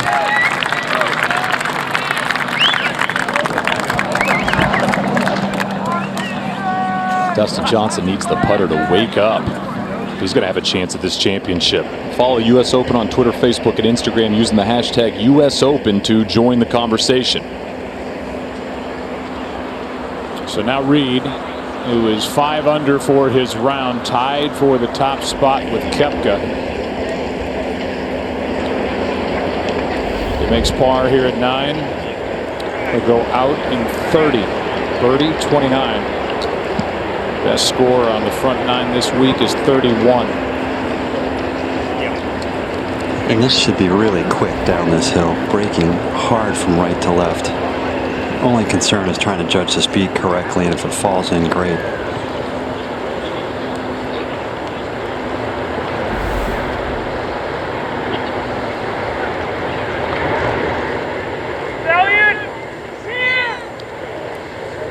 Oh, boy. Oh, he's left himself one of those. And we all know what those are. Whew. Over at the 8th, Dustin Johnson has a look for a birdie. He really looks at these putts from all angles, along with his brother, caddy Austin. They give it a lot of thought. They're actually much slower on the green than they are in the fairway. This one, what I see, should start slightly to the left and straighten at the hole. This whole cup, almost right edge of that whole cup. You have more than that? Or? Yeah, I got a little more than that. A little more than that? That's fine, yeah. I like that.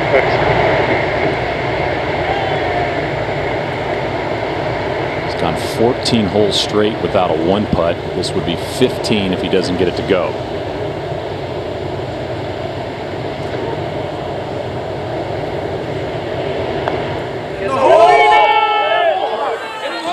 Finally makes a 1-putt. I was going to say this guy needs a right to lefter here to give him some confidence.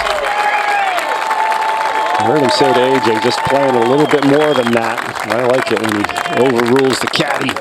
And Curtis, we are seeing putts go in from everywhere. What are the conditions like right now down there on the course? They're exactly the way they started. It has not picked up at all. It's still southwest, still slightly as they get ready to play the 9th hole out of the right. It's not affecting these shots very much at all. Maybe a little bit downwind, maybe a little bit into the wind. But they do this every day. This is a game played outdoors. It is not picking up yet, and therefore not drying up this golf course like we saw yesterday. Koepka now to answer this from inside 9 feet for his 4th birdie of the day. Boy, outside of that tee shot on 6, he has hit every shot right on the button, especially these iron shots.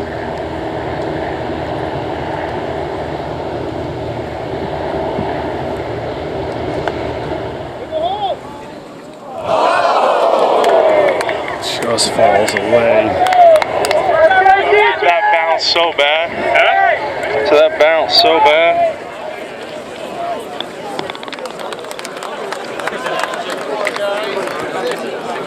Heard the commentary saying how much he thought it bounced.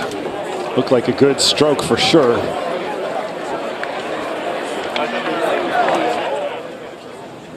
Now Reed for par at 9. There you go. That'll make your palms sweat. Waiting to hit that putt right there is making my palms sweat for him. Unforced error for Patrick Reed as he 3-putts the 9th. Back at the 7th, Daniel Berger, this for birdie. Similar to where Patrick Reed was.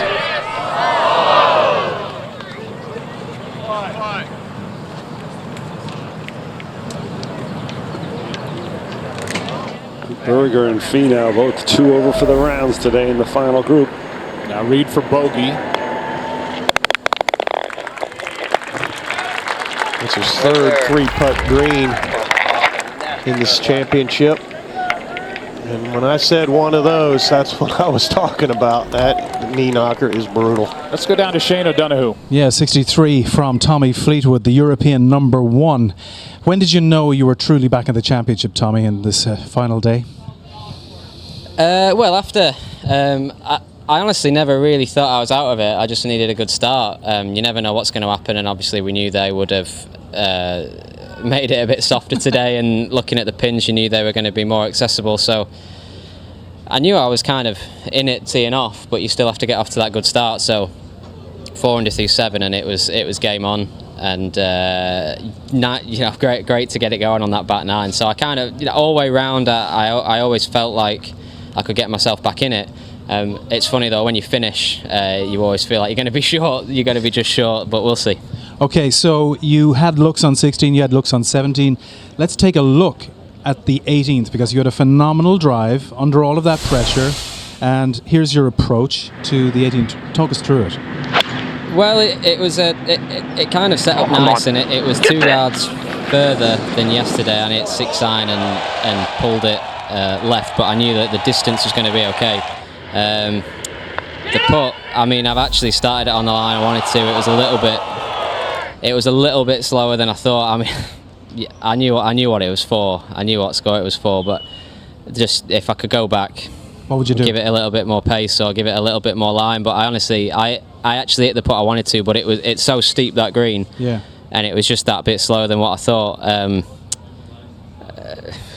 I made great putts coming down that back 9, so it's easy to just look at 16, 18 where I had chances, because that is essentially what it comes down to. But I made so many good putts today, and I mean, if you'd have said sit here with a chance and sit out, I'd take it straight away this morning. You're one of only 6 to shoot 63s in the US Open. Yeah, but I wanted 62. I know. Good for you. I mean, it was a brave effort. What do you do now? We'll go and relax a little bit, and just see. Only time will tell what's going to happen today. The course. The setup was like yesterday. I'd feel a lot more comfortable than now, and no, but just sit, relax. It's my first ever Father's Day, so yeah. I'll as a father, so I'll try and spend some time with Frankie and Claire, and just wait and see. There's nothing I can do now. Well, little Frankie was only born when you became European #1. Yeah. It's your first Father's Day. What a day to do what you have just done. Well done. Thanks, Shane. Thank you very much. Okay, guys, back to you. Boy, just a joy to watch him play golf here today, and you can just see it all over him. How much he wanted that 62, how disappointed he is with that last meaningful putt that he hit. And for a closer look at the player-caddy relationship, let's look again, sponsored by Deloitte. How much? I don't see much. I don't see much. I'd be inside the hole. I think inside the hole, you put the weight on. Just sort of put it there. Yeah. I'm not saying smash it, I'm saying just be normal. Yeah. Right, that's off. Yeah.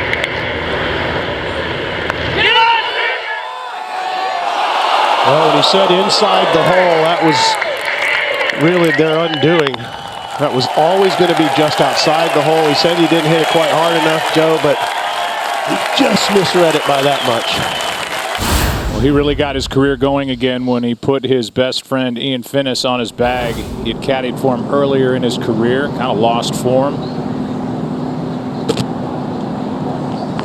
Go game, Ball to go here at 9, Dustin Johnson. This is another tee shot. If you miss the fairway, you are going to miss the green. That is a bomb over the hill, way down there.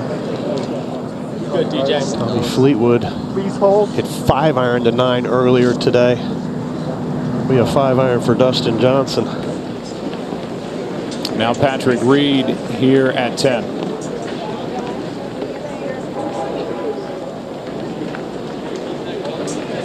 This is another awkward-looking drive. It's unnerving, actually. I don't care how many times you play it. The players make a decision whether to go run it down the hill or keep it up on top. Patrick Reed going with the long iron, and he'll have a clean look at the flagstick from on top of that hill. Now Koepka back at 9. Drink paint!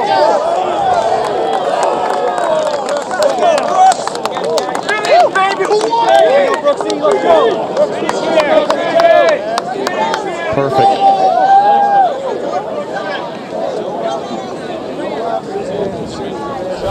Well, he tied some history. Couldn't make the putt for 62, but what a round. He is right there. Now sitting and watching with the rest of us. One back.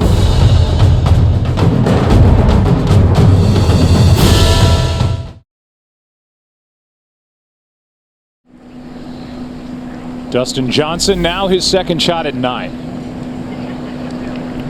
That's a 174, playing 184, straight up the hill. Well, Dustin Johnson took the lid off the hole in the last. Maybe he can do it again here at 9.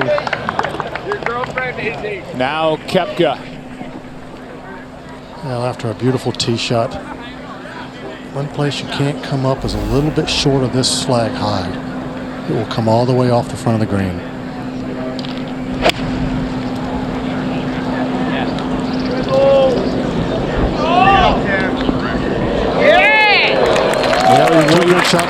Go ahead, Curtis. You know, while you watch these shots in here at 9, it's the hardest hole today. Well, it is. You saw still some moisture in the greens and the lack of wind. They can control how far it goes. Patrick Reed, second shot at 10. It's the dangerous shot. You did not want to go long. Yeah, that's well done. Coming off the bogey at 9.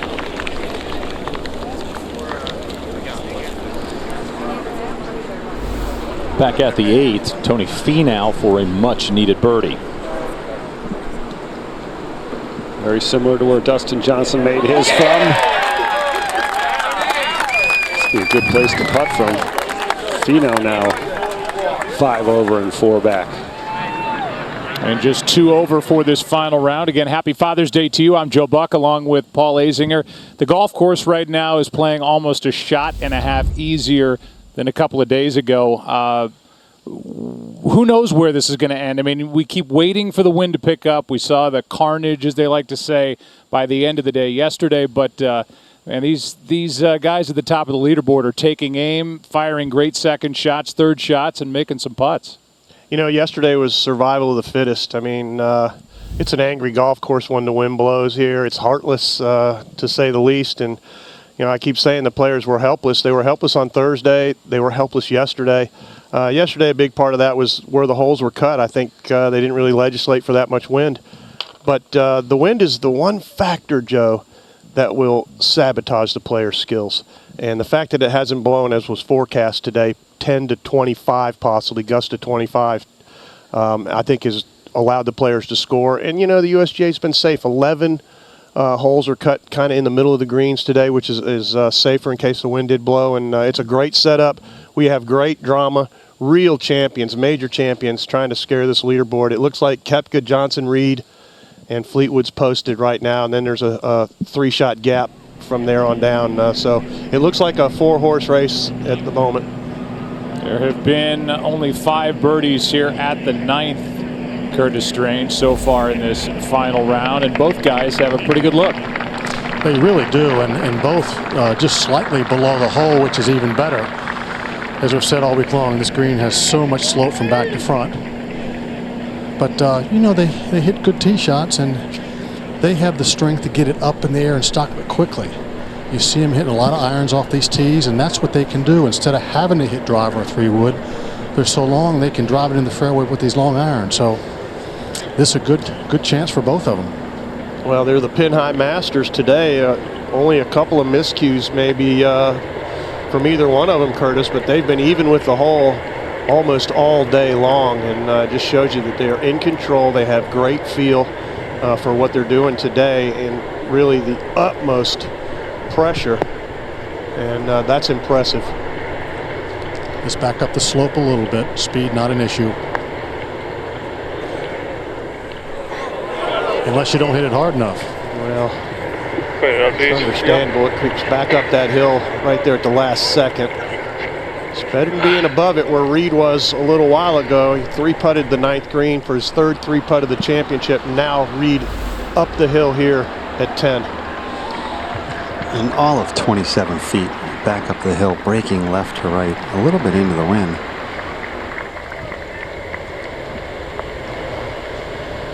A little hop there right out of the gate.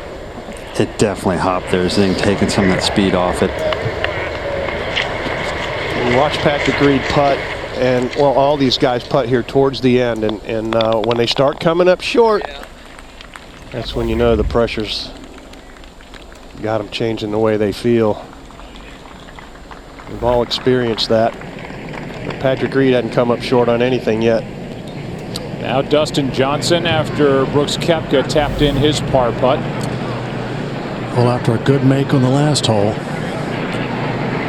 Had a nice look at Brooks Koepka's putt. Kind of that pitch mark right of the hole.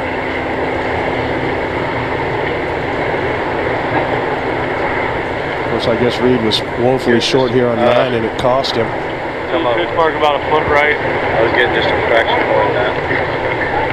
Okay. No, it's fine. That's good. I got it. Dustin Johnson could not reach on a putt yesterday. He took the lid off on the last hole. Let's see if he can bury another one.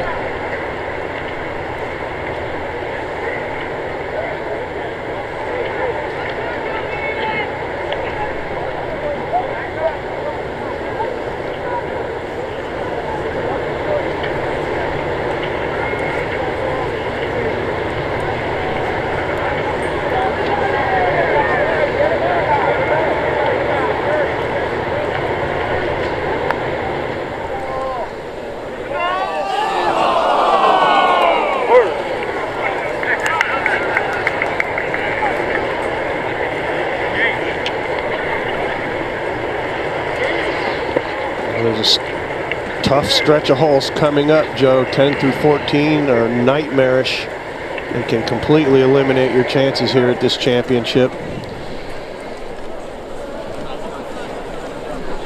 These guys make that walk across the road over there to 10T. They know they got their work cut out for them. It's really known around here at Shinnecock Hills as the heart of this golf course, the teeth on this golf course. Certainly is for the membership, and well, when you have a U.S. Open here, they just take that and ratchet it up. You see where these holes rank coming up, and it's, well, it makes even more impressive the work that Tommy Fleetwood did on the second 9 of this golf course today, and right to his 63. Yeah, 90%. Here at the 11th, Patrick Reed. You can hear he and his caddy say try to hit it 90%. Total yardage 159. Appreciate it, bud. Thank you. Want to land this a solid 10 yards short of this flagstick. You do not want to get anywhere near it. All you see is just that back edge, and you know it drops off 20 yards. Brett, this is the easiest this green's been to hit all week long, but the hardest is to make a 2 with this back hole location. Oh no! Long. That is so far over. It's in the rough.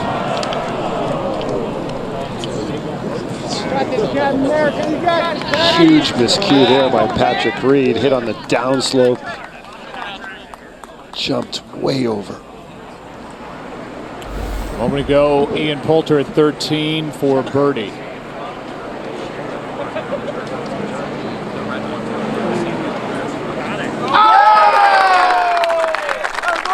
Poulter crept right up that leaderboard on Friday and was just one shot back and then went triple bogey to conclude his round. And now, Joe, let's take a look at 10 here. This is just today. If you lay up, it's 4.5 is the scoring average, 4.4. But if you knock it down the bottom of the hill, which is risky behavior, this hole's playing under par. It played as the toughest hole in the U.S. Open back in 2004. You see under par if you knock it down to the bottom. The green sits up. And this year, in 2018, it has played as the 4th toughest here at Shinnecock Hills. Yeah, and it's been one of the shortest holes the entire championship. We got two extremely aggressive players.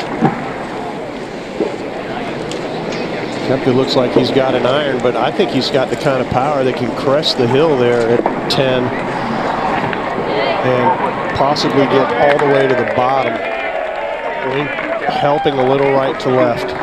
Paul, we saw yesterday, DJ hit an iron off this tee and did not crest the hill, but actually a lot of players are trying to drive it on a little plateau just short. So it's wind out of the right, just a little bit of hurt. 250 to get over the crest and hit the downslope. It's not quite, but almost a full shot easier, Curtis, if you get down to the bottom of the hill today. Yeah, you're right, but I think it's much more danger because it really does tighten up and the slope is really hard from left to right. So, you know, the prudent play and the smart play, they don't know the average, is probably to lay up in the left center.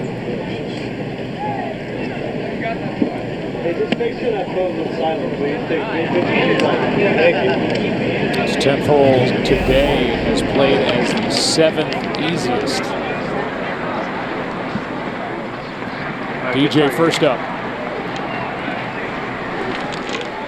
Quiet, please. Quiet, please, everybody. Again, Joe, if you miss the fairway at 10, you're probably going to miss the green.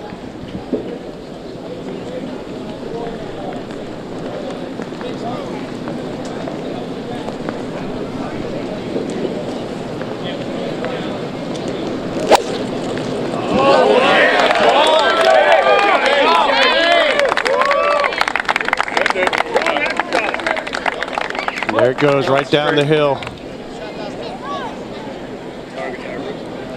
I dream about shots like that. What an intangible, huh, Curtis? That kind of power. Oh, my gosh. What an intangible that is. Well, he hit a lot of irons on his backside yesterday. Let's see what he does today.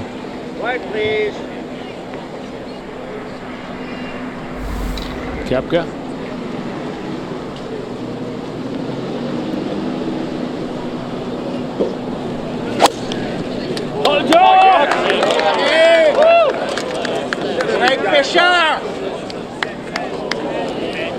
That one won't quite crest the hill. Advantage DJ here. One shot separates the two. Patrick Reed in a terrible spot on 11. Tommy Fleetwood in the clubhouse, one shot back. Up ahead at 11, Reed second from over the green.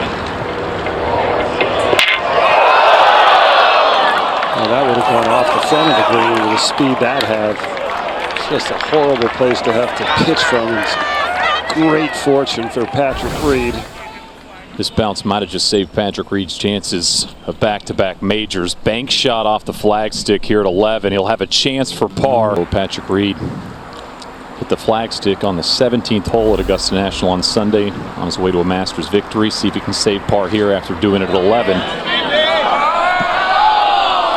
Oh, what a putt by Reed. Did everything but go in. A bogey for Reed. Now 2 shots back, but over the back of the 11th, we saw Jordan Spieth make a triple bogey earlier this week. What would have happened if it didn't clank off the flagstick there? Well, Brent Quigley said he had a bad lie and kind of had hard pan, and that thing came scooting out of there. That could have gone anywhere down into the bunker. Now at 10 up top is Brooks Koepka.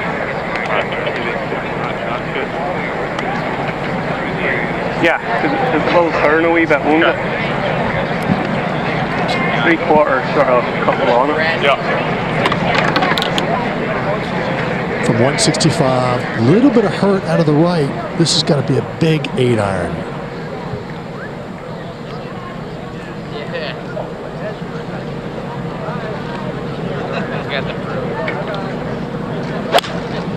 In the hole! In the hole! In the hole! Beauty, Brooks. Brooks! There you go, Brooks! Oh, he continues to hit good shot after good shot. Well, that's better than good, Curtis. If you miss this green today, you're going to be 30 to 40 yards from the hole. Doesn't matter where you miss it, it just runs away. Now, Dustin Johnson. 61 yards closer to the hole, 104.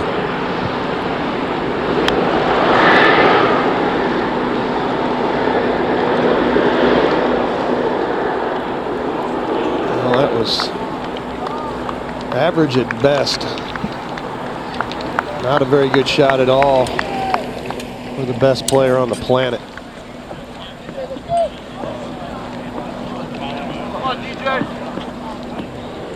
Back at 9, Tony Finau for birdie. Only player we've seen today fit that ball between the flagstick and the front edge, and Tony Finau still hanging in there like a bulldog. His third birdie on the first 9. Look at the performance over the last 9 holes here this week. Koepka has played them at 6 over, DJ even, Patrick Reed 4 over, and Tony Finau, and he is headed there after that birdie, 3 under. You might not think that means much, but it actually means a lot. How a player feels.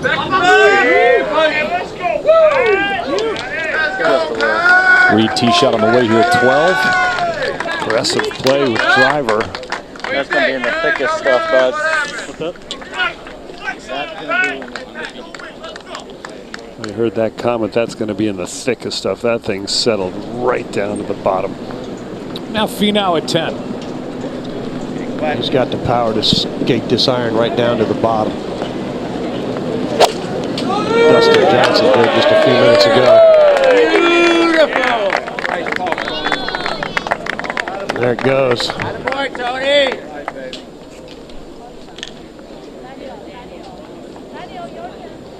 Tony Finau, he apologizes to the sweet spot before he draws it back.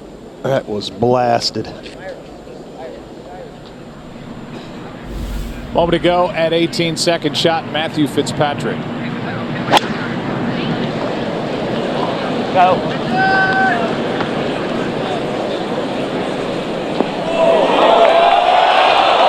What a shot. He's had a rough back 9, but as good as you can hit it here at 18. Back to the green at 10 and Dustin Johnson. Well, flag high again, which is the good thing. The bad thing is he's at the hole when it loses speed. It's going to move pretty hard from left to right.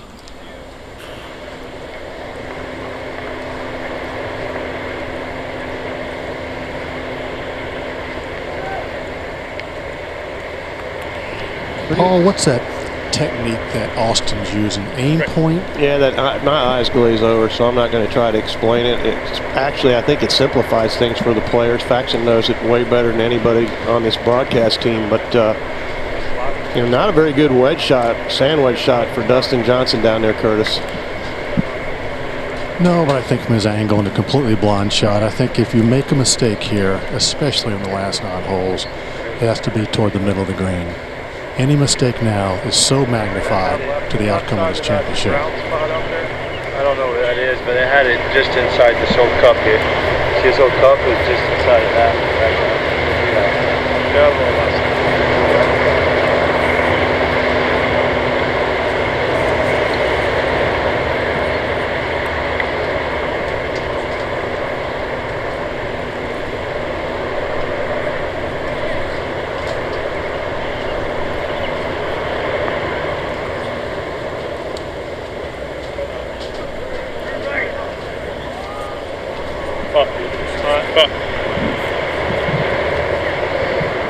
He and his brother have talked more on the greens the last day and a half or so, Joe, than maybe all year. But I think a big part of the reason is that Dustin Johnson's lost sight of the line. You know, when that happens, you have a blank spot in front of you instead of something specific. And he's going to grind it out to try to see if he can see that line again, to find that line again. Yeah, just ask the guy. I can't tell. Right. It's up to you.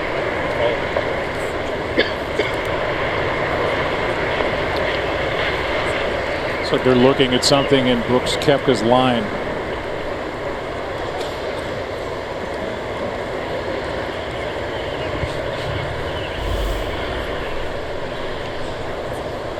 This for birdie. He's leading by 1.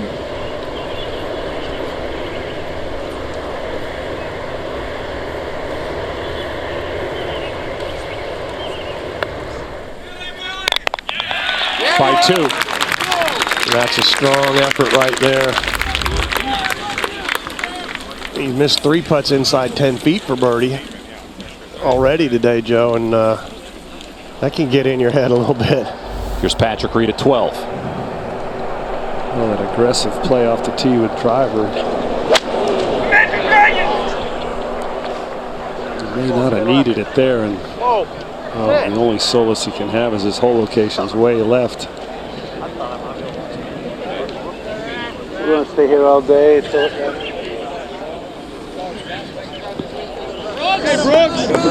Walk these two over to the par 3 11. Leader Brooks Koepka, Dustin Johnson 2 shots back.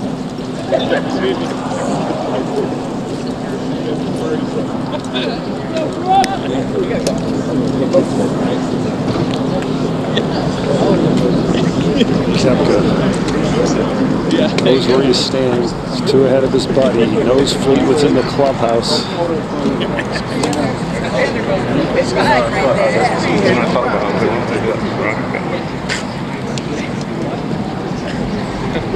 Up ahead, Stinson has this short one for a par. Justin Rose. He's really had no opportunities today. Made a bogey from behind the green on 10 after missing the fairway. Just neither one of these buddies can kind of ride some momentum off the other one at all. Been a struggle for them both.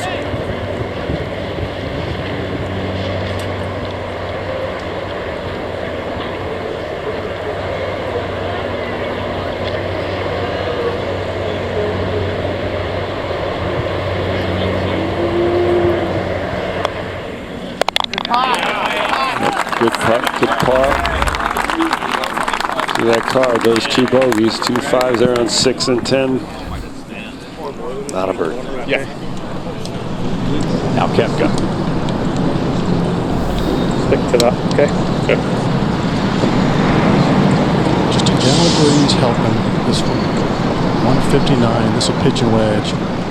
And I didn't think they'd put this flagstick here, but it is on a back, tiny little shelf as far back as they can get it.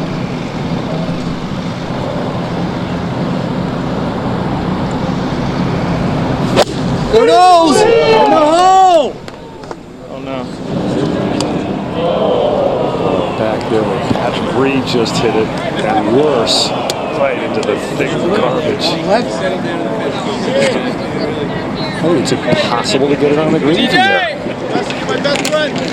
Brad, it's hard not to be aggressive when you have a pitcher wedge in your hand, but you and I have seen what happens here. Middle of the green, short is ideal. Oh, I know, but pitching wedge from 159 uphill, you think that would be perfect. Al Johnson. Get a hold, DJ! There you go, DJ! Go. Shot, DJ! Smart play there. Right in the middle of the green. He's birdied this hole for 3 days in a row. Likely from that distance, but good, safe, and smart play for DJ. Now up ahead, it'll be Patrick Reed's 3rd. Well, look at this.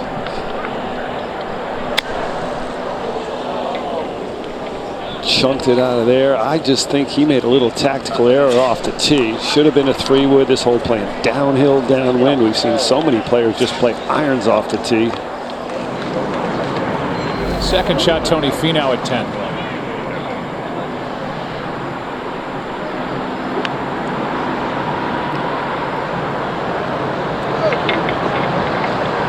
Watch out. Watch out. Oh, man. You better run. Put a spot on that ball. That'll go 50 yards backwards if it goes another 2 inches. Now Fitzpatrick for birdie at 18. That'll make him feel better walking away. He was 4 under through 10. It was 5 over the previous 7 holes until that. Now at the 12th, that's Reed's 4th shot.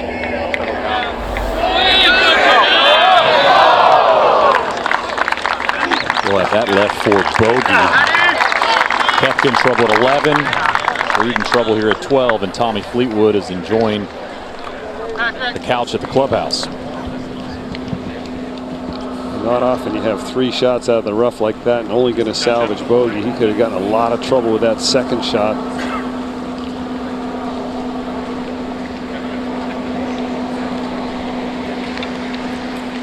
Even if you're not able to make it out to Shinnecock Hills Golf Club this week, you can still find a way to get in on the experience. Check out all the official U.S. Open gear now at usgashop.com. Back at 11, and Brooks Koepka surveying that lie here for his second. Gentlemen, this is the toughest shot I have seen all week long from around the green. In the high grass, not a particularly tough lie, but he's 40 yards off the surface, and the slope up to the green is very steep, and the flag is only about 3 steps on. Curtis, is there a safe place here? What can he do?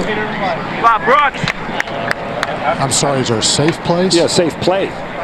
Safe play, safe place. I think go home. I just, honest to goodness, I think you got to play it along the ground to make sure, number one, you hit the ball solidly coming out of this rough, because any mishit's not going to get up on the green. Hit it solidly, get it running on the ground, and hope you judge it correctly. Curtis, there's only been one player over here that's got up and down. It was Justin Thomas, but he wasn't back in this stuff. I mean, it's probably going to end up in the bunker anyway. I was going to say, yeah, I was going to settle for the bunker. But then just make sure it gets there. I mean, even okay. Making that mistake. Yep. Looks like he's going low and real low. Going to make sure it has speed. Green is right against him.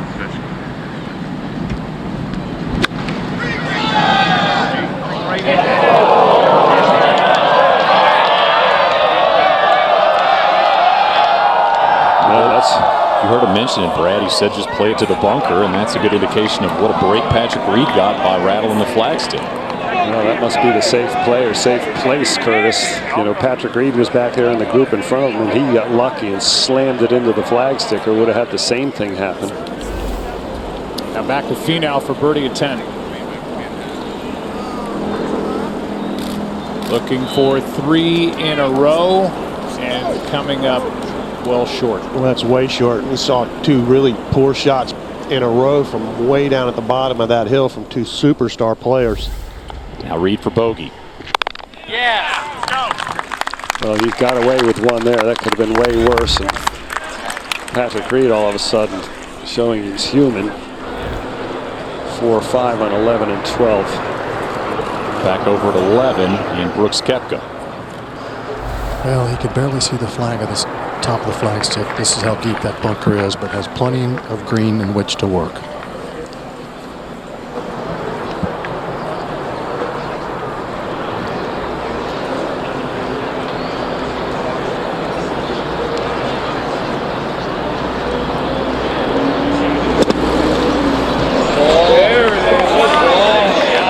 Pretty good shot. Such an uphill lie. A lot of sand in that bunker. Hard to get it all the way there. Now that putt for Koepka for a bogey. Look how soft that sand is. I love watching the sand and the ball come up at the same time. Club face wide open, facing right back at him. Brad, I'm surprised there's any sand left in that bunker, as many balls as we've seen into this week. That's for sure. There's Daniel Berger at 10 for birdie. Oh, yeah. Daniel says, don't forget about me. Finau just 2 over par in their rounds today, which is not bad. Koepka in danger of making double, and suddenly these two guys could be within 2 shots of the lead. Back at 11, and Dustin Johnson to try to birdie this hole for the 4th straight day. Uphill the entire way. It doesn't look real tough, but it goes up a little bit of a slope the last 3 or 4 feet, so he has to judge that speed. Flattens out at the hole.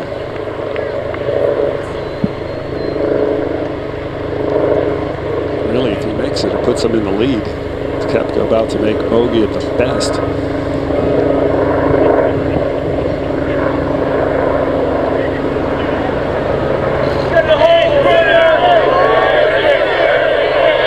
Could have called that one before he hit it.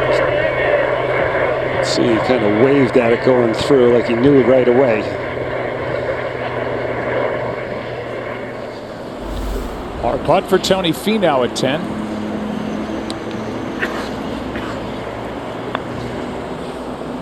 Well, as we mentioned, Joe, 10 through 14 are the nightmarish holes in the middle of this golf course. That's a good save there. He's got 4 really tough ones to go. And I think if you break the course into 3-hole segments, maybe, you know, can I play these holes even par, 10, 11, 12, 13, 14, 15? And then what do you, 16, 17, 18, 1 under, 2 under, and all of a sudden you're right there. So, Koepka, this is critical here. What a putt by Brooks Koepka. It's like a man on a mission, Facts. What a 4 there. This guy's got all parts working, the tenacity to do it, the experience of last year, playing alongside his best friend. It was a day ago on 14 when he made that bomb to save par. Today it's a bomb for bogey, and now Dustin Johnson to try to save par and remain a shot outside the lead.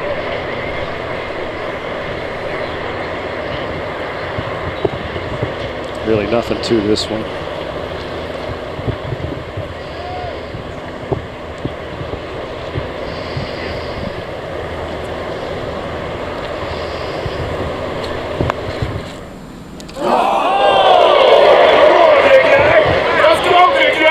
I spoke too soon. Kidding me.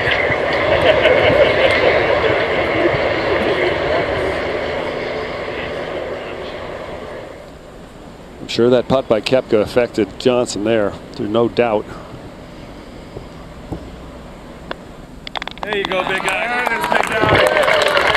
It just hobbled really badly.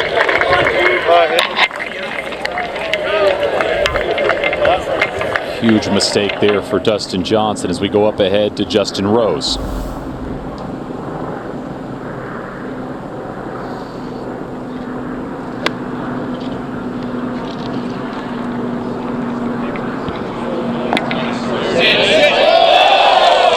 Sticks it in there. Rose undoubtedly knows he needs to play these last 7 holes 4 under par.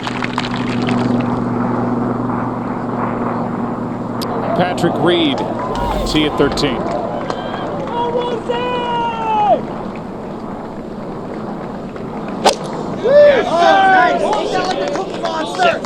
Sit. Sit. Sit. I can see it from here. Yeah. Can't be too bad. No, if I can see it from here, it can't be that bad. Back at 11, Berger. Playing 159, is he going to be aggressive or play for the wide bit of the green, which is about 8 yards on? Sit. Oh, one of the best shots we've seen this afternoon. Courage to take it on line there and get it all the way back. Here's Brooks Koepka on the tee at 12. That driving iron, how closed that face is. Both these players play with kind of a bowed left wrist, closed face. Will he get the kick? Oh, that's back there too, way short of where Reed's was. Doesn't look quite as thick though. Back at 11, Finau.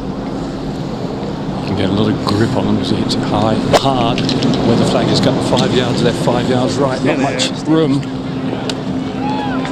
Yep. So good shots here. I'll tell you what, the attention's off these guys a little bit. They're starting to play a little bit better. They're relaxing. Now Dustin Johnson. For the 4th straight day, a Long Island here. Let's go, Soapbox. Playing straight downwind. Let's go, DJ. You got this. Let's go, DJ. Yep, gets that ball at the last minute to kick and dive back to the middle of the fairway. Still talking to himself about that 3-putt bogey on 11.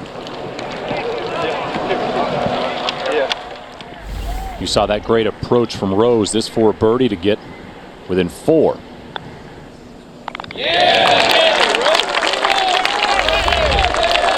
My guess is he's looking at 2 as his target now.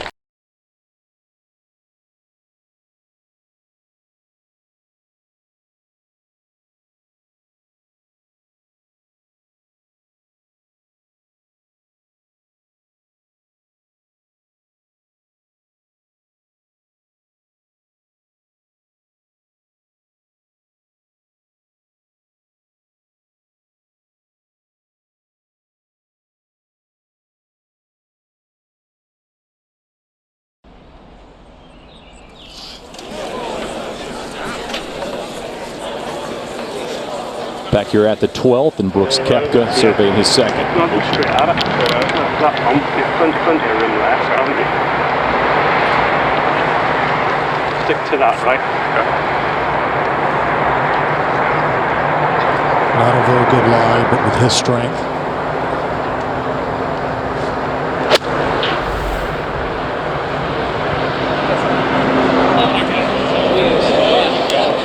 Took a big bounce off a downslope. Really unlucky there, Curtis. You're right. It hit right on a downslope earth. It would have been perfect. I didn't think there's any way he thought he could get it over this green. Back at 11, Finau has this long look for birdie.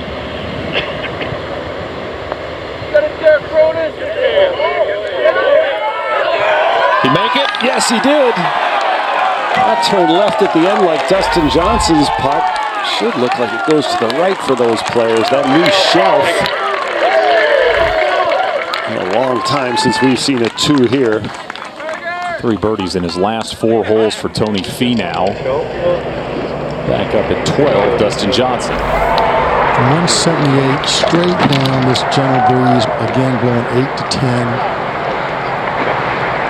This is to take that on here.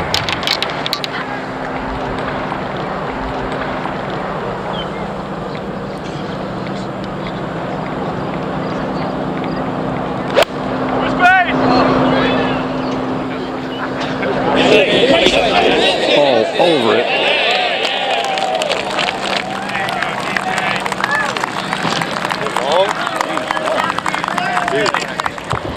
Now Berger for birdie at 11.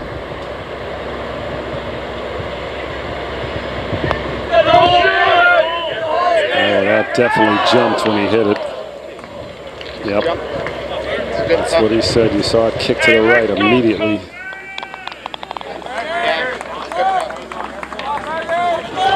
Maybe the POA being a little bit uneven later in the day. Patrick Reed for birdie at 13. In there.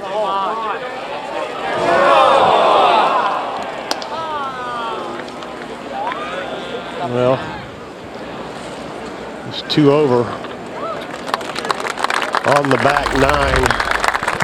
1 more hole to go, and he's through that 5-hole stretch of the most difficult holes on the course.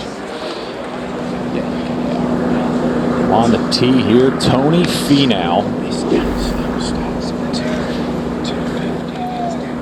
Turned professional as a 17-year-old. Tells stories of playing skins game, being down $800 with only 20 bucks in his pocket and cashing a hole-in-one to win it all back. He knows pressure, and he's feeling it right now.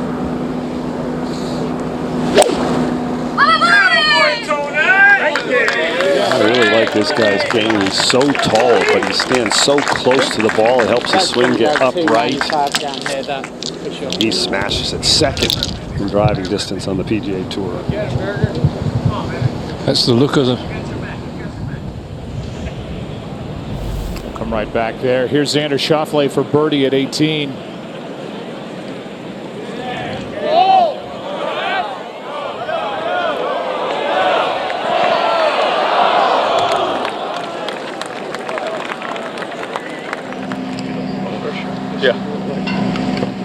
Berger's tee shot on the way here at 12.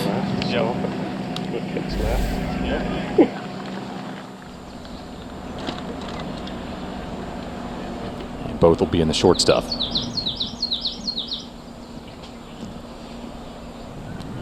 Go up to the green, Brooks Koepka. Well, he's got two things working for him. It's straight downhill the hole, but he's got a good lie. Has to be hit it cleanly and back into the wind. This is very doable.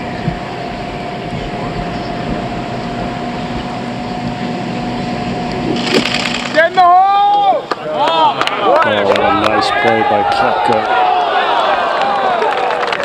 It's better than that. It's a great play, Brad. Oh, that looks like awful grass there, Curtis. Big swing. Confidence to get underneath it. Green, look at that green, just gnarly, pointing right at him. Ball doesn't even touch the club face there.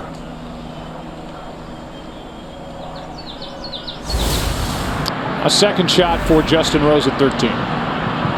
Just an 8-iron back into the breeze. Come on, help us push it right, Win. That's a good shot. Steve Flash right there. Coming off a birdie at 12. Trying to make a late run, and back to 12 we go. Dustin, after a really good shot here, just a little bit beyond, now coming back down the slope, just ever so slightly. Curtis, these two guys talk to each other at all? I haven't seen one word, and that's okay. But there might be a little bit on the tee, but I really don't think so. And it's nothing other than say they're really into their own games right now, and should be.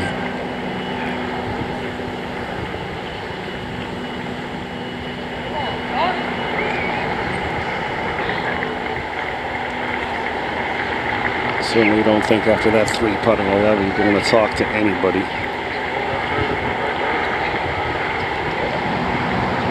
Curtis, you're right. He's deliberate on the greens right now, isn't he? Yeah, he really is, and that shows me that he may be struggling just a little bit, you know, with his feel, and we've seen that a little bit, but just wants to be exactly confident when he gets all of it right now. Wants to trust his line.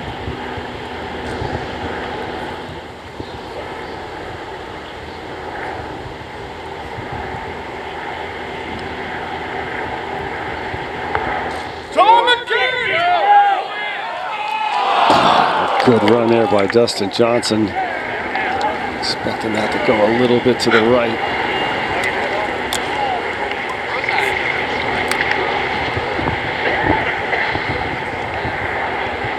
Just cannot buy a putt right now, Dustin Johnson. And now Brooks Koepka. Brad, let me ask you, when you seem like you're struggling just a bit on the greens, as DJ seems to be, it's almost better to speed up, would you think, or slow down? Slow down, you sometimes bog yourself down with some mechanics. I agree with you so much, Curtis, but I think when you're struggling, the tendency is always to slow down, and it gets you worse. It's harder to free yourself up. You got to talk to yourself about it. It's more a mental thing.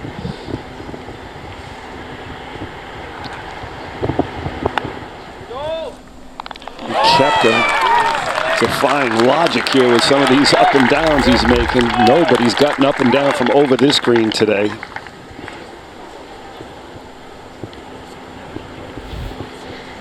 Well, if he goes on and wins this championship, he will look back on the 11 save for bogey and here save for par.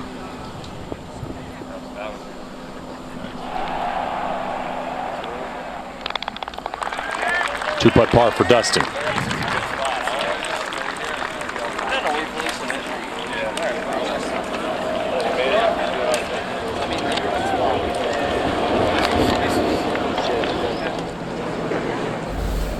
Heard a little roar in the background there. Here's Henrik Stenson for birdie at 13.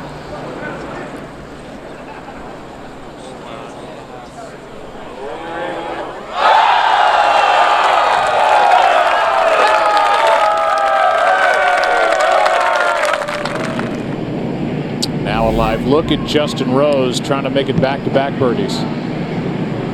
Joey got a great read from Henrik there on the exact same line. This half the distance that Henrik was. Going to be downhill, about 2 balls off the left edge.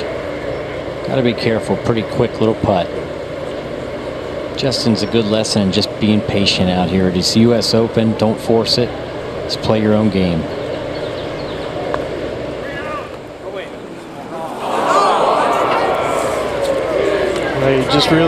He didn't feel it on the greens yesterday. When he started to hit it a little better, he made a ton of saves early. And nothing going in for Rose now.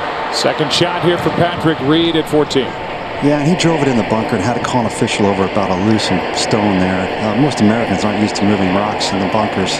He's got a shot he can do here, 187 up. Just a 7 on that.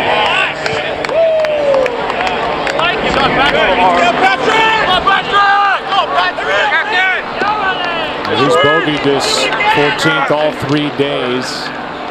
He sits there in 2. Go back to 12, Daniel Berger second.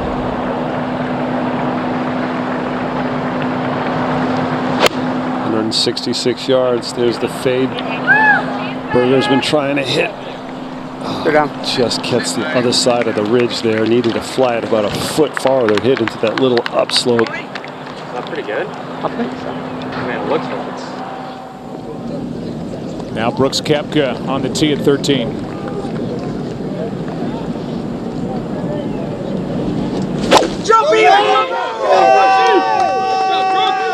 Just exploiting that driving iron. Joe, that's a terrific shot right there. He's gone par, bogey, par through the first 3 rounds in good position here on Sunday. Now DJ, who's parred this hole, as you look at this swing by Brooks yet again. Look how far in front of the tee that divot is. And these guys are trajectory mongers, Joe. They like to squish that ball on a certain trajectory. They see it coming out maybe different windows.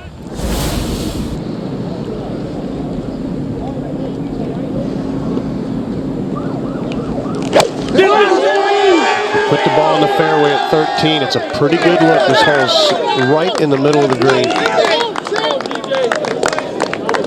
And 2 good drives there.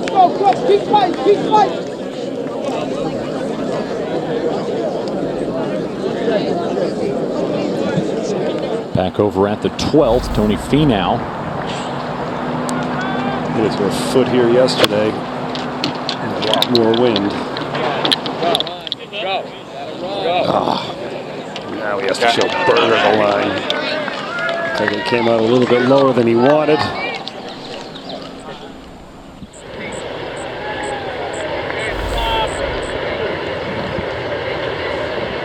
Here at 18, it's Webb Simpson for birdie. Players champion with a head shake and a tap in for 4 here at the last. 7 over, a round of 1 under today. Back over at 12, it'll be Tony Finau first for birdie. And his playing partner will keep a beady eye on what happens to this putt. They're virtually next to each other. Up a little bit, quite a big swing from right to left. Things are drying out a little bit, but nowhere near as badly as yesterday. Yesterday, this stage they were really starting to get a bit shiny. Added some extra moisture, so they're still putting reasonably well and ball gripping surprisingly well, actually.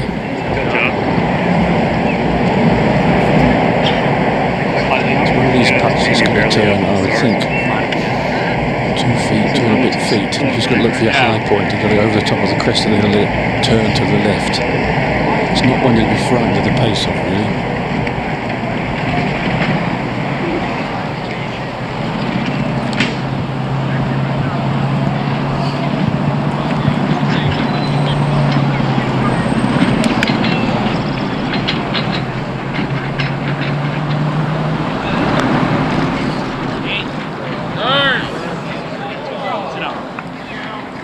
Yep, good putt by Finau.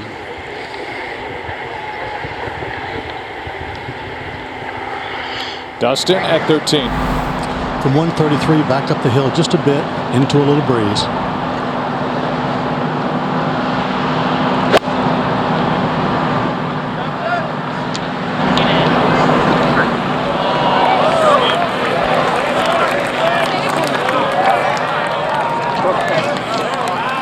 Well, sure you hope for better than that. It's not done yet. That might go all the way off the green. And it's gathering speed.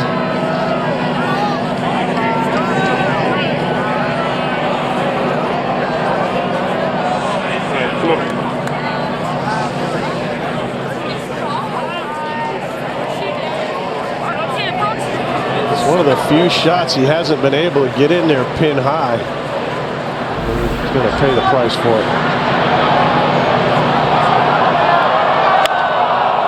Koepka went on and hit as the ball continues to move. Yeah, he's hit it pin high all day today, and there's another beautiful shot. Got to believe Tommy Fleetwood's sitting pretty right now. As tough as these holes are. And it's hard on a guy like Koepka or Dustin Johnson when somebody's posted. It's like trying to win an over-under bet. Back at 12, Berger for birdie.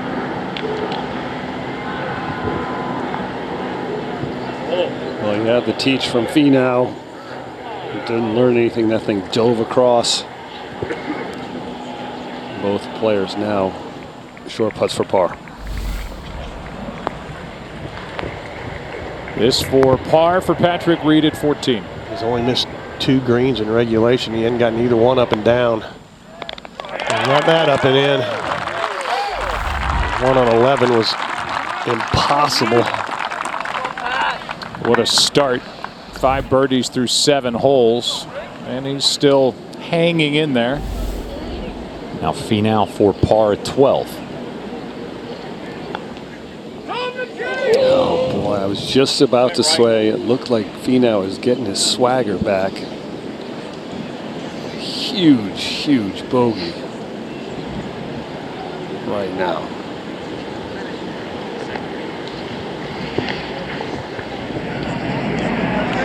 See where the ball ended up for Dustin Johnson here at the 13th.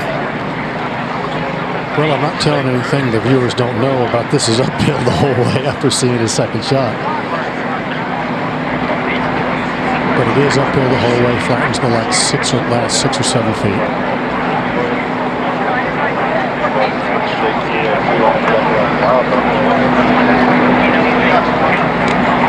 He's out of position. I don't think he's can give away any more strokes because he's playing companion. Koepka is really striking it well. This could be a 2-shot swing here too, Curtis, because Koepka's sitting in a catbird seat right now.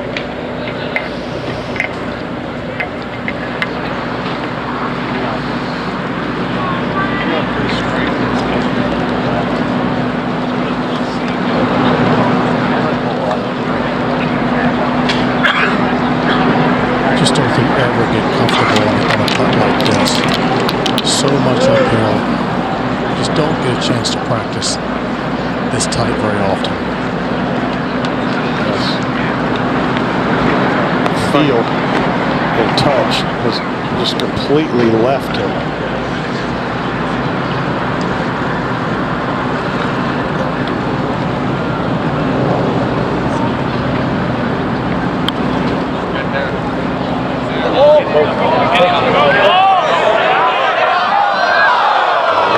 That's the best he's done in a long time on any of those lag putts.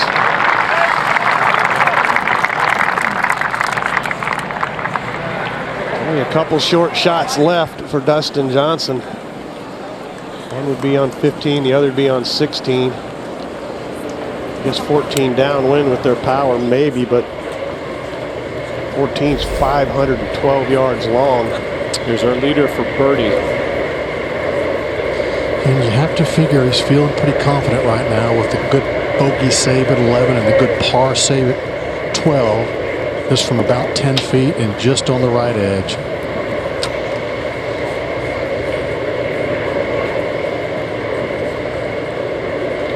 He's made some beautiful putts of about this length today.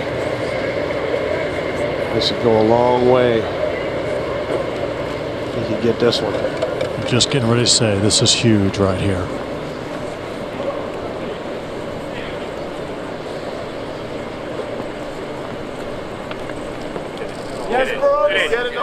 Way out to the right and way too hard.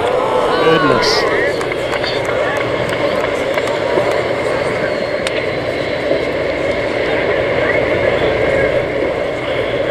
Last year in this championship, the last 5 or 6 holes or so is when Brooks Koepka separated himself from the field. It was a real dogfight, and then he started making those putts of about that length and longer.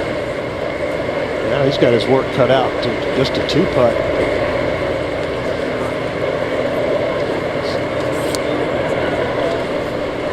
So maybe it's Tommy Fleetwood in the catbird seat.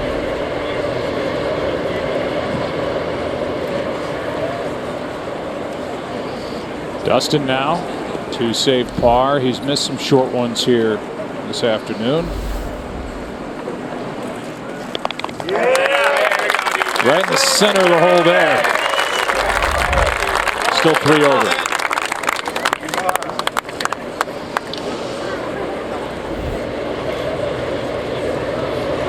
Brooks Koepka was 6 shots back off the lead after an opening round 75.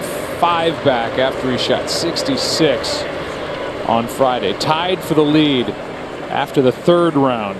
He put together a 72. Right now his lead is 1. Trying to keep it that way.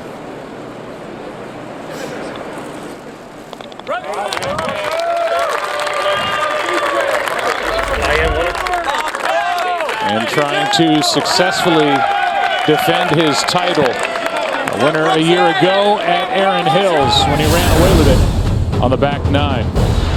Let's give you the 3rd shot out of the bunker from Koepka at 11. Well, here's why he's still in the lead, Joe, because he's been able to get these up and in, and that really was a tough putt. It went way more left than anybody thought. This for pretty bogey. straight, yep, and it just went up pretty straight, but man, we've seen that putt snap to the left and cost a couple of players. The tee shot to the right on 12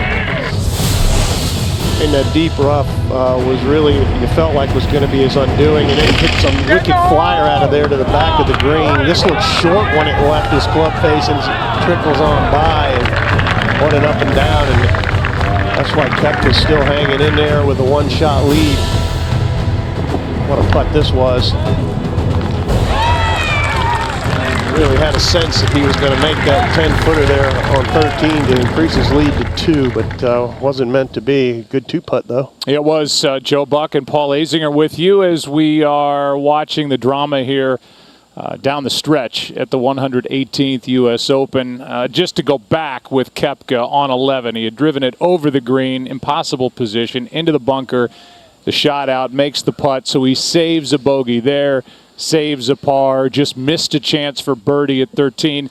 Who would you rather be? Would you rather be the guy still out on the golf course in Brooks Koepka who's leading by 1, or the guy who shot 63 today who was already posted 2 over for the championship in Tommy Fleetwood? Well, one guy's in control and the other guy's posted and he's done, so I think I always would like to have control if I could, but you know, it's tough. I mean, every step you take, your mind is thinking and wandering and trying to get out in front, and you want to pull yourself back. You know, we started the day talking about big dreams, but that these guys have to dream small. And for Koepka right now, he's got to stay in the moment. He's got to visualize this tee shot and just play this hole and not get ahead of himself thinking what could be. Well, this has been the hardest hole this week. Curtis, who would you rather be, the guy on the course or the guy in the clubhouse? Well, the guy in the clubhouse has no control whatsoever. This guy, it's his week. If he can get it in the fairway a couple more times today. Now remember, he did this last year. He knows what it's like coming down the stretch. So important. And into the heavy fescue down the right side. You want to stick with your answer? Well, I have to. I'd be a hypocrite, correct? Let's give you the Lexus Tracer with Dustin Johnson.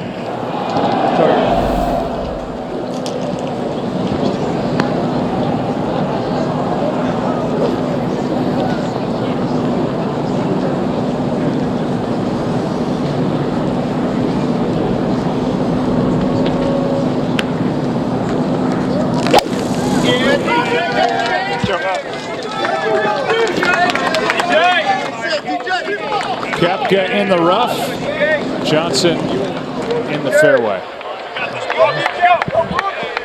Still pretty disciplined, this Dustin Johnson. Not going to change the way he thinks. No pressure on him now. All the pressure on Brooks Koepka. Out of 15, Patrick Reed, second shot.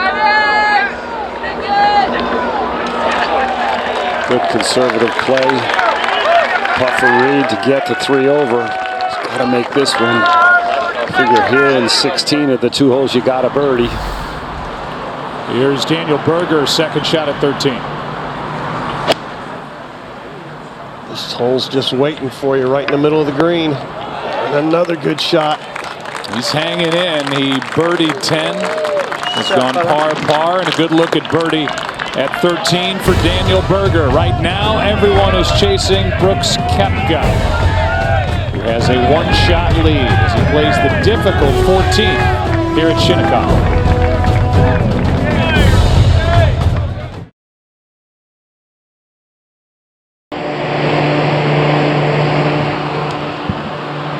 Here is DJ at 14. 199 up the hill, flagstick right on the front.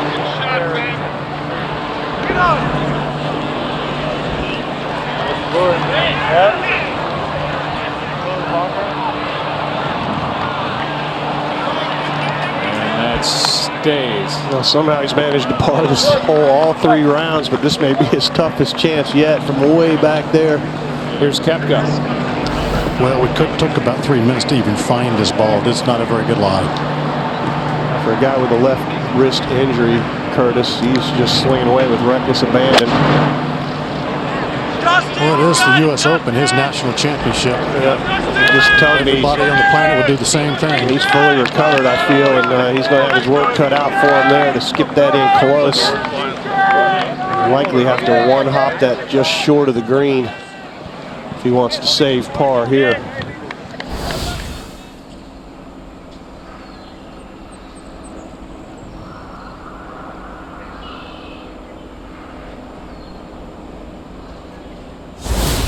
Back to 13 and Daniel Berger for birdie.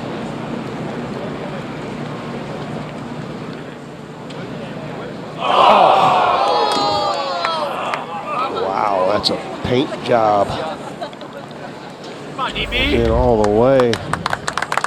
That was to get him back to par for the day. 3 over and 2 back. Now at 15, Patrick Reed for birdie to get within 2. Masters champion. Oh, he's got it. Catches the left edge, and Patrick Reed gets within 2 of Koepka, who's in trouble at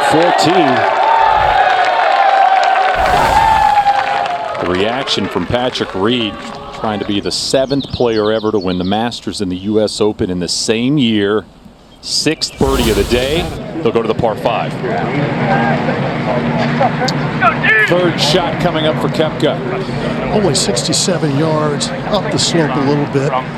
Flagstick says it's 5 on. It doesn't look 5. Just really a delicate little shot. Has a couple of choices. Could try to fly it on the green or bounce it in. A little bit. I got a 50 shot. 50 shot, 55. 50 shot, yeah. A little bit of downwind, Curtis. This green's actually repelling the ball, not really receiving it. Let's see what he decides here.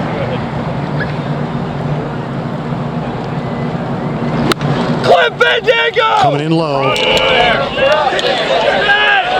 I like that decision. A beautiful one hopper off the collar there. Super shot.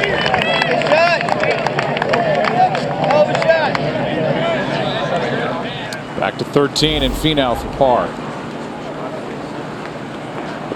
Gotta have it. And he does. Just one over today. At the moment, 3 back.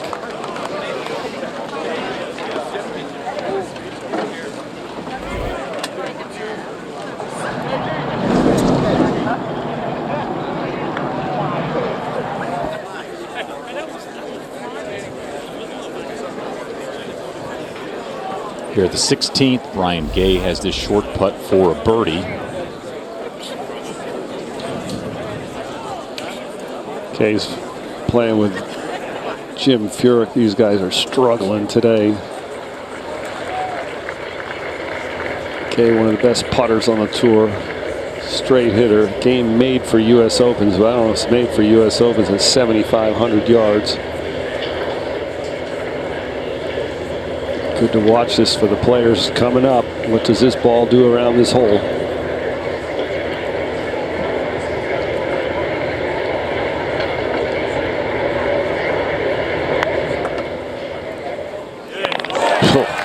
Straight in for Gay. Birdie gets him to 10 over.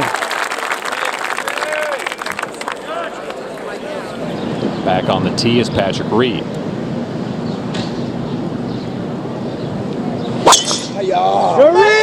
See what his numbers do. He's just so adept at being able to move the ball in 2 different directions at will. He's like a good pitcher. He's got all the command. That club face and another one right in the middle of the fairway. Here at 14, a long one for Dustin Johnson.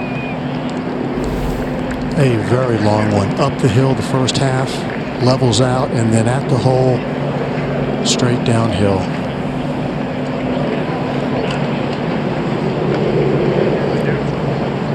Well, Curtis,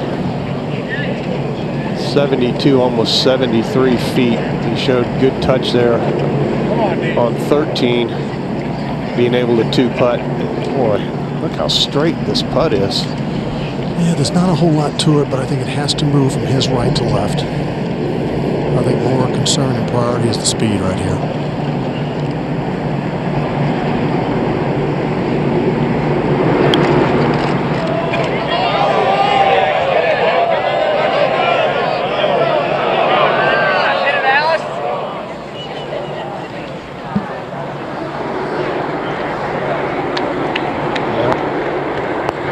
Been kind of the story of his weekend. He's not had great feel. Of course, it's a tall order to roll it up Gimme from that far away. And the big putt coming up for Brooks Koepka.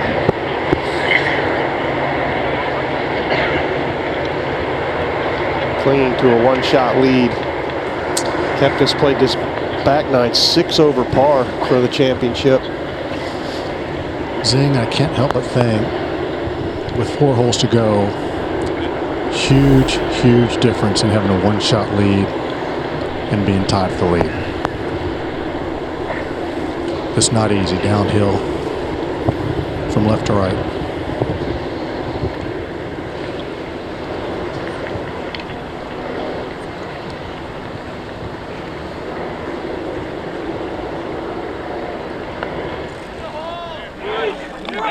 Another clutch putt for Koepka. He just keeps doing it. Up and down again, this time from 67 yards away. Saved a par yesterday here at 14. How about that? That's a big putt, man. Curtis summed it up nicely. It's just clutch cargo. I got it going just a little right. 15th hole is one of the shorter holes on the course. 16 is going to be a wedge. Yeah, I mean, I got it just outside left.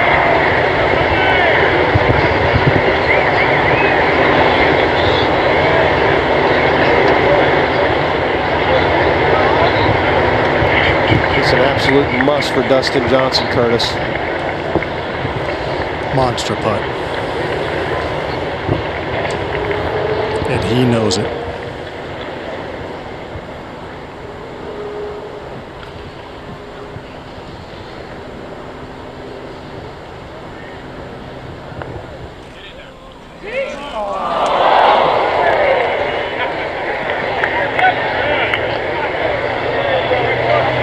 chance twice after Koepka made the putt on 11 and 14 that Dustin Johnson followed up with a miss. I don't know if that has any bearing on it or not, but significance of that putt right there for Dustin Johnson is pretty easy to see. Fifth 3-putt over the last 2 days for Dustin Johnson, who was lights out with a putter Thursday and Friday. Up ahead to 16, and Reed, second on the way.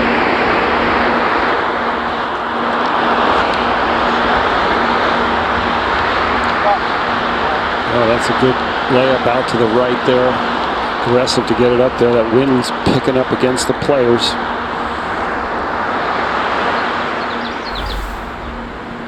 Back at 15, Stinson for birdie.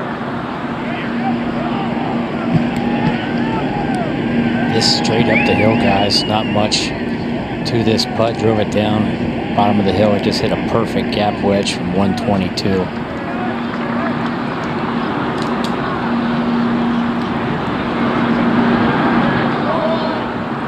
His third birdie in a row. Been birdie free for a long time. 25 holes in a row without him. And his chances are starting to fall away here. 5 over par. Needs to get to 2.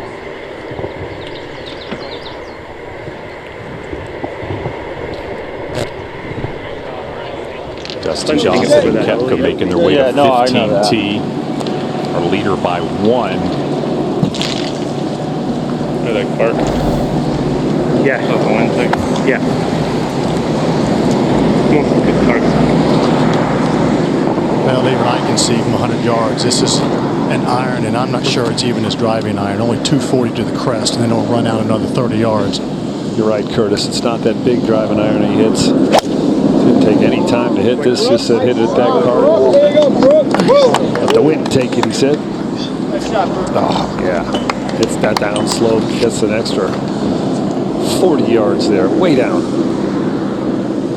Trentland's got to be pumping after that save. Boy, I just can't help but think, you know, the saves on this backside is what you have to do. It's not about making all the birdies. It's about saving those pars.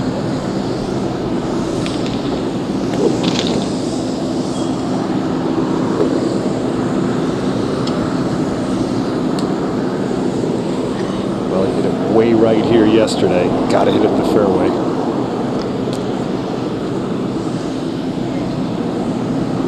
Let's go, DJ, baby! Okay, smart play. Good play. Not bad. Well, that's picture perfect as well. Pummeling it.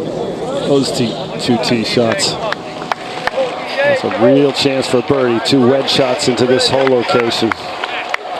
Brooks Koepka clinging to a 1-shot lead over Tommy Fleetwood, who shot a 7 under par 63 earlier today. We'll take you through how he did it. This at the second, the par 3, long look for birdie. At this point, 9 over for the championship. And he buries it. Now at the third, the very next hole, another birdie look. Well, one of the par 4s, it's the most difficult on the course all week long. This one in 14, battled it out all week, and he made it look easy with this start. Pars at 4 and 5, now it's 6. A blind tee shot. One of the prettiest greens here on the flattest part of the golf course. Stuck it right there over the bunker. Slowly climbing up this leaderboard was Tommy Fleetwood. He birdied 7, now at 13. After a birdie at 12. Shane, this hole can wreak havoc if you're not just so precise. Controlling the spin. Another kick in. Number 12 player in the world was dialed. Birdies at 12, birdies at 13, now at 14. Right, and when you're going good, you have a little bit of luck from off the green, catches the edge. He's feeling it. You can see it right there in his reaction. Maybe I have a chance. What about at 15? Could he birdie 4 in a row? Well, doing it all different ways. Sticking it in close from the fairway, making 30-footers. Hair on his nose is sticking up there, standing on end. Now at 18, a chance to make history. This for 62. Shane, we heard his caddy say inside the hole. That needed a little more oomph there, a little more borrow. But what a round, 63. Look at the list. Tommy Fleetwood just joined. Weiskopf, Jack, Vijay Singh, Justin Thomas, and Johnny Miller. Tommy Fleetwood has been sitting for quite a while, watching the leaderboard back up towards him. There's one man ahead of him, and it's Brooks Koepka. One man behind him, and Patrick Reed, a shot back at 16. And he and his caddy trying to figure out the wind here. It's in off the right, and after Reed made birdie on 15, he had a long look at that leaderboard, so he knows he needs to make a few coming in to have a chance to win this championship.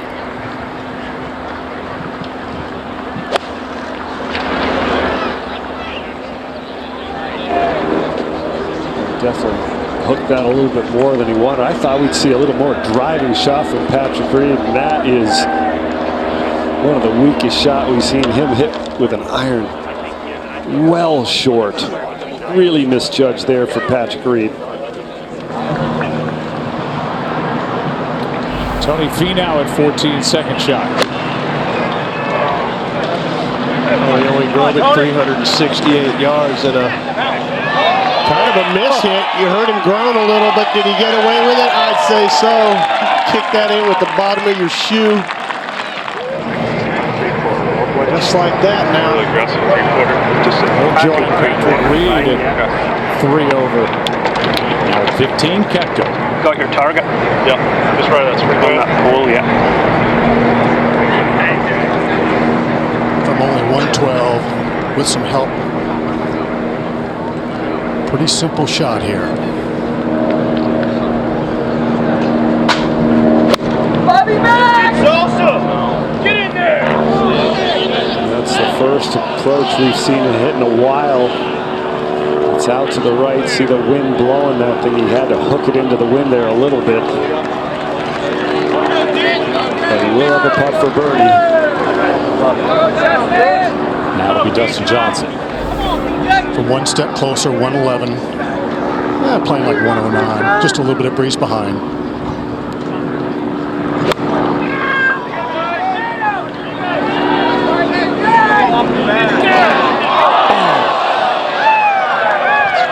What a stop. Bit unlucky there. That hit the flagstick. I think would have stopped a little closer there. Beautiful iron by Dustin Johnson. Well, look at that for Dustin Johnson. Needs at least 2 birdies on his way in, and see it right off the stick. Still got a chance here at 15. Yeah, that would have stopped and been closer. Might have come back even. Don't go in the bunker.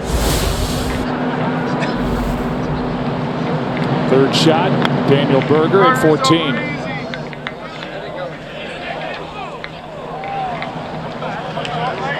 See that mark close to the hole. That's Tony Finau, where he will putt from to knock it in to get the 3 over. Now at the 16th, Patrick Reed's got a long look for birdie. And all of 45 feet straight up the hill. Really not much to it, just trying to get the speed correct. We probably have the most wind we've had all day right now. What do you think happened on that third shot, Brett, into the green? Well, he was hitting a pitching wedge, and it's probably right between the wedge and the 9-iron, trying to flight it down, and you're always protecting against going past this hole location, so maybe just trying to squeeze a little bit too much out of it, and it spun back and caught the ridge. And we talk about how much Bubba Watson moves the ball around. If you watch this guy's tracers, he's always fiddling around with it. Doesn't have technical thoughts. Tell you what, he needs a bomb right here.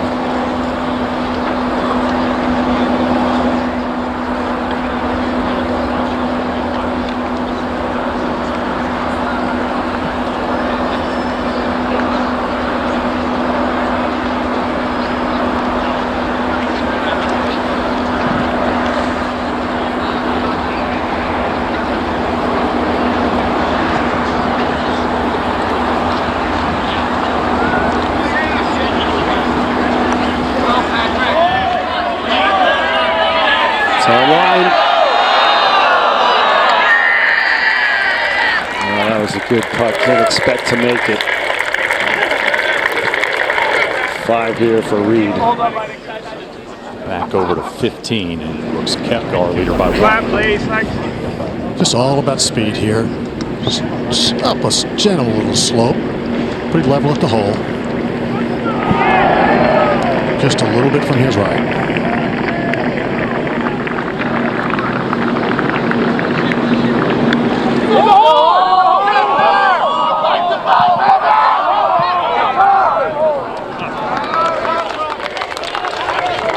Not too bad. Yeah, good putt there. Take a mulligan there on his approach. From the best today. The approach shots from the fairway. Huge improvement from last week at Memphis. While Koepka was putting, this is Daniel Berger for par at 14. Nice save. Well, keep his hopes alive, that's for sure. Two wedges back-to-back at 15 and 16 for Daniel Berger. Now Dustin Johnson must make at this point for birdie here at 15.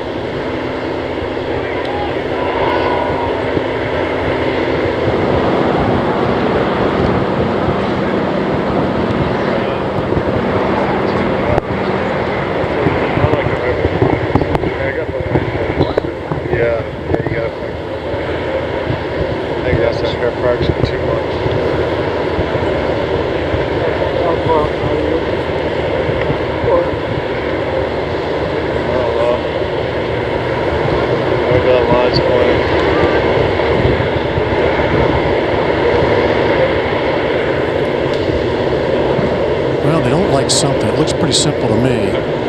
Maybe just a little bit over their edge to the right, but I think at this point you might be second guessing yourself.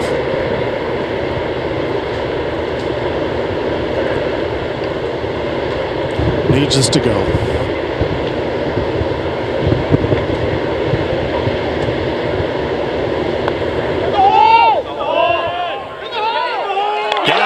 Did. Had to have it and got it. Dustin Johnson now just 2 back at Koepka. I like that he didn't putt that until he was ready. They took a while. He asked AJ, do you like where that line's pointing? He draws the line on the ball like so many players do today. Finally committed to one. Gets him to 3 over and 2 back of this man right here.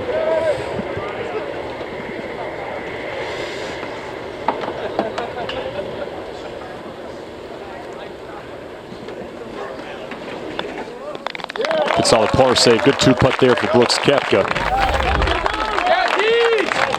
1 clear of Fleetwood, now 2 clear of Dustin Johnson and Patrick Reed.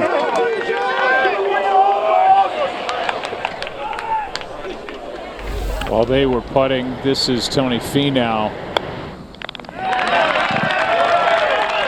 That's his 5th birdie to match his 5 bogeys, and he's back to where he started, 3 over, 2 back. Leads the field with most birdies. The pitching wedge. Very similar to Wayne. You had a pitching wedge, which basically perfect. Fly tops at 152, and you flew it right next to the hole. So what's the fly? I think that's the fly 68. The fly top number on that is about 166.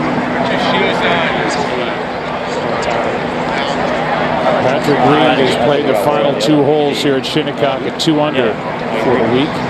He birdied the 17th yesterday. Trust him. Good swing.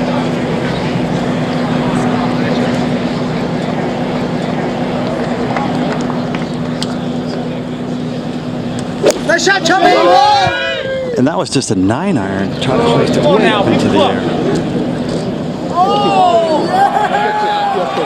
That's a pretty good shot. Not a great shot, but honestly, if it lands about where the shadow of that flag is on line, it ricochets off that green, even with a shortish club. But Patrick Reed with a chance for birdie here at 17. 18. He's a bit of a bear today. Probably a 6 or 7 iron second shot if he hits a good tee shot. Now back at 15, Tony Finau. his head. Boy, Maloney! Swing. Okay. Get it. Nice. Maybe. Be down the hill just like Koepka and DJ before him. Hits the downslope. Wedge shot coming up.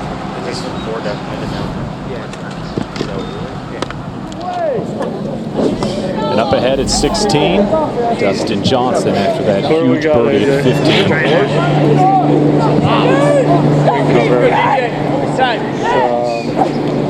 Yeah, 270 covering left. Okay.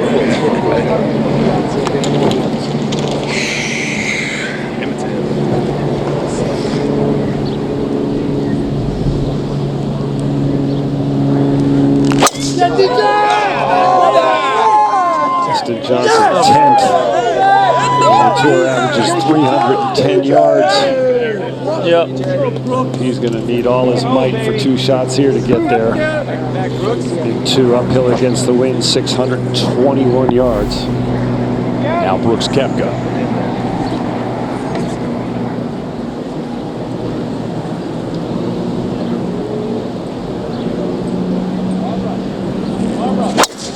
Track man in the background. This will give us some numbers here on Koepka's ball flight. Speed 173. I got you, Dustin. I got you by 2 shots. I got you by 2 yards. 3 holes to go. Koepka leads by 1. Fleetwood shot back and done. Dustin Johnson trying to chase down his buddy with just 3 holes left.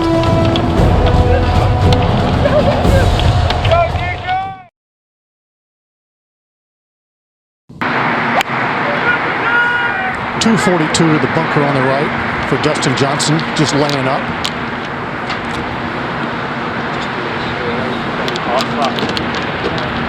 Got good position there. A little bit farther up, he pushed it than Patrick Reed did. Now Koepka.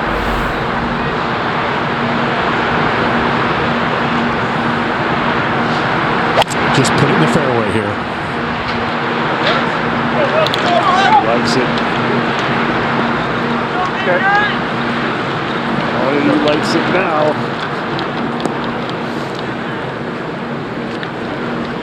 Now the birdie putt for Patrick Reed at 17. And he got a bit unlucky on his tee shot. If that ball goes just a yard farther, it's right next to the hole. Now 26 feet down the hill, really quick.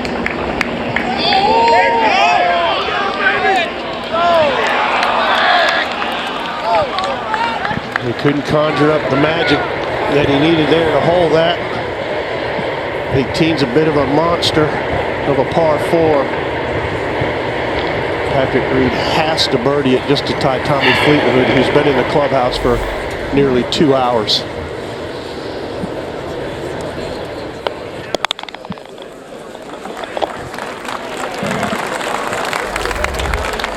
Good how the round started for Patrick Reed, the Masters champion. What happened in the middle? A birdie at 15. He needs one at 18. This just a moment ago with the 15, Tony Finau. Last shot, Tony Finau hit off the driving range was this distant wedge. And that looks like a pretty similar spot to where Dustin Johnson made birdie moments ago. Be sure to tune into the U.S. Senior Open from the Broadmoor in Colorado Springs, June 28th through July 1st on FS1, presented by Rolex.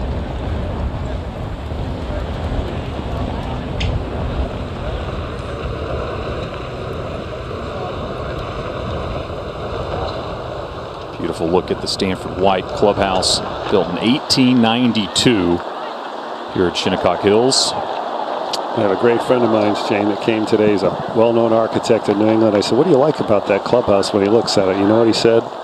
It's America. Beautiful. Back here at the 16th, and Dustin Johnson needs at least one more birdie. I got him out.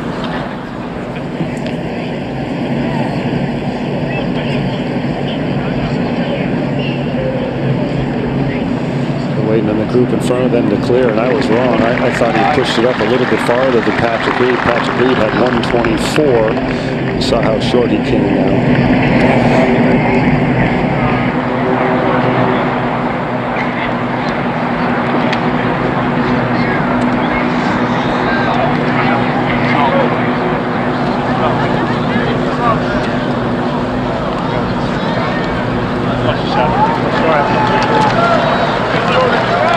AJ and Dustin are looking at Green's map. They look at that to find out the slope. They play the slope on these shots. It depends on whether it's into it, what kind of flight they're going to give into it.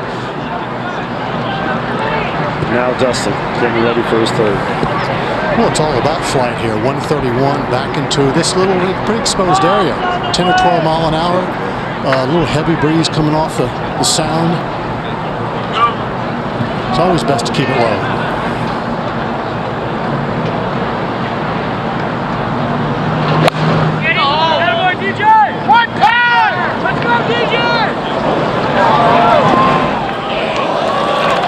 Pretty good shot.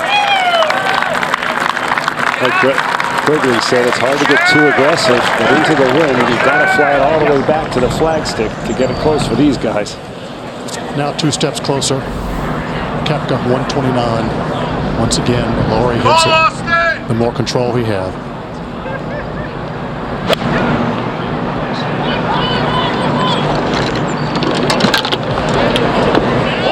About that. Oh, another one of those approach shots.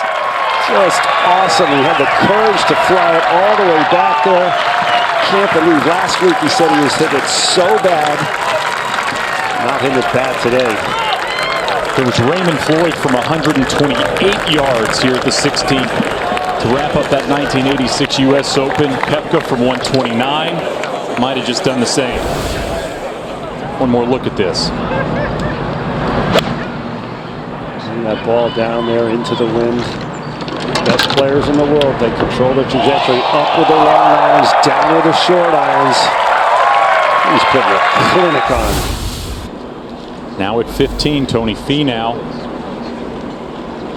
This for birdie. In the hole, Tony! And that was quick. Really quick. Dustin Johnson's just rolled over the front edge. Here's Patrick Reed at 18. Roll tide, baby. Great drive. Well, he's got to hit the fairway, or he's got no chance to reach the green. Only 5 birdies on the 18th hole all day today. That's exactly what he needs, the 6th. Back at 15, Finau must make for par. Oh, beautiful stroke for Tony Finau. Full of confidence right there. He walks off this green with a good par. You saw him hit it to close on 14. Now he gets to go to the par 5 16th right here where we are now. And Dustin Johnson first to putt. Well, a good solid third shot in here. Just hit that wall of breeze just a bit and came up short. Left it in the right position, but just a little bit too far. Right, I think, what, 25 feet maybe? 20 to 25 feet? I think you're right, Curtis. Just 20 feet. 19 feet, 1 inches. Not much to it. We're seeing him leave it short all week long. Has to get to the hole at this point. See Dustin Johnson still holding on that greens book. That tells him the slope down to the little percentages of. How much you see?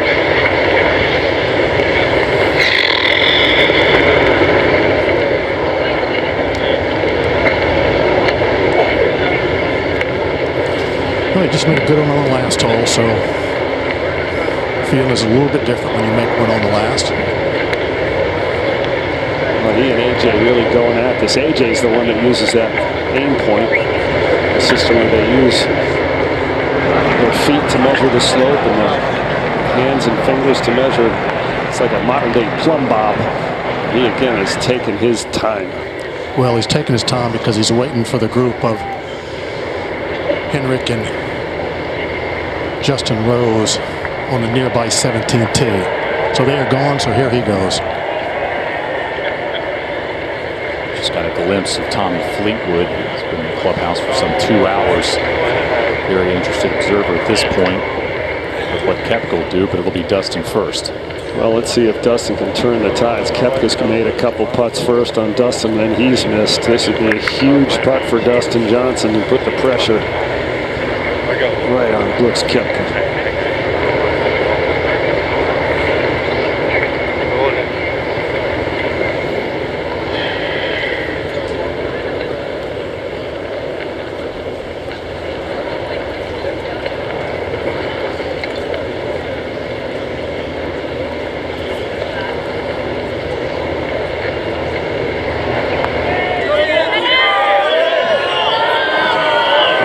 Got that misread all that time they had.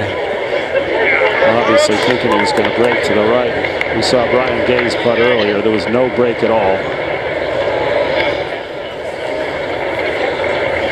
Well, now we watch Brooks Koepka, and this is to take a 2-shot lead, and to have a 2-shot lead with 2 to go. He knows what's going on. Just quiet your nerves. Do what you know how to do.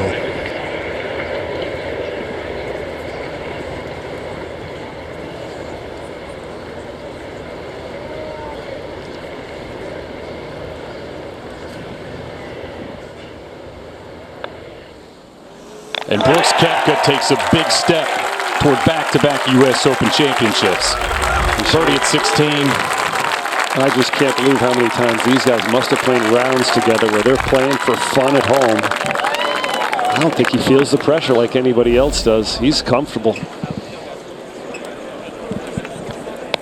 Dustin cleans up for par. All of a sudden, 2 holes to go. He's 3 back at Koepka. He'll need some help.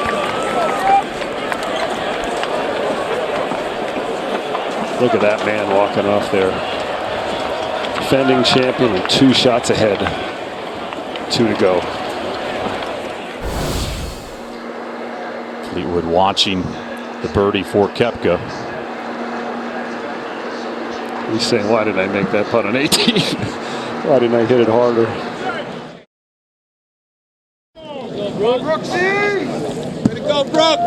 When you think about Brooks Koepka, he will tell you that he owes a lot of his success to playing professionally in Europe, really all over, before making it on the PGA Tour. Said there's a lot of guys that are mentally weak and couldn't cut it. You're gone for 7 or 8 weeks to countries you can't even order food in. You're out of your comfort zone the entire time, and I don't think many Americans can do it. He has taken all of that experience, all that grit, all that determination to run away with a championship a year ago at Erin Hills. And now a 2-shot lead here at Shinnecock Hills the following year, trying to repeat. Curtis, I got to ask you this. You birdied 16 in 1989 to take a 2-shot lead. What was it like for you to play those last 2 holes trying to go back-to-back? My one priority was to keep my mind straight ahead of me.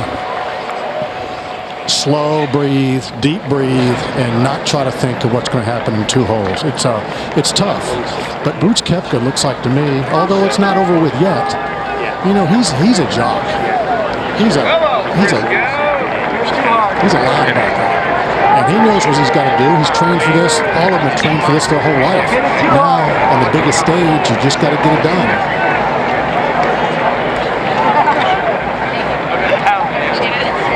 We check back in with Patrick Reed needing a birdie here at 18 for any hope.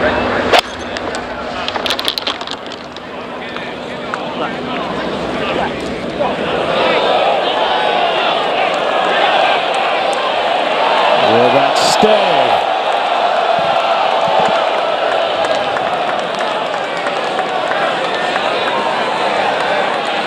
We need a whole nother club.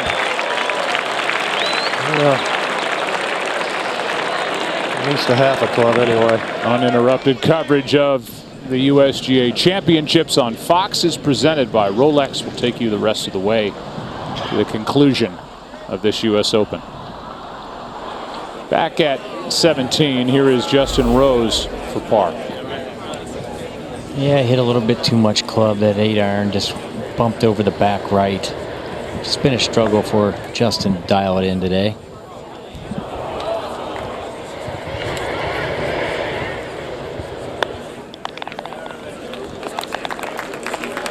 And 3 over for his day, 7 over for the week.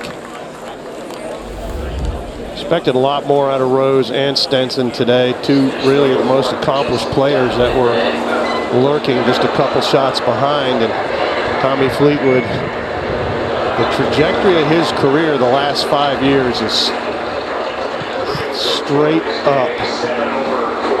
You see Tommy Fleetwood, who 45 years to the day after Johnny Miller's 63 at Oakmont, posts a 63 here in the final round today.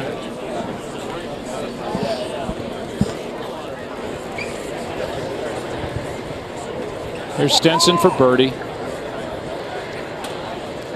Well, proof that you can actually get it close at 17. It's a dangerous hole location. That big bunker looming short and to the left of the flagstick. You cannot go in and expect to get the ball close. You're better off going over the green. Koepka, I feel. That's his 4th.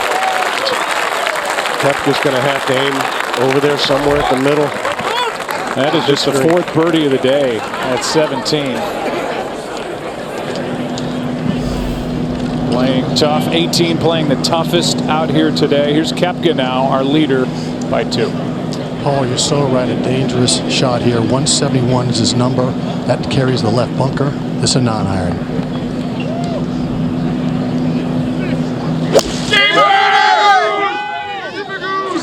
Shirt too tight. That's nice. What a shot for Koepka. Settle. Yeah, that's championship stuff right there. Take your eyes off the obstacle.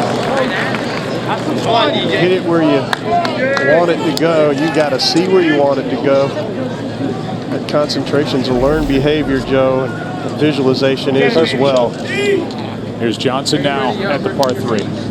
Just takes a lot of guts to start it over that left edge of the green and let the wind blow it back to the right. To get it close, that's what you have to do.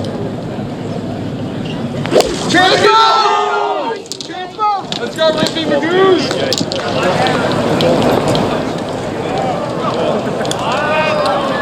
Well short here at the par 3. Well, how do you win a U.S. Open?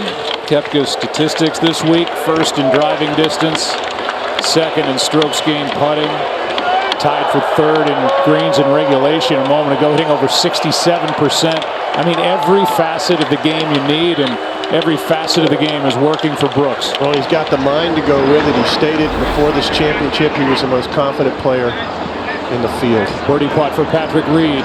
Get in the hole! A valiant effort by Patrick Reed. He came out of the gates with both barrels blazing. It's just going to come up short. We'll go back to 16. Finau 2nd.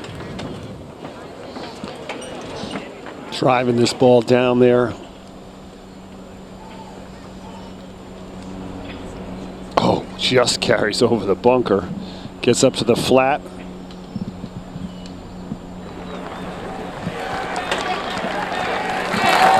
And a nice welcome up to the green here at 17 for both Dustin Johnson and the defending champion Brooks Koepka.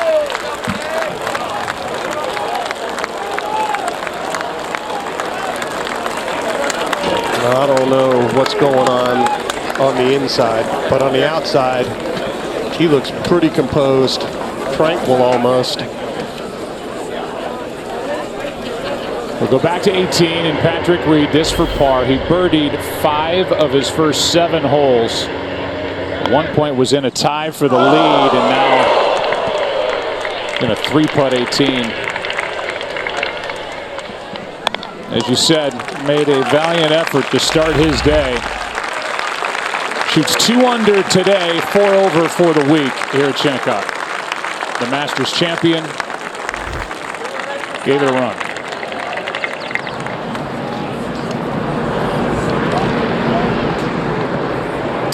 here at 17. Dustin Johnson will be first to putt. Yeah, he has a first putt, that's for sure, but it is not an easy one. Up and over a shoulder in this green. So many of these greens slope to the back of the green, which is unusual, and this is one of them from his angle. Just goes to show you it doesn't have to be 260-yard par 3 to be tough. This is only 150 or 60 yards, and so hard to get it close to the hole. I can't tell you how good a shot Brooks Koepka hit in here to get it in the left portion of the screen.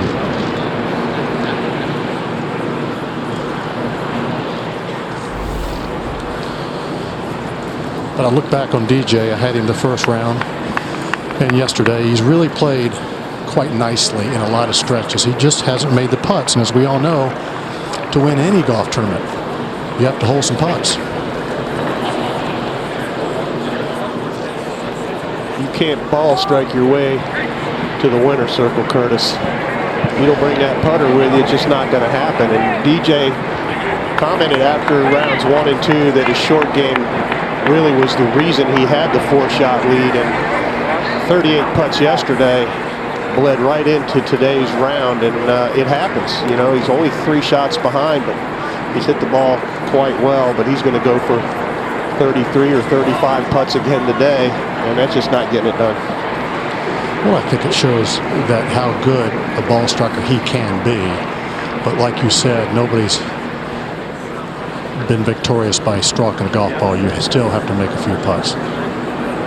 Well, while this is going on 17, it's worth a chance to revisit what happened with Tommy Fleetwood today. I mean, just brilliance. And as we said, the first to shoot under 65 for the past 3 U.S. Opens here at Shinnecock Hills. And he had legitimate cracks at birdie the final 3 holes of his day as well.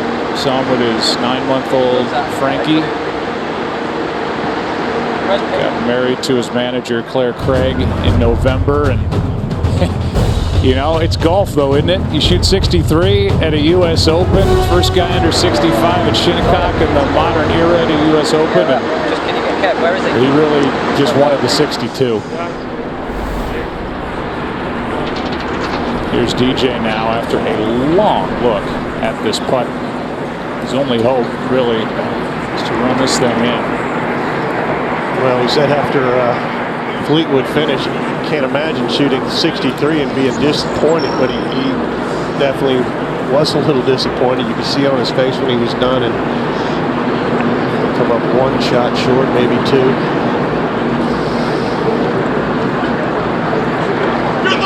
This for birdie.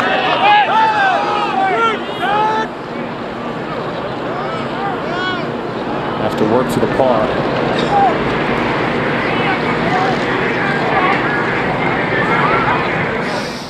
Back at the 16th, Tony Finau's 3rd. See if he can have the courage. Look how close to the ball he's standing. The courage to get it back there. Oh, just really, really disappointing shot there for Tony Finau when he had to make birdie on 16. Now Koepka. Slightly down the hill.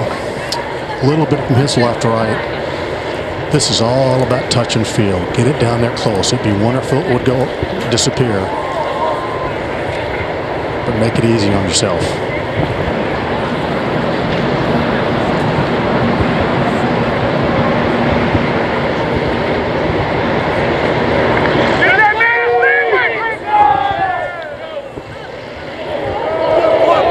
Well, that's pretty easy.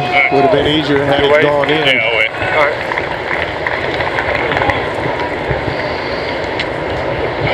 He'll mark, and we'll see if Dustin can make par. Now it's 16, virtually a must-make for Tony Finau.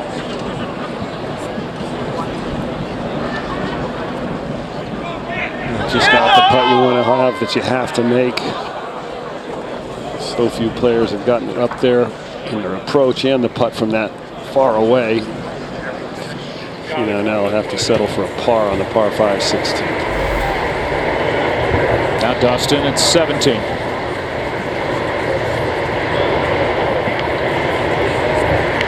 Yeah, just let me straddle. Just to put a stat with it, no 3 putts the first 2 rounds for Dustin Johnson.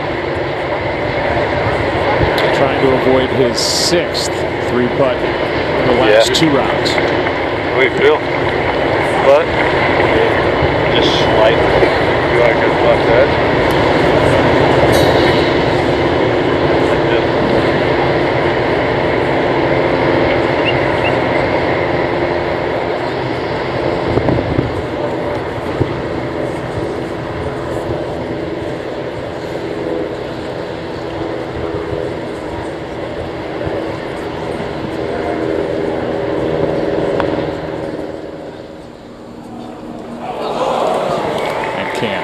Another 3-putt.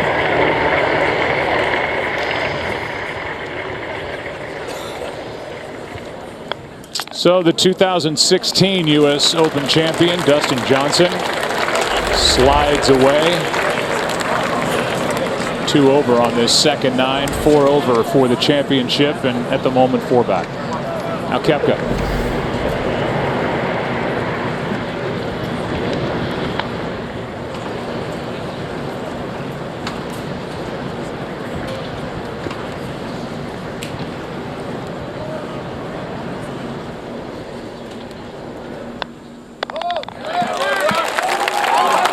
Joe, not to be negative or anything, there's only been 5 birdies on 18. There's been 4 double bogeys.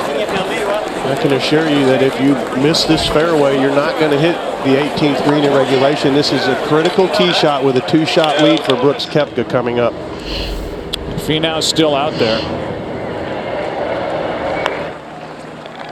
Ooh, he sneaks that in the side door. And Finau has to birdie these last two holes and hope Brooks Koepka bogey's the last. Well, Finau leads in birdies this week with 17. Here's Rose at 18. Come on, please. A little mid-air bang by Justin Rose gave it the come on please. And that's a great shot. The champion back in 2013 at Marion, but now our leader Brooks Koepka heads over to the tee at the 72nd hole. Well, he cannot relax at all here. He cannot afford to take a shot off.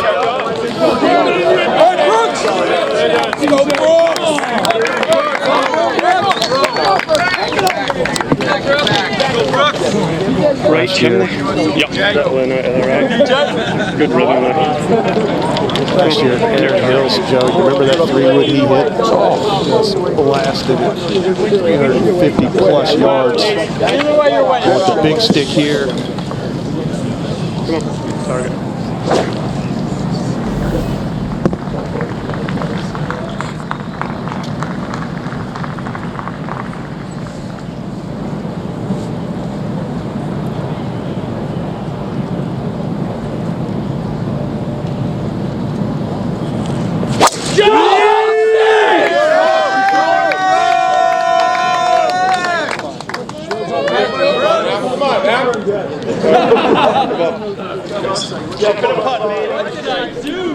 Fairway for Koepka. Beautiful tee shot. What pressure? Well, he looked more free on that tee shot than any tee shot all day. And isn't that the key when the pressure gets on? You know, the good players will tell you that sometimes they swing harder. They release the club more when it's all on the line.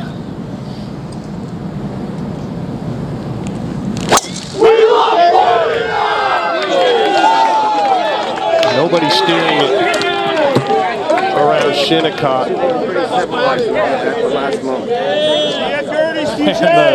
And the 2 close friends side by side off the tee here at 18. What's Tony Finau going to do here at the par 3 17th? He needs a magical finish. That's a good start. right close to where Koepka was just a minute ago.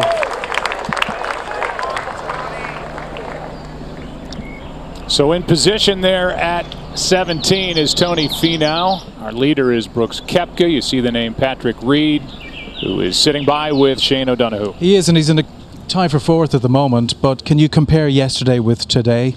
You know, really, I felt like they're two completely different golf courses. Yesterday I thought was just really tough, and you know, honestly, I felt like it was fair except for maybe 2 pins on 13 and 15. If those were 2 yards closer to the middle of the green, the golf course would have been completely fine. But you know, I expected them to water it starting today, so I expected it to be soft and gettable, and especially early on when the greens weren't drying out at all. I mean, early on you're able to really attack. You burst out of the traps though, 5 birdies in the first 7. Talk to us about those. Yeah, you know, I knew that the beginning front 9 of this golf course you can really attack and get going, and I knew I had to go out and post a number, and especially early, and try to get started to put some pressure on the leaders. And you know, I was able to do exactly what I needed to do early, and then you know, unfortunately, I made too many mistakes come down the end. Well, you're the Masters champion. You put up a very valiant effort here. Congratulations, and we look forward to seeing you in Pebble Beach next year. Thanks, I appreciate it. Joe, back to you. All right, thank you guys, and well done today. For Patrick Reed, here is Justin Rose for birdie at 18.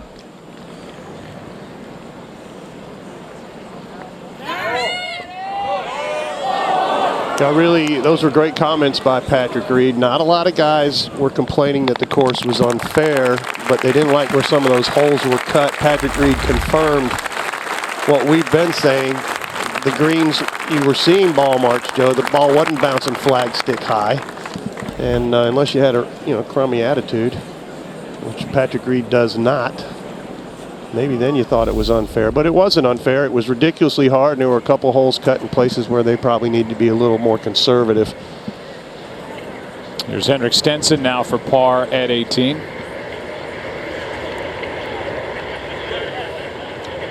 These guys had the big dream of winning this championship. Justin Rose for the 2nd time, Stenson for the 1st time, but it's not to be this year. We'll be looking forward to Pebble Beach next year, I'm sure. Seaside Golf Course should be right up both of their alleys. Aiming for his 3rd top 10 finish in the U.S. Open, and a major champion from Sweden, winner of the 2016 British Open.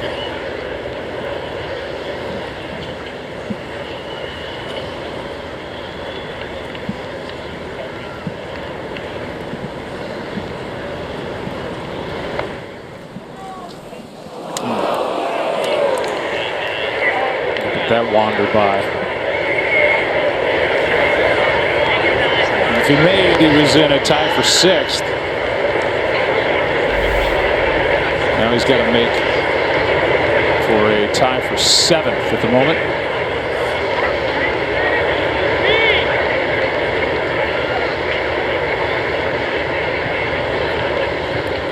Back in the fairway, waiting for the action up at the green is Koepka. He leads by Tommy Fleetwood by 2. Just got to be mindful of exactly where he wants this shot to go, not where he's afraid it might end up. Left bunker you see right there at the top of the screen is a no-no with a 2-shot lead.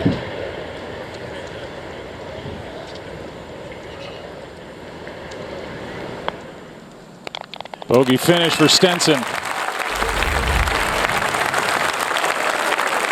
1 over today, 6 over for the week. We showed this at the start of the day. Those who have won back-to-back U.S. Open championships. He made the mention that Curtis Strange, the only picture in color. Where's your last target? to do it, 88, 89. Yeah, all right, just 3/4, okay? Koepka trying to join that list. Brooks Koepka from 201 up the hill a little bit. He does not want to hit it 202. Keep it below the hole.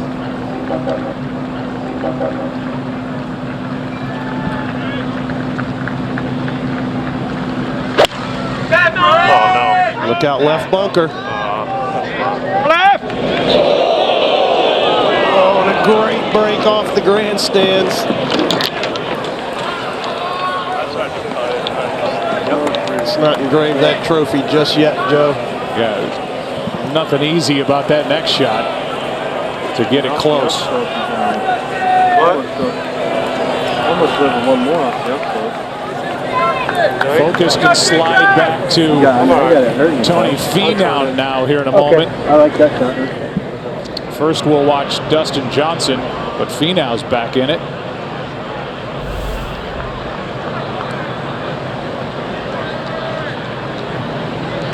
And don't forget Tommy Fleetwood.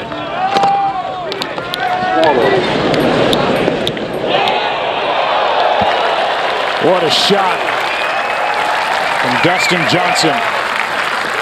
That for birdie. Big putt here for Finau. This for birdie. And burns the edge. Well, it appears his hopes are going to be dashed. And this is a long walk now for Brooks Koepka. He does not know where this ball is yet. It had to be an excruciating wait for him back there in the middle of that fairway, Joe. Your mind just runs wild. I don't care what the tournament is, whether it's a championship or not. Your mind doesn't ever slow down. You have to always pull yourself into the moment.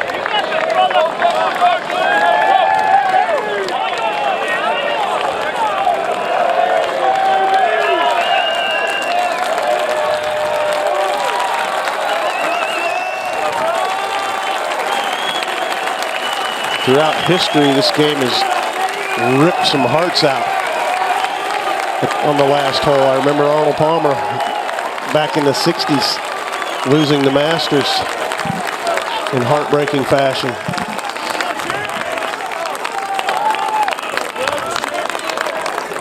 Koepka cannot let his guard down here if he wants to win this championship. Down in 3 would do it. Curtis? Well, he does have some work to go, but he does not have to pitch it across the bunker. That's the good news. He could putt it. He can play it along the ground, which I'm sure he will. And just let the slope of the green take it toward the hole. If he plays it properly, he can get it 10 or 15 feet from the hole. But right now, he has a lofted club walking over this green. There's a great look at what he faces. If he goes with some kind of flat stick, Curtis, it looks like there's some kind of imperfection or sprinkler head or something over there he'd have to avoid.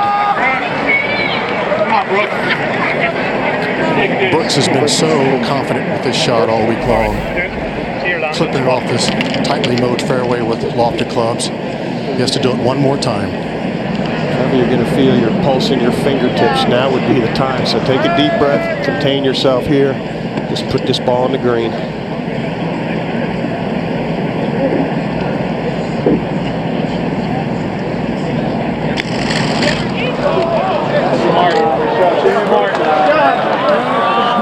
Very nicely done.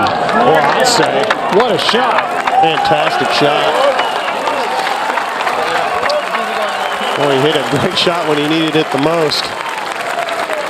Just don't want to string the bad ones together. This course is like a giant chess piece this week for these players. Joe. Back on the tee, here's Tony Finau. He'll be trying to get a good tee shot away. Mate. Excuse me. Excuse me. One of his big ones. And he finds the fescue.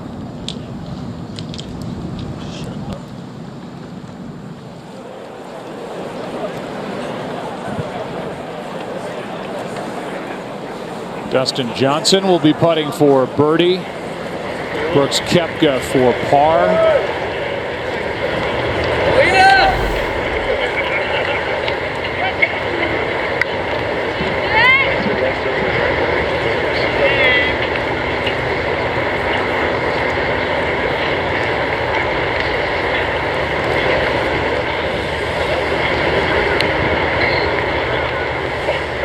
Finau in trouble back off the tee.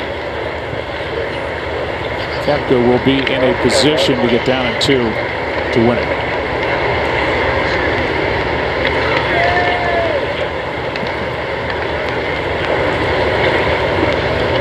The 2016 U.S. Open champion, Dustin Johnson, putts first for birdie.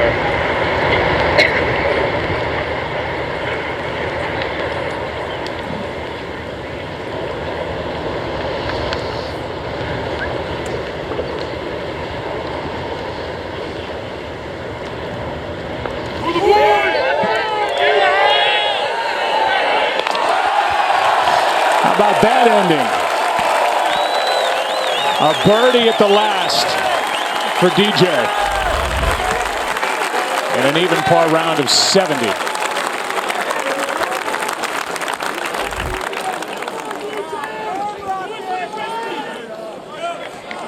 This wasn't meant to be for Dustin Johnson. Made 2 putts really on the weekend. That won't get it done. Now Brooks Koepka, 2 putts. Should lock up the U.S. Open. And if he makes, he wins, no matter what happens with Finau behind him.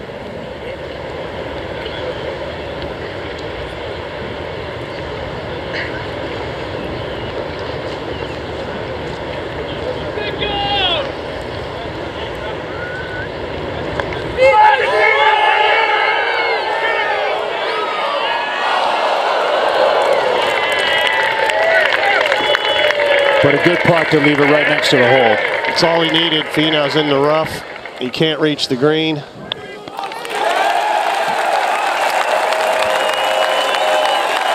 And what a finish by Brooks Koepka. A hug for Ricky Elliott.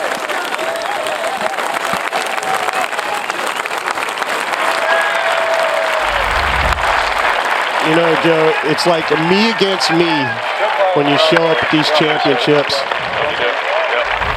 And he claimed he was the most confident player coming in, so the me against me part, he got that. Then it's me against the course.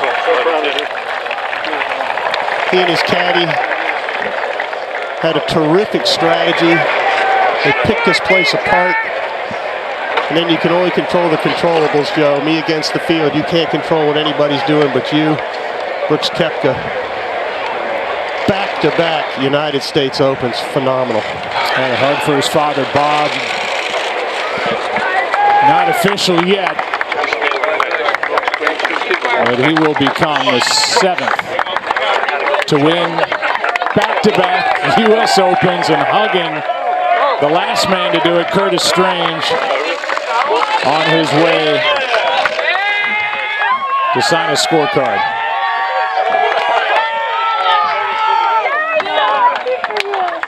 What a player.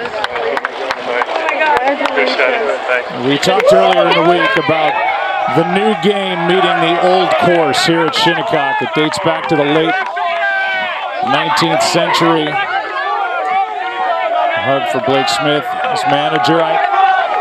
This is the poster boy for the new game. He's got the power, but he's got the short game to go with it. Power and finesse, man.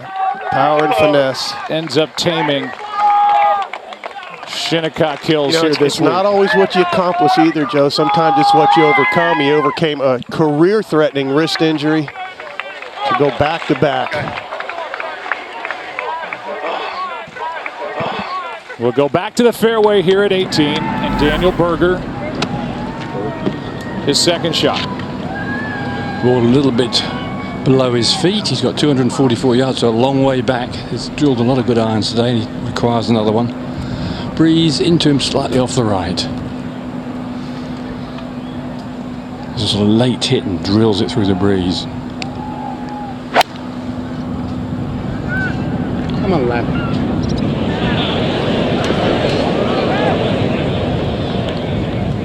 To the front of this green. And running back down toward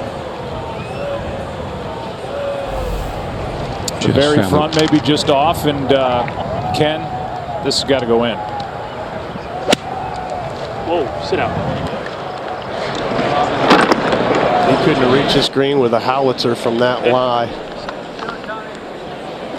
That's Berger's ball there, rolling back off the green, settling into that spot. And so it's over.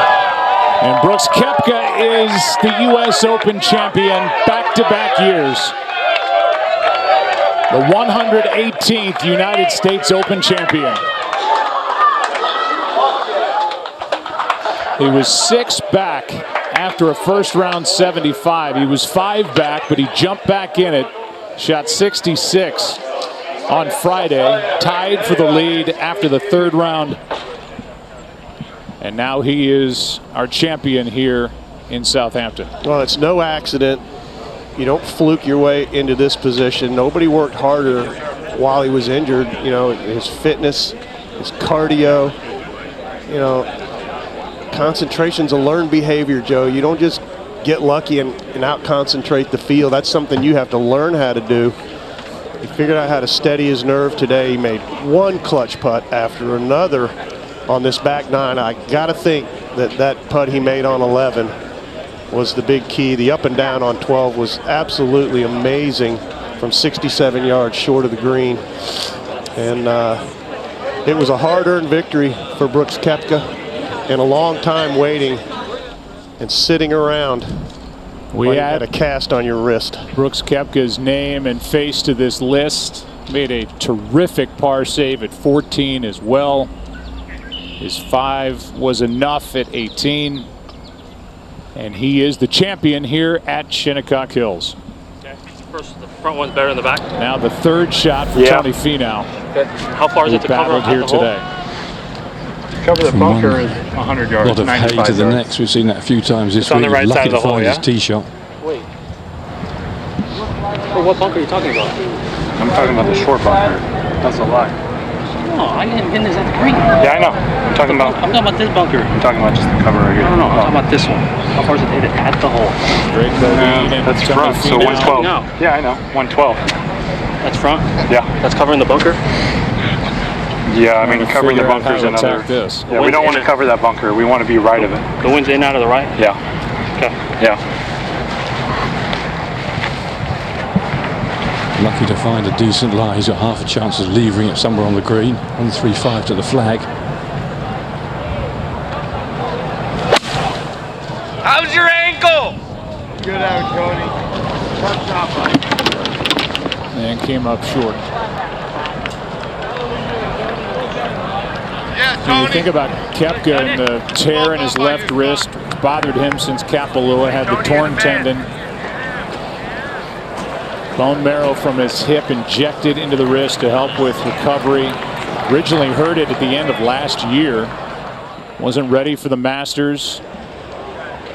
Turned after in New Orleans. And there were glimpses, Paul Azinger, there were glimpses of greatness from Brooks Koepka at different times. His 3rd event after his return, a course record tying 63 on Sunday. Had an albatross on the par 5, 16th at the Players. A couple of 63s at Colonial the 3rd week of May, but he put it all together. He had a rough first day, a rough opening round, but then fantastic starting on Friday.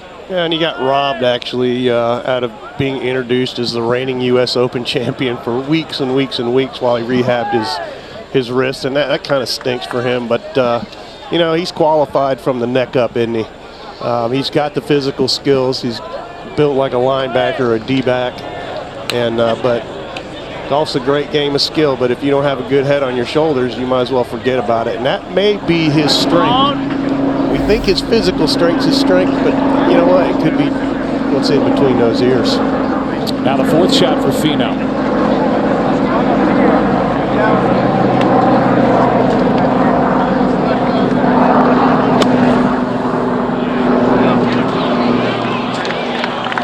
Good shot there. Needed a par to tie for 3rd. A bogey gets him a tie for 4th with his first real time on the big stage. Yeah, pressure really, it'll heighten your awareness become more self-aware. Every little tick. If you're strong mentally, you don't hear the crowd. This was a boisterous crowd, and a lot of things, a lot of comments coming out of these galleries this week that I'm sure was irritating to some players. But the level of support for these guys as well. They love, they love golf. Let's just say that. Well, we saw that when Tommy Fleetwood came through. They were chanting his name. They knew that history was out there for the taking. Certainly would have been a different story had Tommy been able to make that putt on 18 for birdie to shoot 62, but he did just about all he could. Third shot for Berger comes up a little short.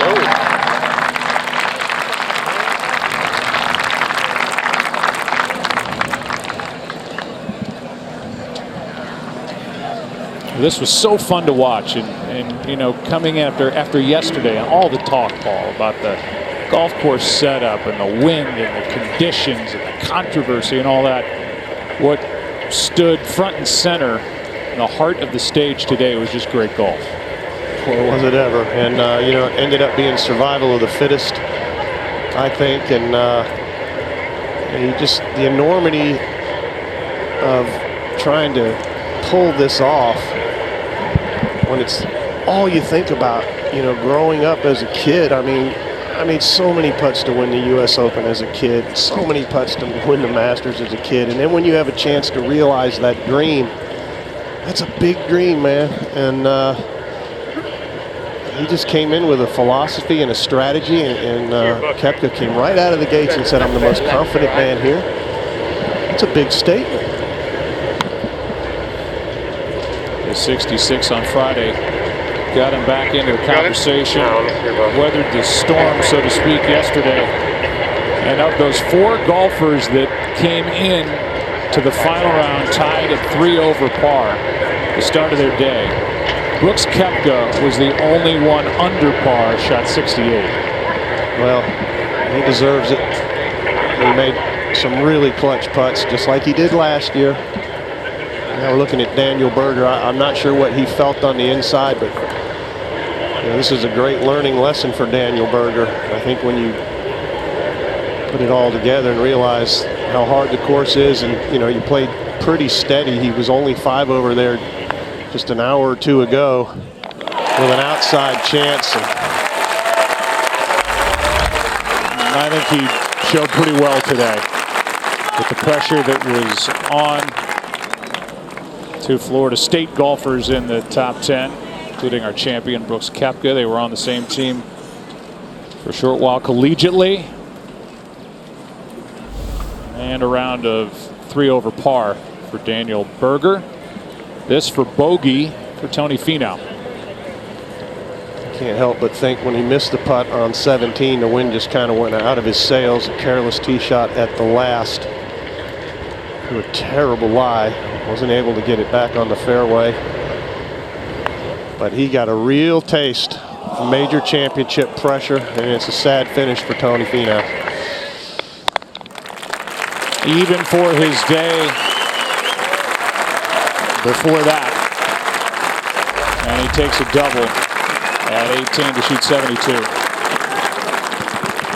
However, his best finish in a major, he's a young man, he's a powerful player, and you have to feel the best is yet to come for Tony Finau. Well, he's one of those guys who hits almost every shot solid. Ladies and gentlemen. We're going to take it to break and then come back, and we will have the ceremony here at Shinnecock Hills and hear from our champion. As we did a year ago in Wisconsin, we shall now in the state of New York. Brooks Koepka, back-to-back U.S. Open championships. Back after this.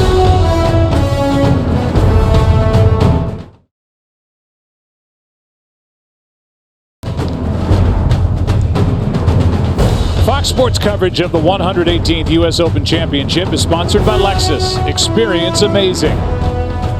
By Titleist, the #1 ball played at the U.S. Open for 70 straight years and counting. By American Express. By Deloitte, there's opportunity where you least expect it. Look again.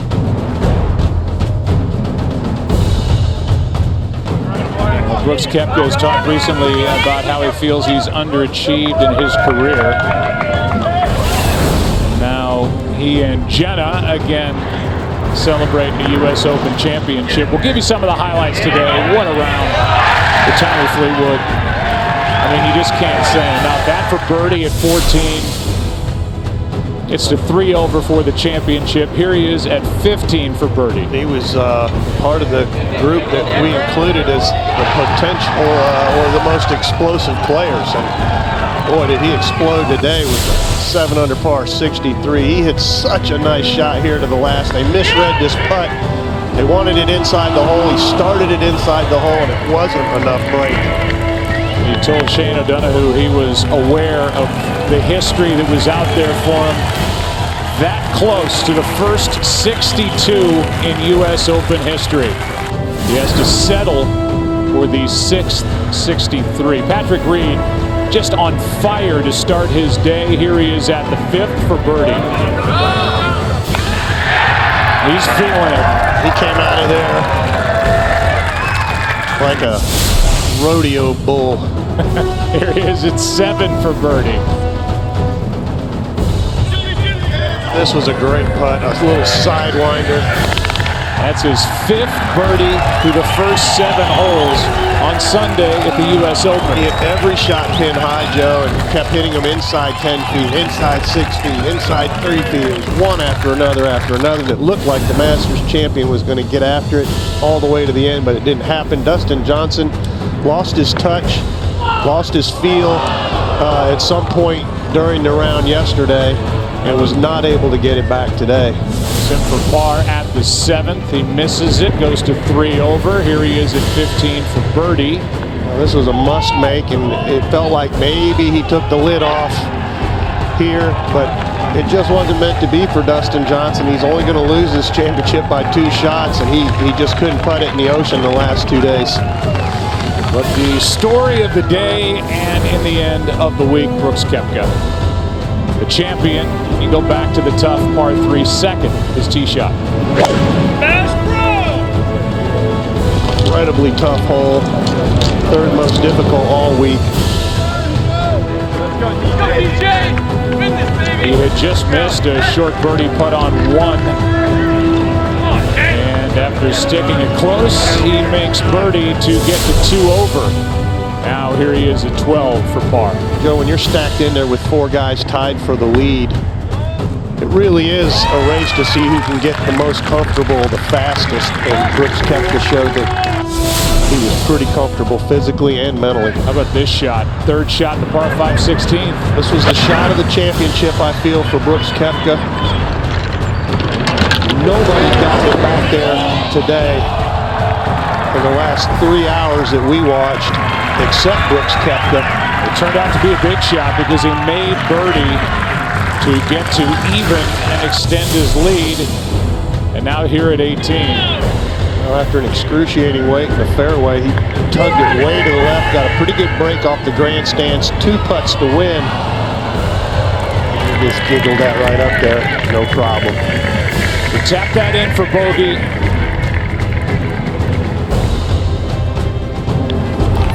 With that, even though not official at that particular moment, he wins back-to-back U.S. Open championships.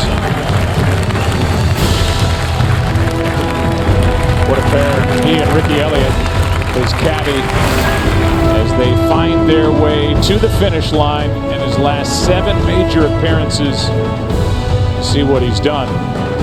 It has been an incredible body of work.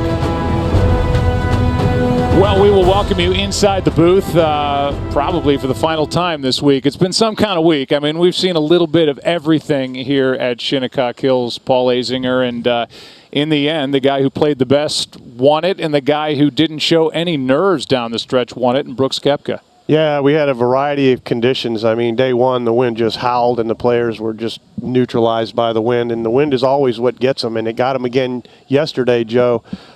Friday, they had a little bit of rain early on, and it softened the course just enough that when the wind died, Koepka took advantage. We can't forget his back nine on Friday and that run he made of the birdie in 4 out of 5 holes. I mean, that was a huge difference. It got him back in his championship.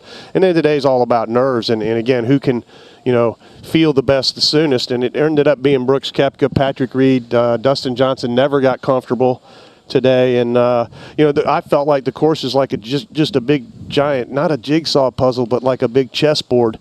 And you had to pick it apart. And his caddy, they're very experienced, those two together. And they came up with a philosophy and a strategy how they wanted to take this place apart. And then you got to execute, and you got to execute when the pressure's on. Brooks Koepka outlasted everybody. He deserved to win. He made the putts he had to make, and that shot on 16 was enormous. Yeah, he said during the week, I don't feel like there's anybody with more confidence out here than me. Now, he is the defending champion, but he struggled that first day, certainly didn't, 66 on Friday, and he ends up winning. If he feels like he's underachieved, he's 28 years old. He's a 2-time U.S. Open champion. He's got to be feeling pretty good right now. Oh, I'm sure he is. And, he's coming back from a pretty serious injury, a career-threatening injury. When you tear a tendon in your left wrist, folks, that's the lead hand. And we made note today and noticed how really just free willy he was out of the rough today. He hit it in that tall stuff several times. He didn't look like he favored that left wrist. And pretty brave efforts through the grass there, I felt, and it just an indication that he's healthy. I don't know where the underachievement thing comes from, that guy. I don't know where him thinking he was the most confident player in the field came from either. But, that confidence is an earned commodity. And it's not, you can't, when you got it, you never think you're going to lose it. And that's where Brooks Koepka is right now. You see what he did today. Shot 68, ends up 1 over for the championship, 1 better than Tommy Fleetwood, who was brilliant, and yet in some ways disappointed that he shot 63, considering how he played the last 3 holes in the putt he had at 18. It was right there in the palm of his hands. He came up short on 16 from makeable, a weak putt on 17, and then 18 was a misread. We had the audio on that, and he clearly thought it was inside the hole. He needed to give that ball just a half a ball out or more, and then Tommy Fleetwood would have been in a playoff. Instead, we're headed to the closing ceremony. Let's do that right now. Good evening, everyone. On behalf of the USGA, let me first express our sincere thanks to everyone who helped make the 118th playing of this United States Open Championship so successful. A special thanks goes to Shinnecock Hills, the members, and the staff. Simply put, you could not have been a better host. Thanks also to the 4,500 dedicated volunteers. We simply could not do it without you.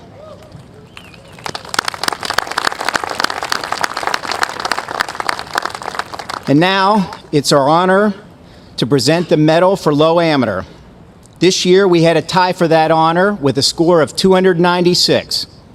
Congratulations to Luis Gagne of Costa Rica.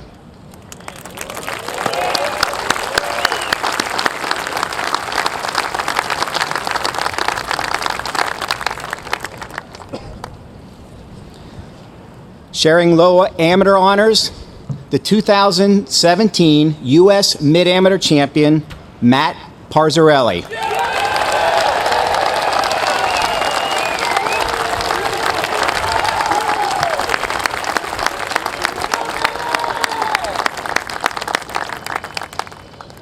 Since 1895, gold medals have been presented to all USGA champions. For the U.S. Open, we give special recognition to 8-time USGA champion Jack Nicklaus. And now, with a score of 281, it's our distinct honor to present the Jack Nicklaus Medal and this magnificent trophy to the 118th United States Open champion, Brooks Koepka.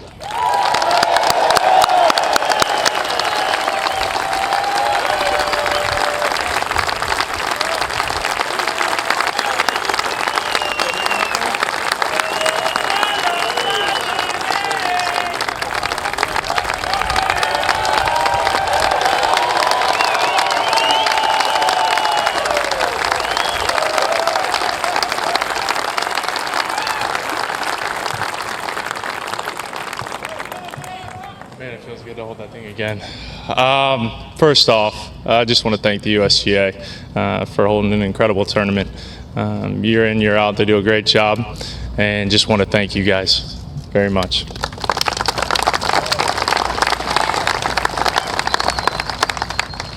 To everyone at Shinnecock, this golf course, for opening it up to us, allowing us to play it in some of the toughest conditions. I just want to thank everyone that allowed that possible, and thank Shinnecock and the superintendent for getting this golf course, and everybody that helped with the golf course setup. And it really was testing this week, to be honest with you.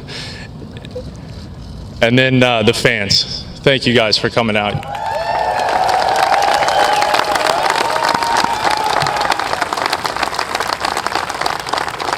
You guys were incredible.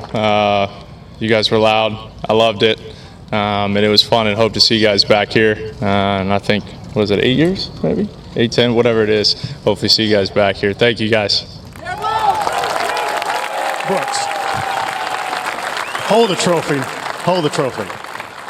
It doesn't get old, does it? No, it doesn't. Not at all. It feels so good to have this thing back in my hands. Do you know how special this is, back-to-back, last year and today? I don't, to be honest with you. It hasn't sunk in yet. This is incredible. You know, I don't think I could have dreamed of this going back-to-back. It's truly special, and I'm so honored. Let's go back to Friday midday. You were 7 over par at one time. How do you turn it around? What do you say to yourself?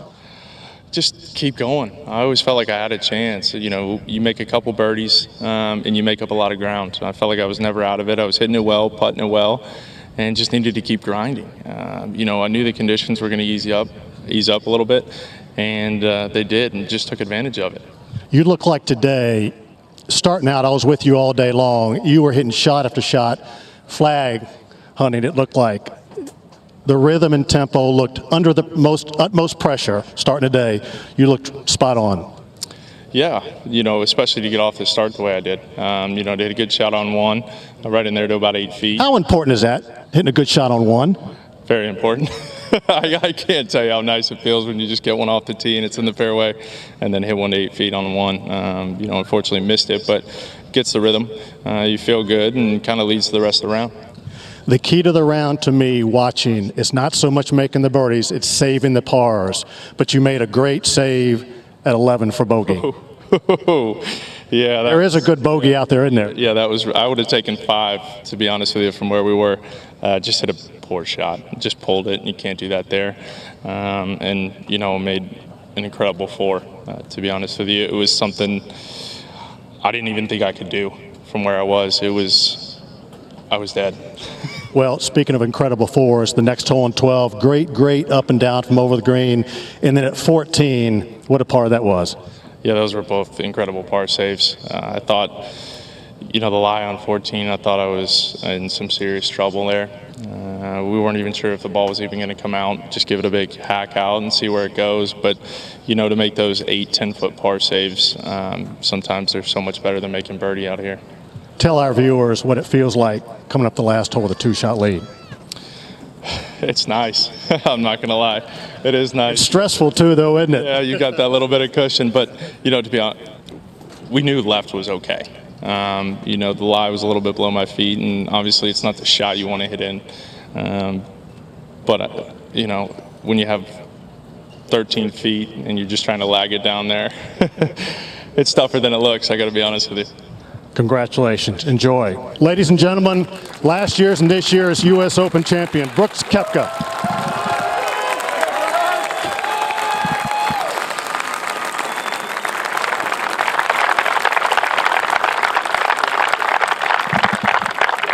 Just brilliant playing.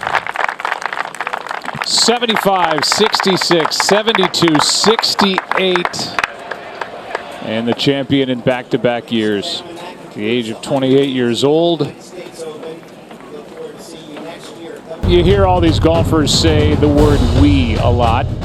What I know Brooks Koepka's team is caddy Ricky Elliott, his coach Claude Harmon III, short game coach Pete Cowan, manager Blake Smith, trainer Joey D. This guy just can take over a golf course, and in the end, this battle royale that went on here today, he ends up on top. It was amazing, and you know, he doesn't have a sports psychologist. Sports psychologists need to go to Brooks Koepka. Next year, he's going to go for the three-peat at Pebble Beach. I can't wait.